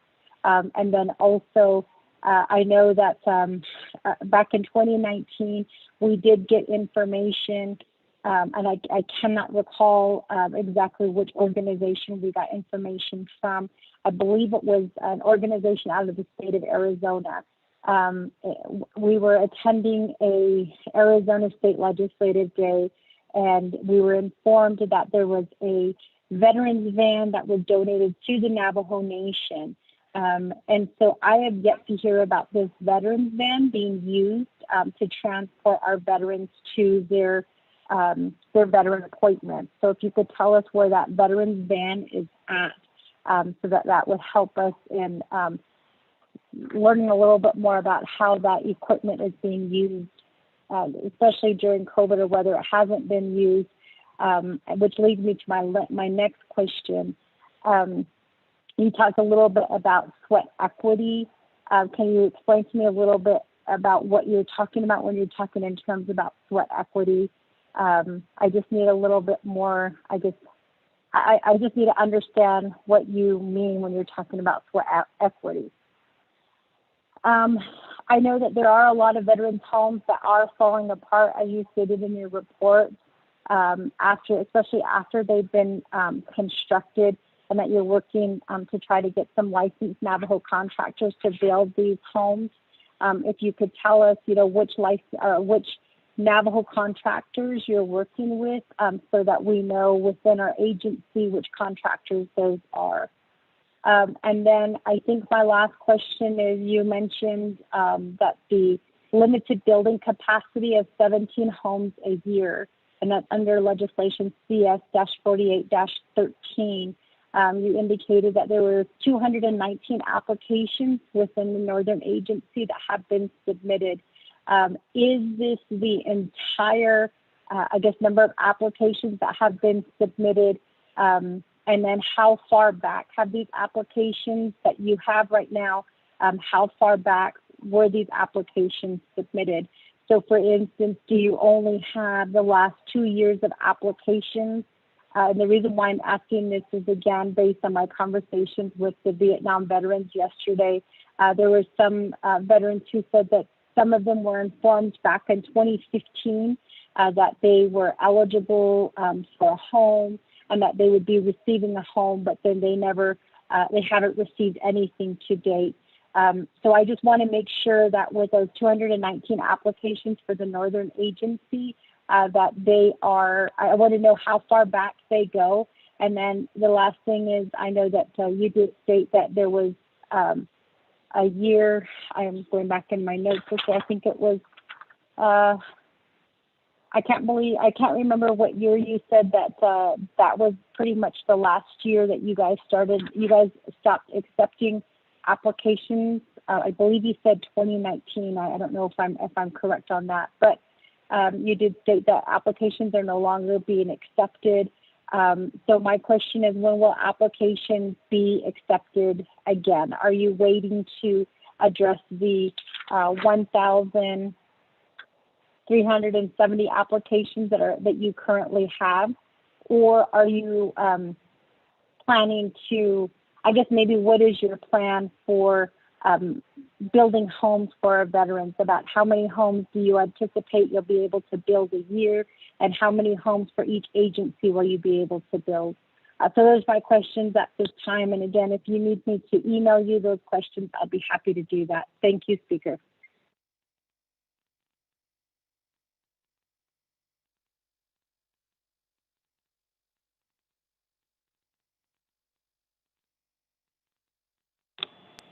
Thank you very much, Madam Chair Charles Newton.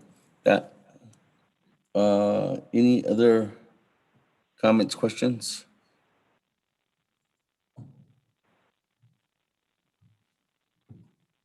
Let me go back to you, Mrs. Orline.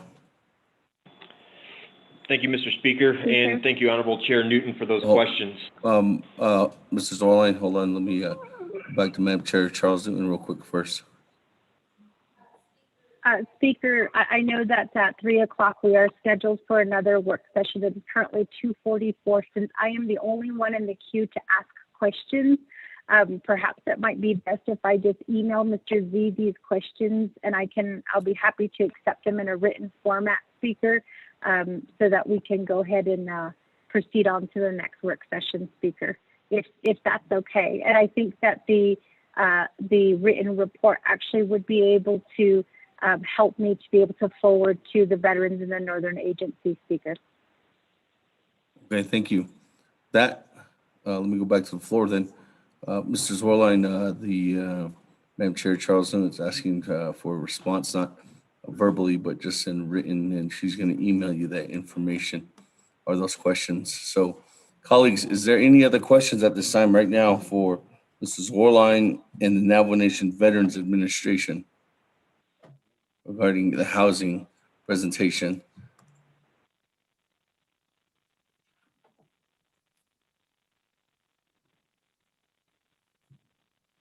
Okay. Thank you, Mrs. Orline.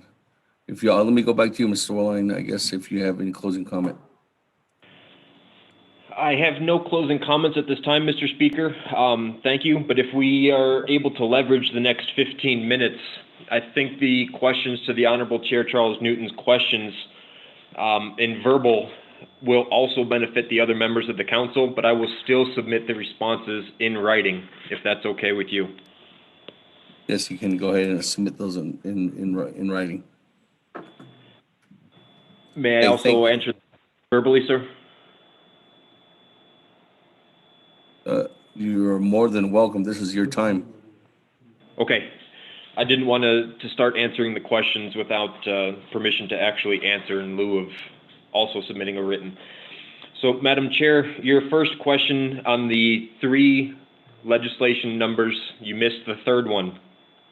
That was HEHSCF-03-18. That was the housing program policy. The home improvement policy, that is included in the current legislation going through titled 27-21. HES is final authority on that legislation, and they are next on its routing. So when they call it to the table next, that should be the final action on that. The Title II amendments, there's nothing that gives any additional authorities to the executive director position in the Title II amendments. The policies, the Veterans Act, require participation and policy involvement from the veteran population in the form of the agency commanders, the male and female representatives. The housing program itself was drafted so that no one single person, including the executive director, gets to make a final decision on eligibility for any applicants. So the process, everything about the process is designed so that no one can unfairly influence at any step of the progress, at any step of the program as an application moves through, up to and including turning over the key to the applicant. The applications that were at the Northern Agency office, yes, they have all come down to Window Rock. They are located now at the Veterans Administration Central Office. That was because we had no staff up at the Shiprock office to be able to do anything with these applications. We currently have one staff member for the housing program, and he is located here in Window Rock, and it just made more sense to have all the applications brought down here. When we ask a veteran, or a veteran comes to us asking for a status of their application, Dwayne briefly touched on this. NHA has a program that they are calling the Veterans Housing Program. As does the Veterans Administration, we call our program the Veterans Housing Program. Both entities are calling our housing program the same name, and that causes confusion for our veterans. When they say they turned in an application to the Veterans Housing Program, sometimes they don't tell us who did they turn that into. Did they turn that into the Veterans Administration or the Housing Authority? And in some cases, we have found that those applications were with the Housing Authority and not us. So we did make best effort to search through every storage locker, every file cabinet, every drawer, every box across all 7 of our facilities. And we are confident at this point that we have found every application that is going to be found. Now, what I say by that is we have some applications that were turned in by veterans who passed away in the late 70s. So our applications do go back that far. When a veteran passes away, the question was, are they removed from the list? Right now, the current advisory council recommendations are yes. The key eligibility requirement for individuals to qualify for a new home, and this is for new home construction only, is they must be the honorably discharged veteran. Right now, because the list is so large, it was the recommendation not to include surviving spouses or Gold Star mothers. In the future, if we suddenly have a major windfall in funds and we're able to produce more homes, the policy can be changed. But it was the advisory council's position that we need to pick a starting point somewhere and start. And that's where the line was drawn, was for honorably discharged veterans only. I did mention that we turned every desk drawer upside down, and we're confident that we've found every application that was going to be found. You had a question on the organizational chart. Our organizational chart with, you could call it command relationships within the Veterans Administration. That legislation is HEHSCN-16-20. That is the latest version of the Veterans Administration Plan of Operation. Our organizational chart is in there. Question about the stolen vehicle. What was it, 2 weekends ago? We had an individual broke into the Central Administration facility on Saturday evening. They cut the fence behind our building. They tried to peel the skin of the building apart in 2 different locations. One location, they were successful in prying it away from the door frame and breaking through the drywall and reaching around and unlocking a door. Once they were in the building, they had free reign through the offices. They were able to obtain a pickup truck, tribal vehicles, keys, and they took off with that tribal vehicle by driving through the fence.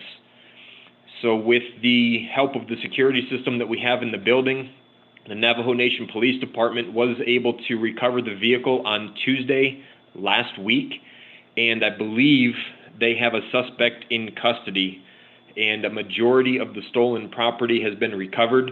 Aside from the tribal vehicle, none of the stolen property was Navajo Nation property.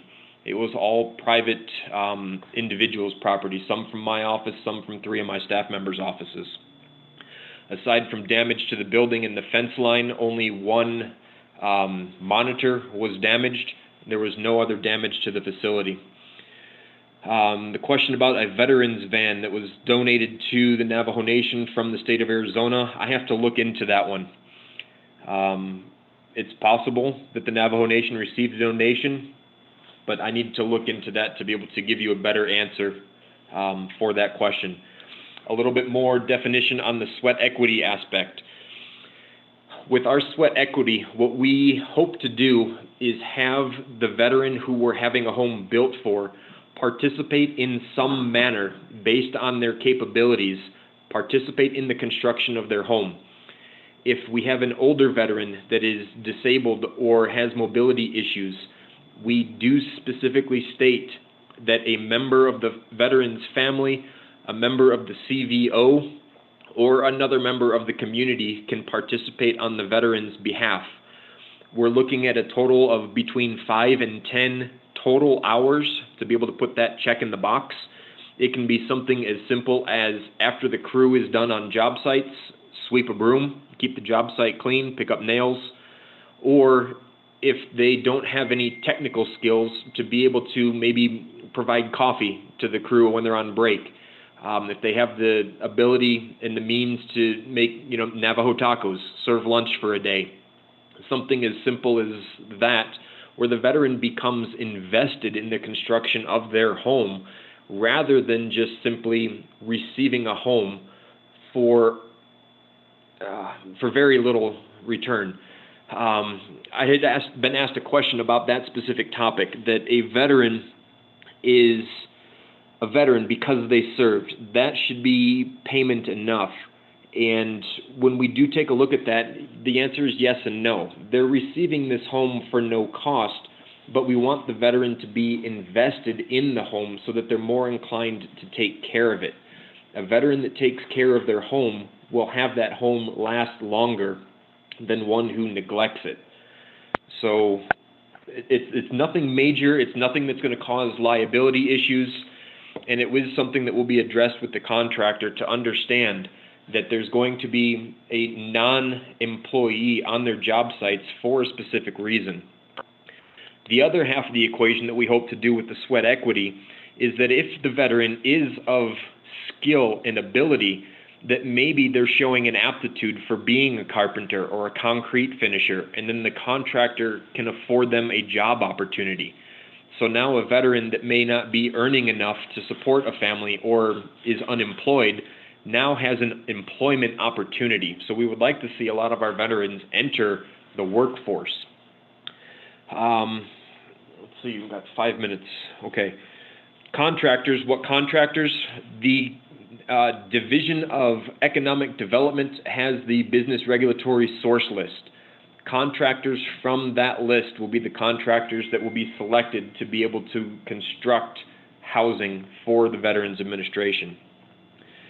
I can't read my notes here on limited construction capacity. This was, I think, if I remember your question correctly, related to the numbers that we're limited to within a year. So if our funding levels allow, based on the modification to the Title II amendment, and we no longer have a restriction on how many to be built per year, our limit for construction will only be based on the availability of funds. The Navajo Nation provides a sum equal to 2% of the general fund revenues. For fiscal year 21, that value was only $3.1 million, almost 3.2.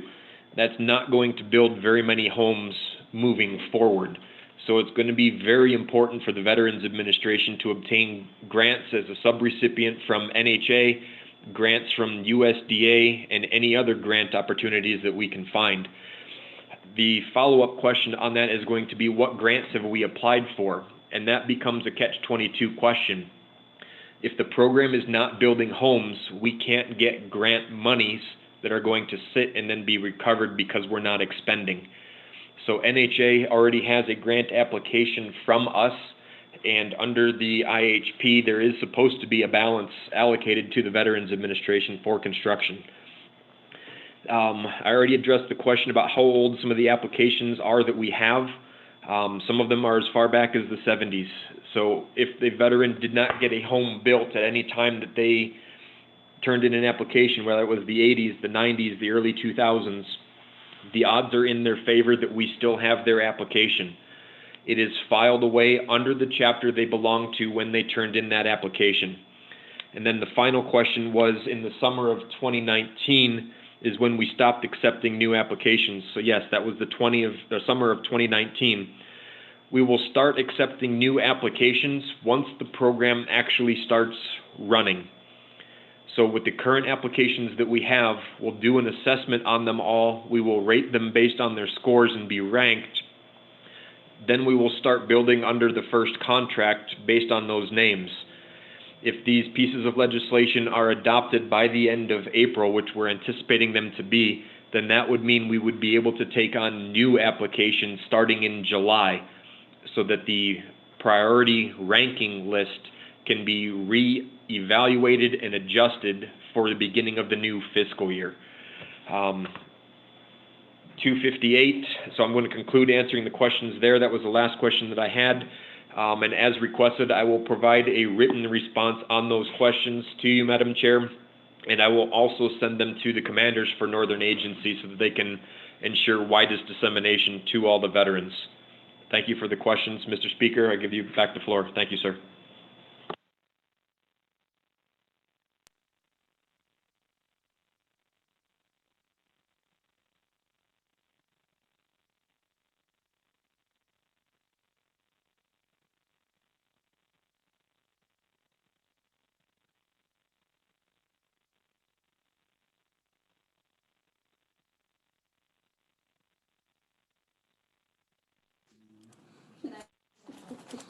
Now, can you hear me?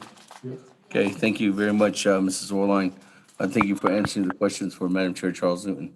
With that, colleagues, the time now is 3 p.m. Mrs. Orline, thank you very much for your presentation.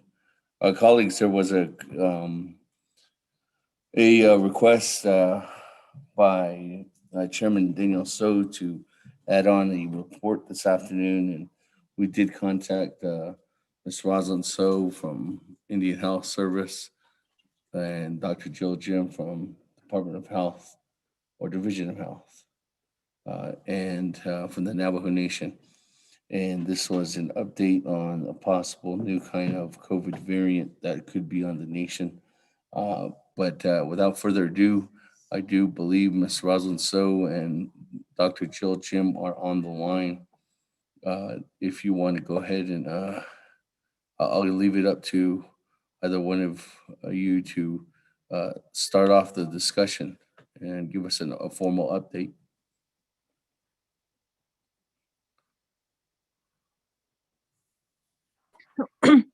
Thank you, Speaker. So Rosalind is on the call as well. Yes, I do believe. Miss Rosalind, So, are you on the line? I know she's getting on the call. Okay, well, I can go ahead and start. I know we're on another meeting with the Navajo Area Director, Ms. So, and Ike as well at the moment right now. Okay, well, I thank you for taking the time and at this and the short notice in order for you to give a update report to the Naabik'íyáti committee. So, okay. Dr. Jill Jim, the floor is yours. Okay, yeah, Speaker Damon, also the 24th Council, Jill Jimmy and Shadow, Donna and Shane look on short Chini Bush's chain door, Shane Dasha Chadot as a fun additional with astonishment the it's by he and JPIC Edinch the Jin a the UK variant Holianigi a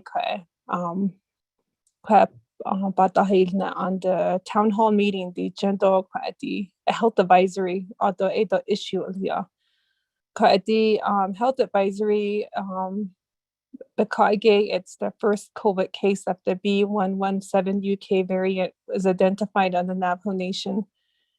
And under the Health Command Operations Center, there is a group called NNS3. There are a surveillance group that just are structured under the Health Command working with the Navajo Epicenter. We started doing surveillance and working with the states and addressing our interest in making sure that the samples that are being collected can be tested for the COVID with the different variants. So, and we, as this project has launched and recently we received information that there was one case was confirmed in mid-March is an elderly who resides in the Western Agency. Because the number of cases that are positive in the last couple of weeks, we really just want to be cognizant of the identification of any further identifiers of this individual. but the person, based on our health advisory, has recovered, and there are no additional contacts that were tested positive, was our message in regards to the announcement today.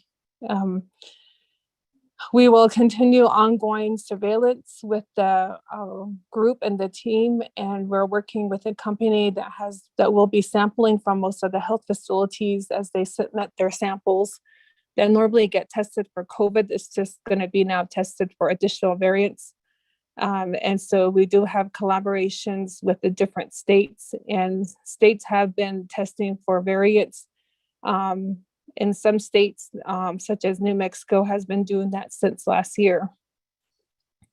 So the result of today's conversations are going to continue just to remain vigilant. There has been no decisions on making any further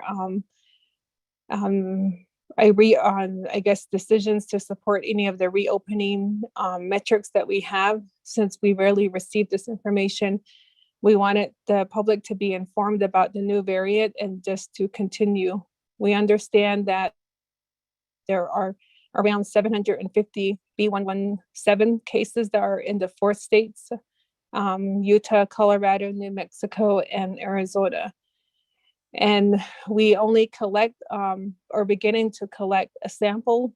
We're not testing every person that is testing positive for this variant, and we are very in the early stages of beginning to receive and also process the samples for variants.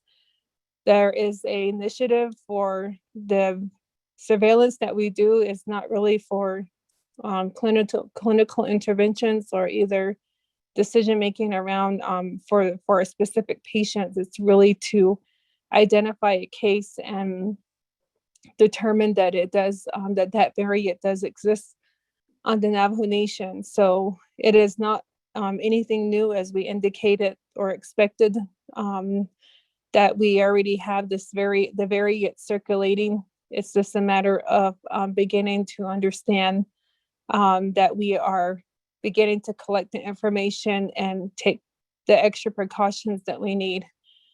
We are quite aware that their trending for the variants have been increasing in other states and across the U.S. That the co-UK variant is the dominant variant. Today I'm not able to speak to the clinical part of the variant, but just providing information that it is known to be easily transmittable. We understand that the vaccines that we have can protect us to a certain extent to reduce severe illness or hospitalization and even death.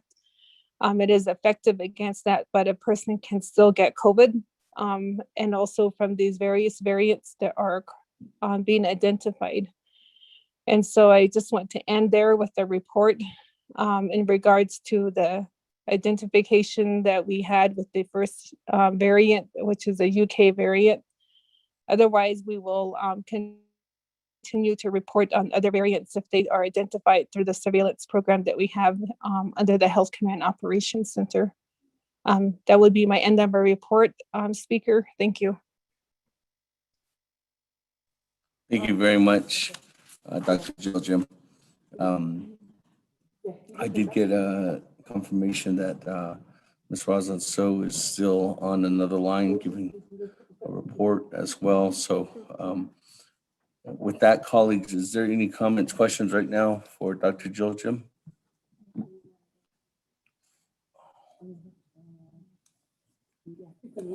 Eugene So. Honorable Eugene So. I'll Floor is yours. start with that. Arizona, that Dulce, Governor, LA, hospital system, that Ilan, mass, but credit, first time out, and I don't use Nepeta. So, option dash, the store for that to highlight that to see other yeast, it in a discussion.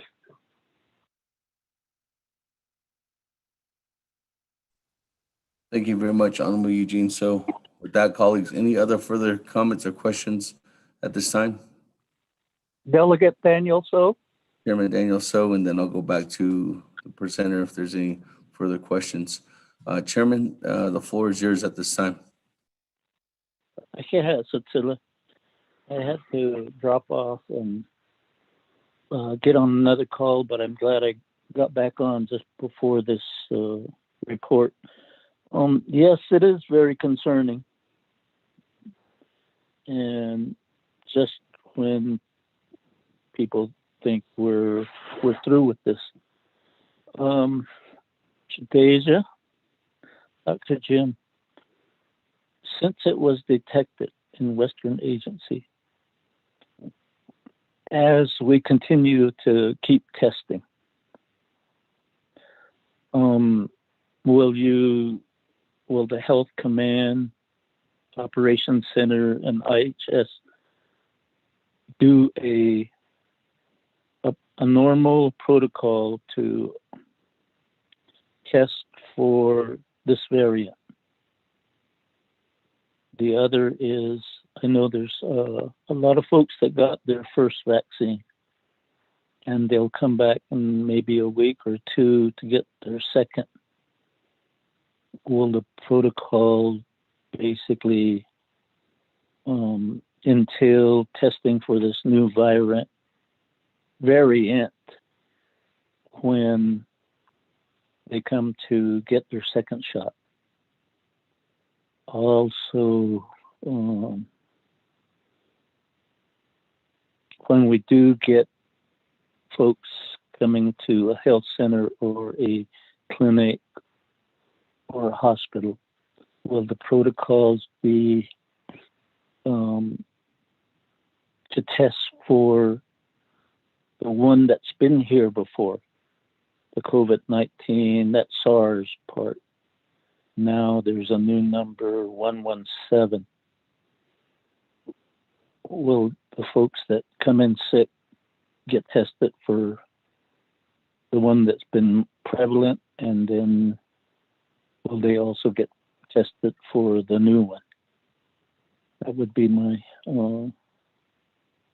questions. And again, Speaker, Chair, Cecilia, we just have to continue being careful.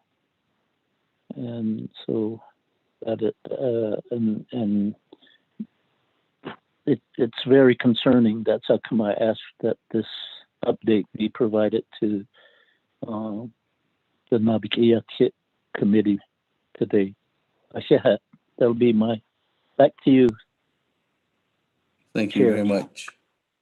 Thank you very much, Honorable Chairman Daniel. So with that, let me go back to the presenter, Dr. Jill Jim. Thank you, Speaker, and also Honorable Eugene So for your question.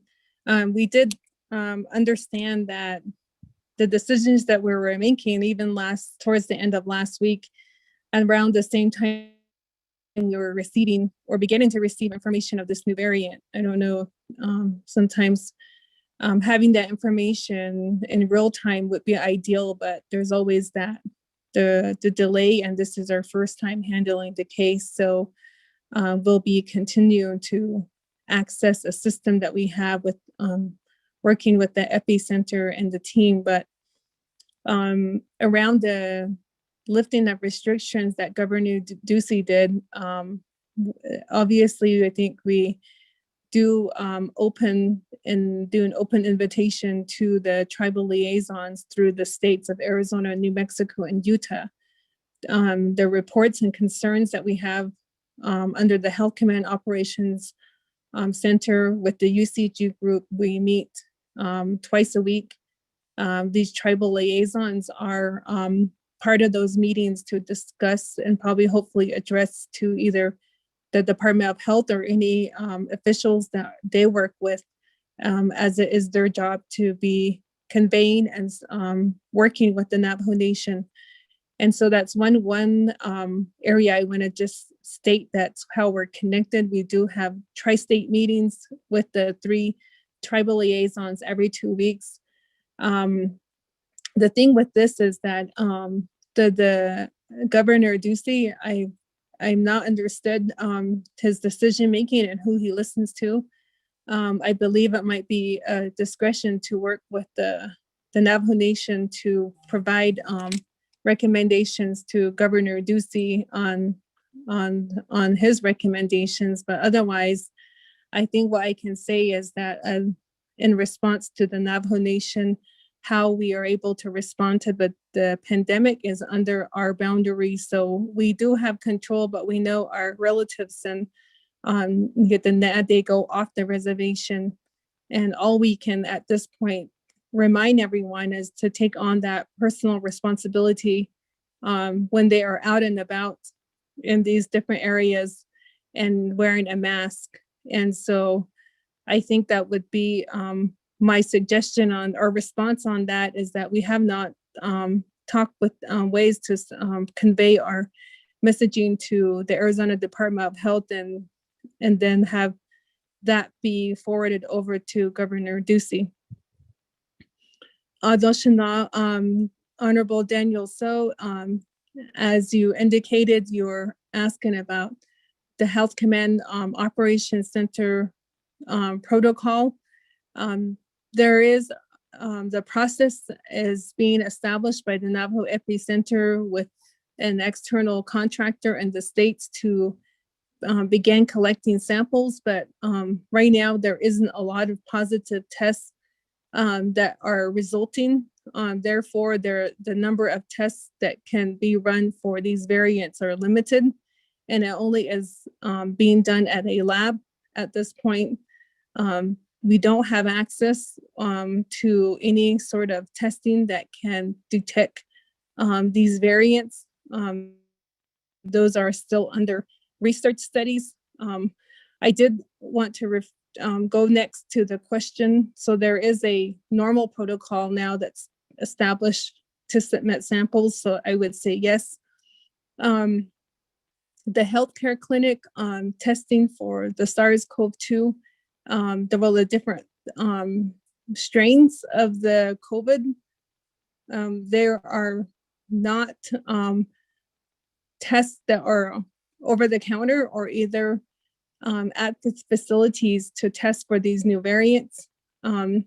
Science is still progressing out among researchers to find and develop or create testing that can do more than just the regular COVID strain. And now you have the additional strains like the B117, the P1, and then as I think Dr. Hammett has said before in presentations, referring to how that these strains are always mutating.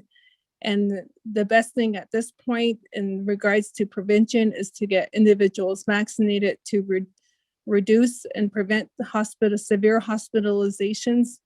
And we just need to keep in mind that these lab at this point, the labs that we're beginning to work with would be the only solution to detect new variants.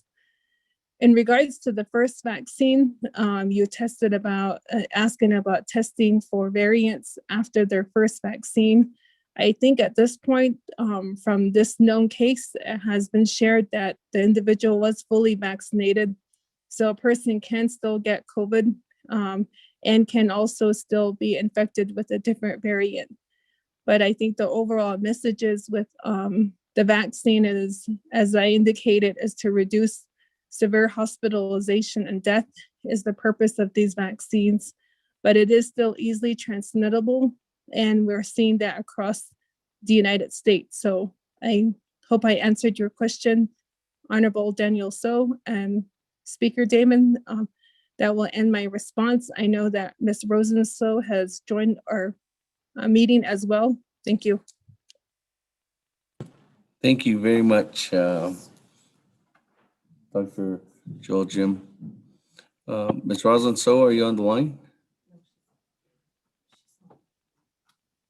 She's on. Okay. Well, colleagues, is there any other further comments, questions for Dr. Jill Jim at this time? Eugene Sogan. Honorable Eugene Delegate So. Paul Begay. Honorable Eugene So, and then Honorable Paul Begay. Honorable Eugene So, go ahead. Yeah, I was hearing that from Dr. Pasi Sugar, ADD is on the rise. This morning, so I don't know where we're headed again. But they were saying also, if you got your both shots, how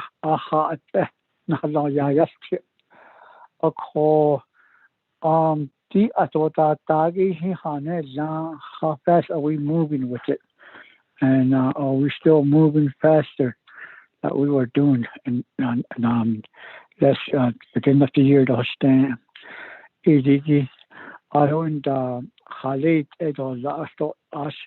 would it be a point where it might rise a little bit, where we have to be cautious to stop all the things again?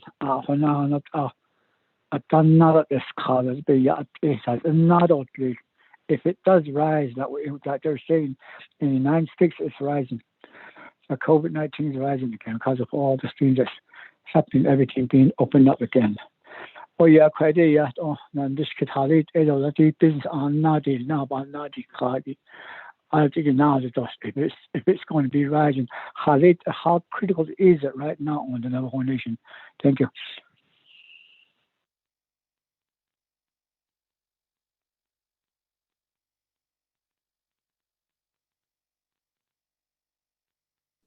Thank you very much, Honorable Eugene So, with that question. And then let me go down to Honorable Paul Begay, and then I'll come back to you, Dr. Children. Honorable Paul Begay. Thank you, Chair, Honorable Delegate Seth. I don't care Dr. Jill, Jim, colleagues, and all those that are listening on the air.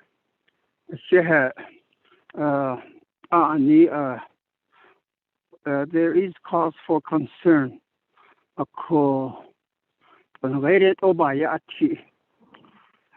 There is another thing called a variant. I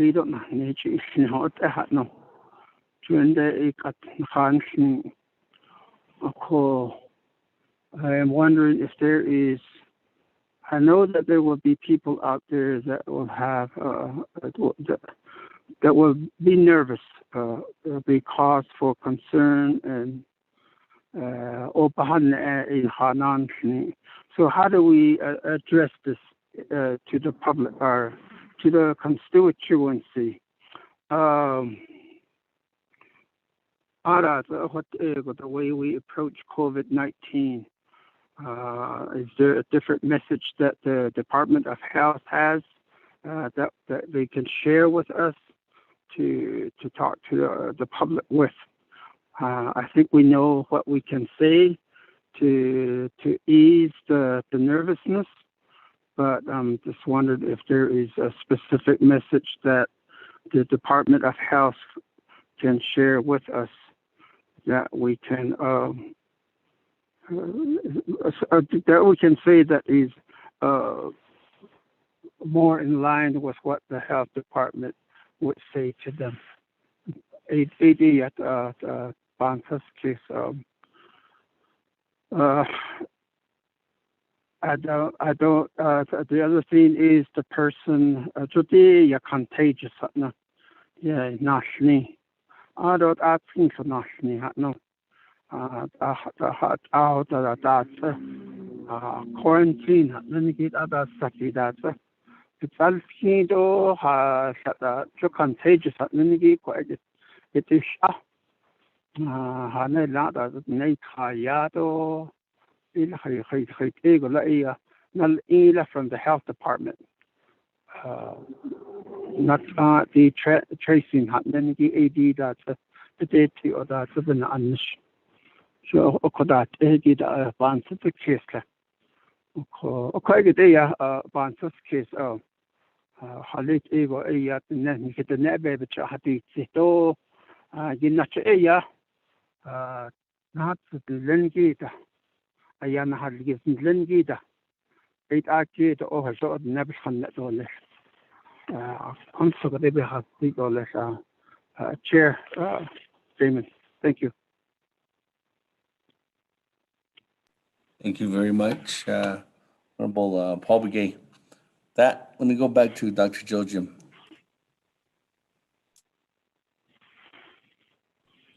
Thank you, Speaker. Ato Kwadi, Honorable Eugene Stokes, Kwadi Shiche, Kwadi. Natin kitige a vaccinations and many behind zito Kwadi, the variants they go just the nigi do satla or what ayata has nagi on the what's Ato the how critical are the cases the need the GA juk at the GA we have these gating measures and what we make decisions, and right now we still have low numbers. Every single week with our gating measures reporting daily. It's a 7-day trend of new cases. It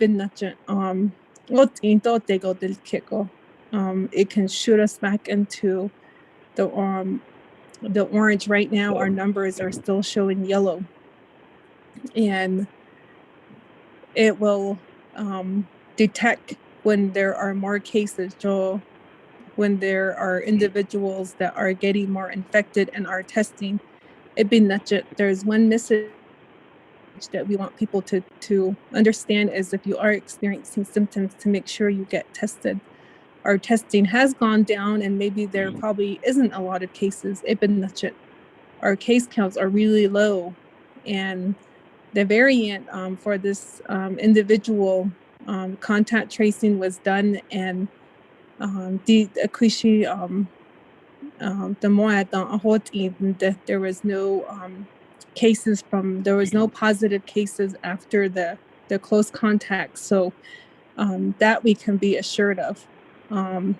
So we can technically say at this point that there wasn't an outbreak from this specific person that was identified. And so we look at these measures every single week. So next week, we'll see if we're still doing well.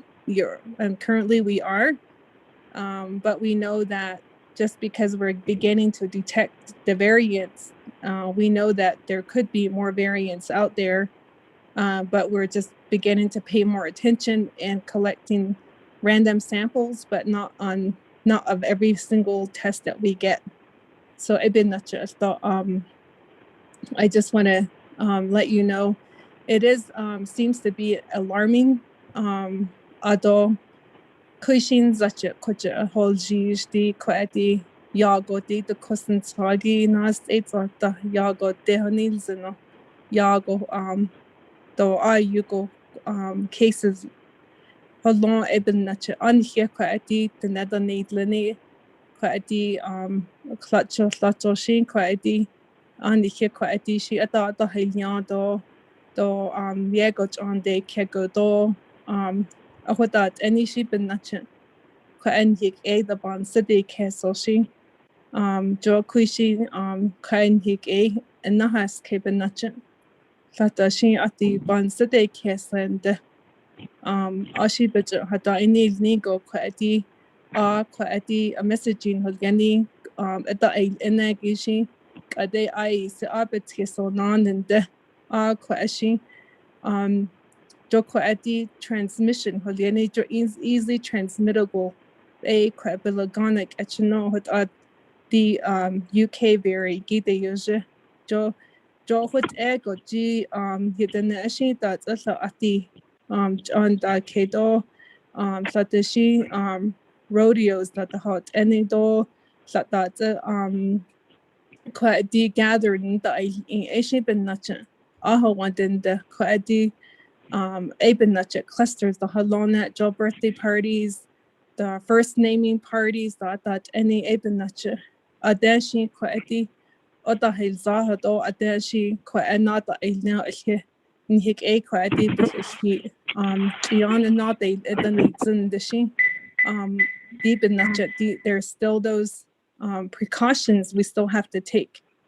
That Honorable Shiyaj Bigay had talked about the different messaging. It's really the same messaging, but if in your community you hear or see of activities, on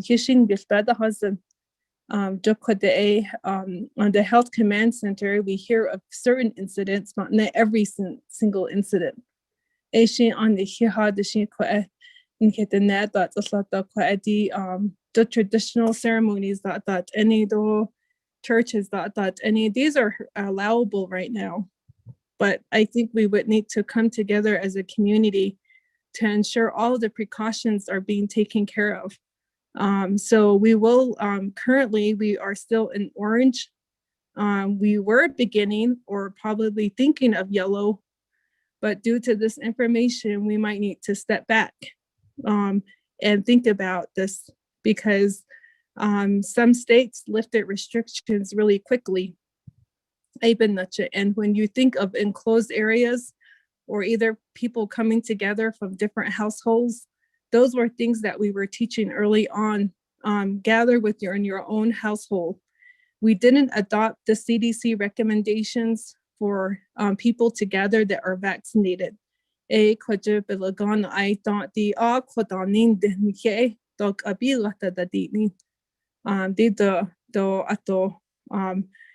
Approve it. So those are not in their existing public health emergency orders, and those are just CDC recommendations to some extent.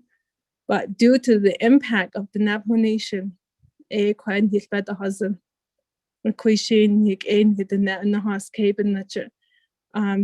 on the Navajo Nation, the mortality is probably a lot higher than any other tribe at this point, or service area, maybe service area across Aikshas.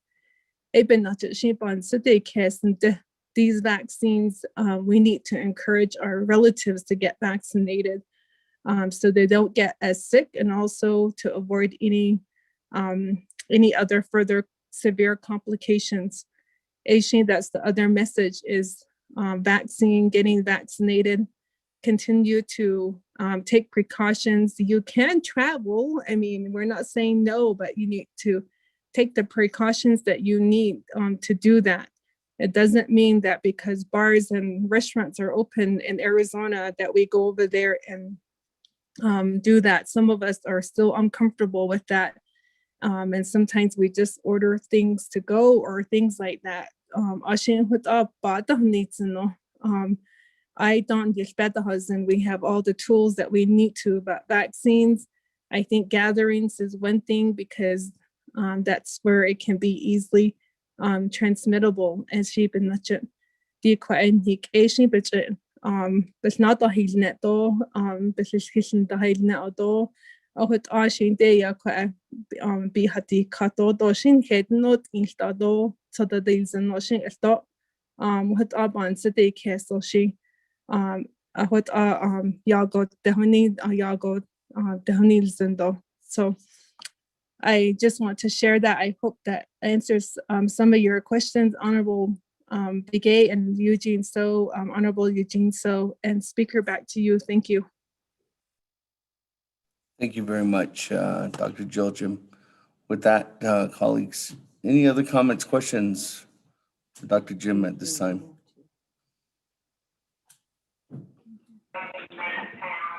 I have a question. This is Delegate Brown. I have a question.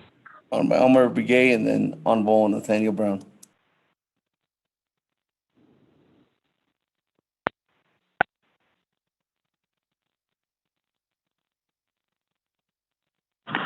Speaker, can you hear me? Yes. Okay, Don, thank you. I don't know the members of the Naabik'íyáti committee.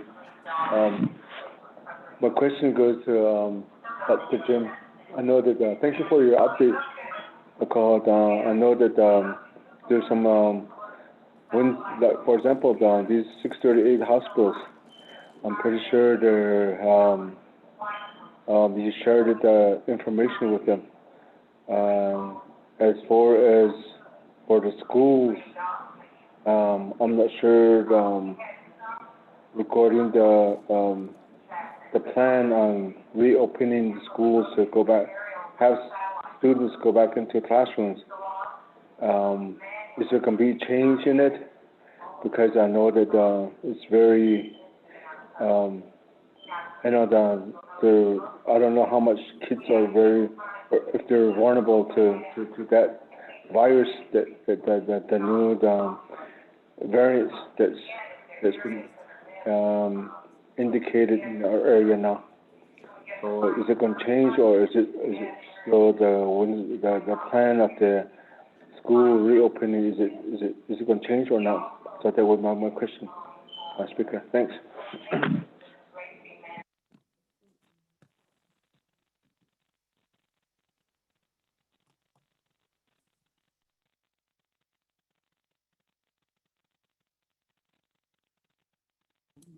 Thank you very much, Honorable Elmer Brigade. Can you hear me now? So with that, let me go ahead and go on down to Honorable Brown. Honorable Brown, floor is yours. I thank you, Chair. The 24th Navajo Nation Council, Beshbasaan, Shinant'íyáti Ehnana, Dr. Jill Jim Queggy, for all your work, all your staff for their continued to being our warriors on the Navajo Nation and combating COVID. And then now, when I first heard, again, I saw it on Facebook from KTNN that there was a variant found in Western Agency, and I immediately text you. So thank you for responding back.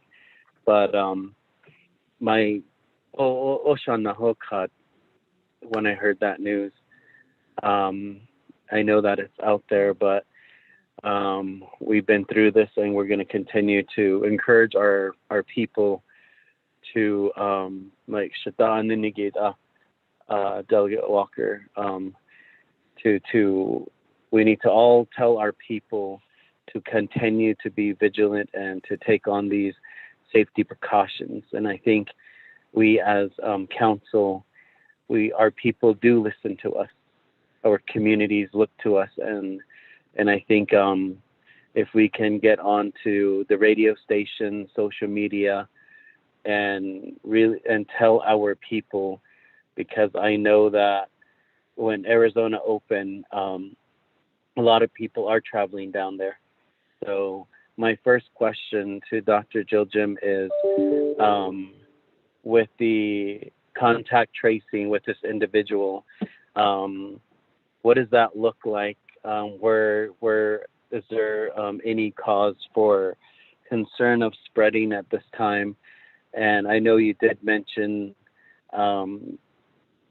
in your presentation, you did expand on a lot of these, but what does this new variant look like? How is it stronger, or I don't know what the term would be?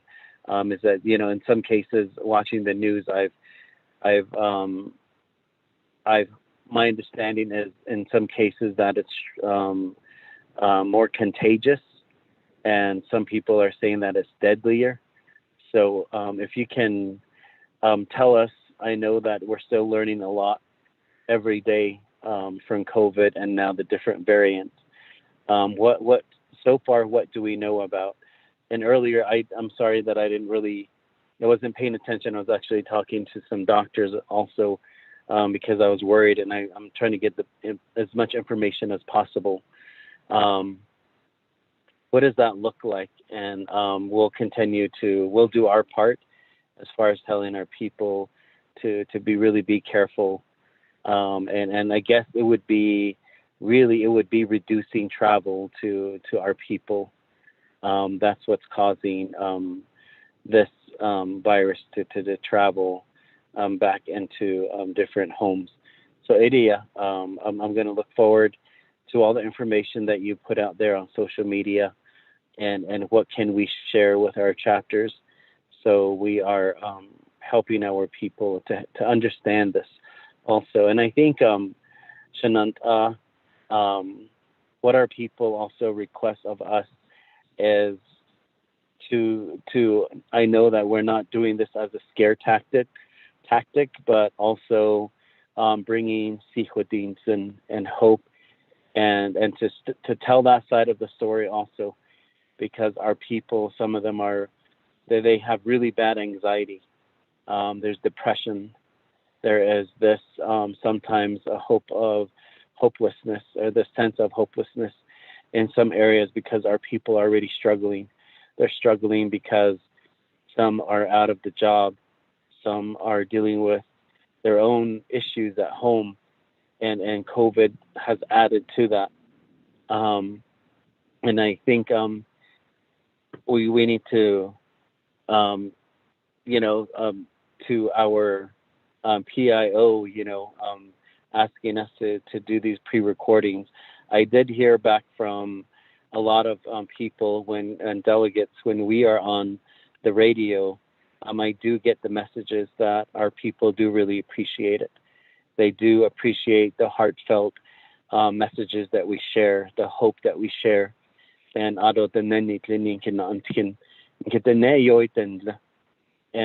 of all times, the world is deeply wounded, and our people need to hear these teachings at this time. We need to repeat it in all forms of communication, so our people can hear that before they go to sleep, that we send them a message of hope, that we send them a message of strength, that their leadership that they elected is working, and we are doing our prayers that so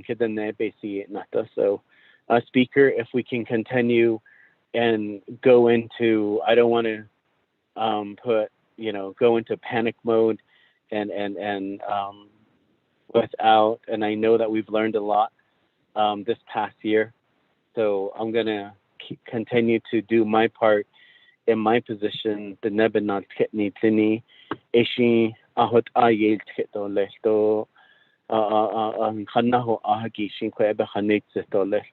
So I know that we are slowly to open up, and in our positions, it's not really, it's not an easy decision, because I do have constituents who are Navajo business owners who are requesting we can open up, we will just tell people to sanitize, etc. So that's where we're at. Thank you, Chair. Thank you, Ado, Dr. Jill Jim. Thank you for your presentation. Oh, thank you, Honorable Brown.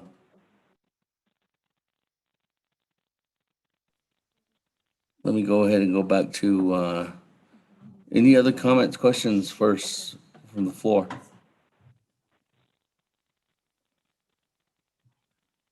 If there's none, let me go back to Dr. Jill Jim for closing remarks. Thank you, Speaker, and Honorable Elmer Bigay. I'll go to your questions first. You mentioned the reopening of schools. Will it change? And if children are vulnerable, everyone is vulnerable at this point. Doesn't matter how old you are or if you're vaccinated to some extent. And that's why the prevention measures to safely social distance and washing hands and wearing your mask are still very important.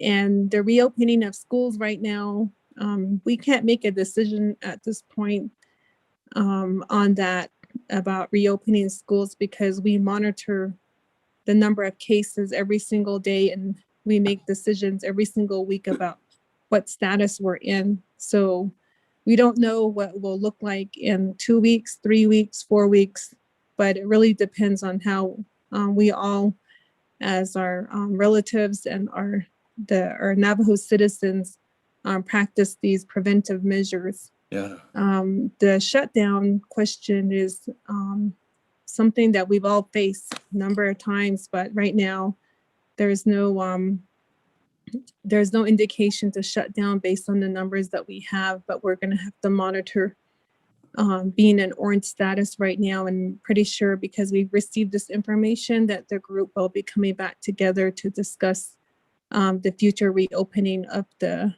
next phase. So that's incomplete, but schools, I think at this point, we know that the council continues to support virtual learning. That will continue to be recommended for schools to consider. We are hearing that some school districts across the Navajo Nation have begun in-person school. So another thing that can be helpful is to check with your local school districts to see if they're considering following these recommendations for online virtual only. Sometimes it is difficult in order to address this, but as we know, because of the new variant, I think you can check with your schools to see if they're in compliant with the recommendation for virtual online learning. Honorable Brown, thank you for your question around the new variants and regards to the messaging and the UK variant.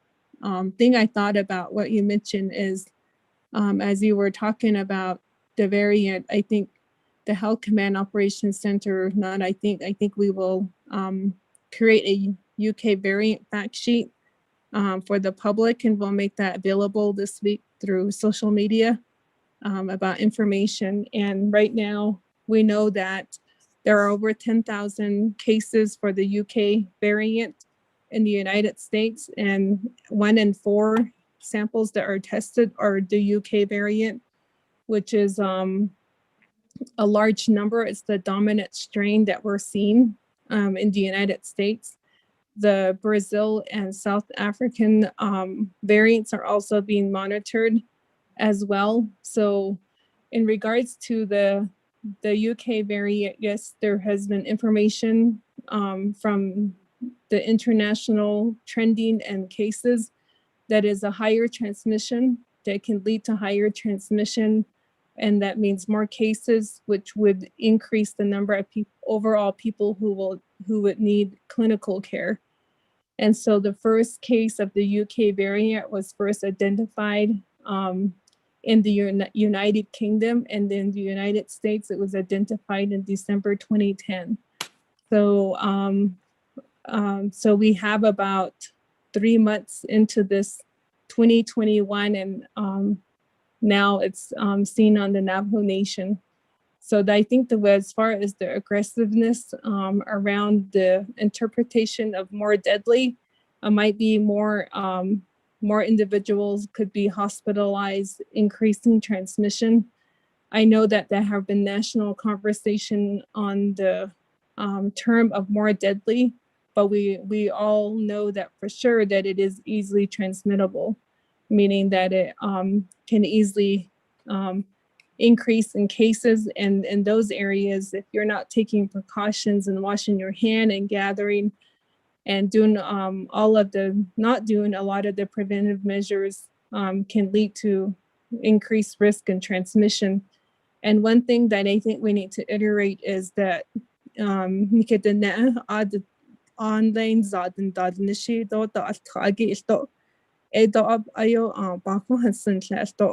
another thing we could encourage this when we were looking at spring break and summer break and winter break, that those individuals get tested.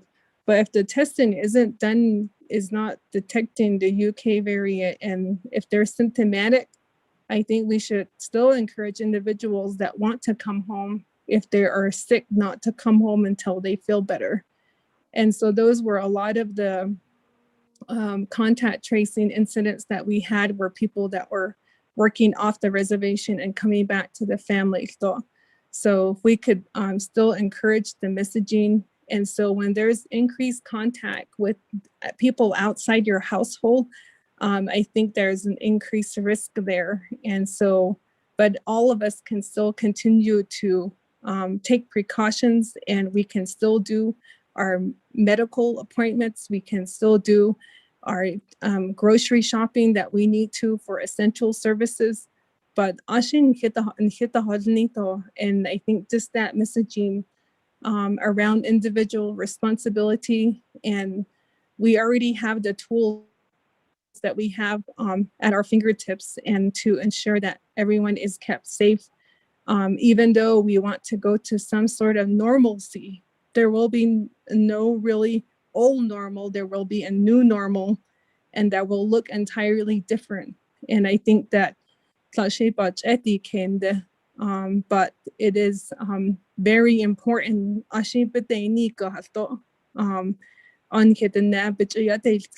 and encourage each other that we can be resilient, we can have the strength and the discipline. Those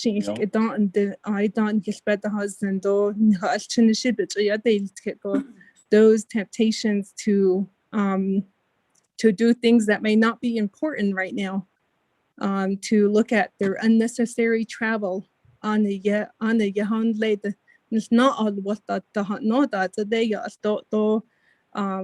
for those in the English, in Navajo to English term, but actually what that is a particular age group too, in the younger population that usually are getting more COVID cases. And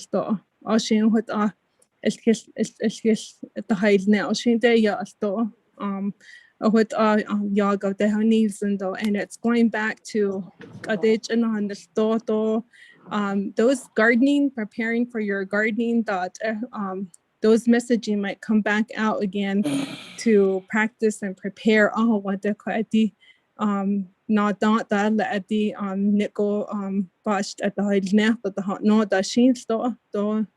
things that we had messaged last year are going to become very important to take care of your home and your farmland and your livestock. So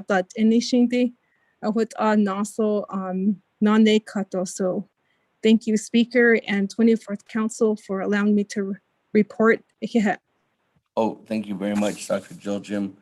Thank you very much for the short notice and coming before the council too as well. We appreciate that. Colleagues, moving on down for recommendations, I think coming back to the three presentations, I know Navajo Housing Authority is going to be presenting an overall plan we did ask the Veterans Director too as well, Mrs. Warline. They're coming before the Naabik'íyáti Committee work session, and that will be 1 week from today. Is that correct? Mm-hmm. That's 1 week from today. That'll be there on April 6th, and we look forward to having that discussion. I think that in passing that too as well, there's some of the direction moving forward for the housing operation to restart and revamp itself, working through with the veterans housing initiatives for those to be passed, the policy for the trust fund to utilize those dollars, and then also colleagues, in order for the dollars to go back to the Navajo Nation Veterans Administration, that still need to be passed by council in order for them to go ahead and get that plan in place to receive their funding. And I think that's something that's going to help Mr. Zorline in executing some of the initiatives with his administration, as he did indicate. And thank you to everyone that was there at the Veterans Administration for working through this process. And thank you to Navajo Housing Authority, Mr. Dwayne Wasetta. We look forward to those discussions next week and those plans. Last but not least, thank you very much to Dr. Jill Jim for coming on short notice and giving us an update on the possible new variant that is on the nation. And we look forward to those discussions, especially working together, Dr. Jill Jim, on some of the active, responsive measures that you're leading the nation, but more importantly, what we need to do, if there's anything to help assist in making sure you have all the resources that you have in order to execute the best plan for the Navajo people and working together. So thank you very much for everybody being on the line today. Other than that, I think we're at the close of this work session, announcements, and then adjournment. I don't know if there's any further announcements at this time. I know tomorrow there is a HESI and Resource and Development Committee meeting There is also on Thursday, there will be a special law and order committee meeting. Is that right, Madam Chair? And then I think there's a PTF meeting tomorrow morning on Indian Wells operation or the economic development plan. So, but other than that, colleagues, I know that there's some meetings that you guys will be traveling to. So again, just be safe out there, safe travels, and continue to wash your hands and wipe down everything, and continue to wear your mask. I even have trouble, I'm not gonna lie, to continue wearing my mask, but thank you very much. I will start enforcing that on myself again, Dr. Jill, Jim. But again, thank you everyone for being on the line today. And we look forward to those discussions and the start of our work sessions next week. Yeah, have a good day.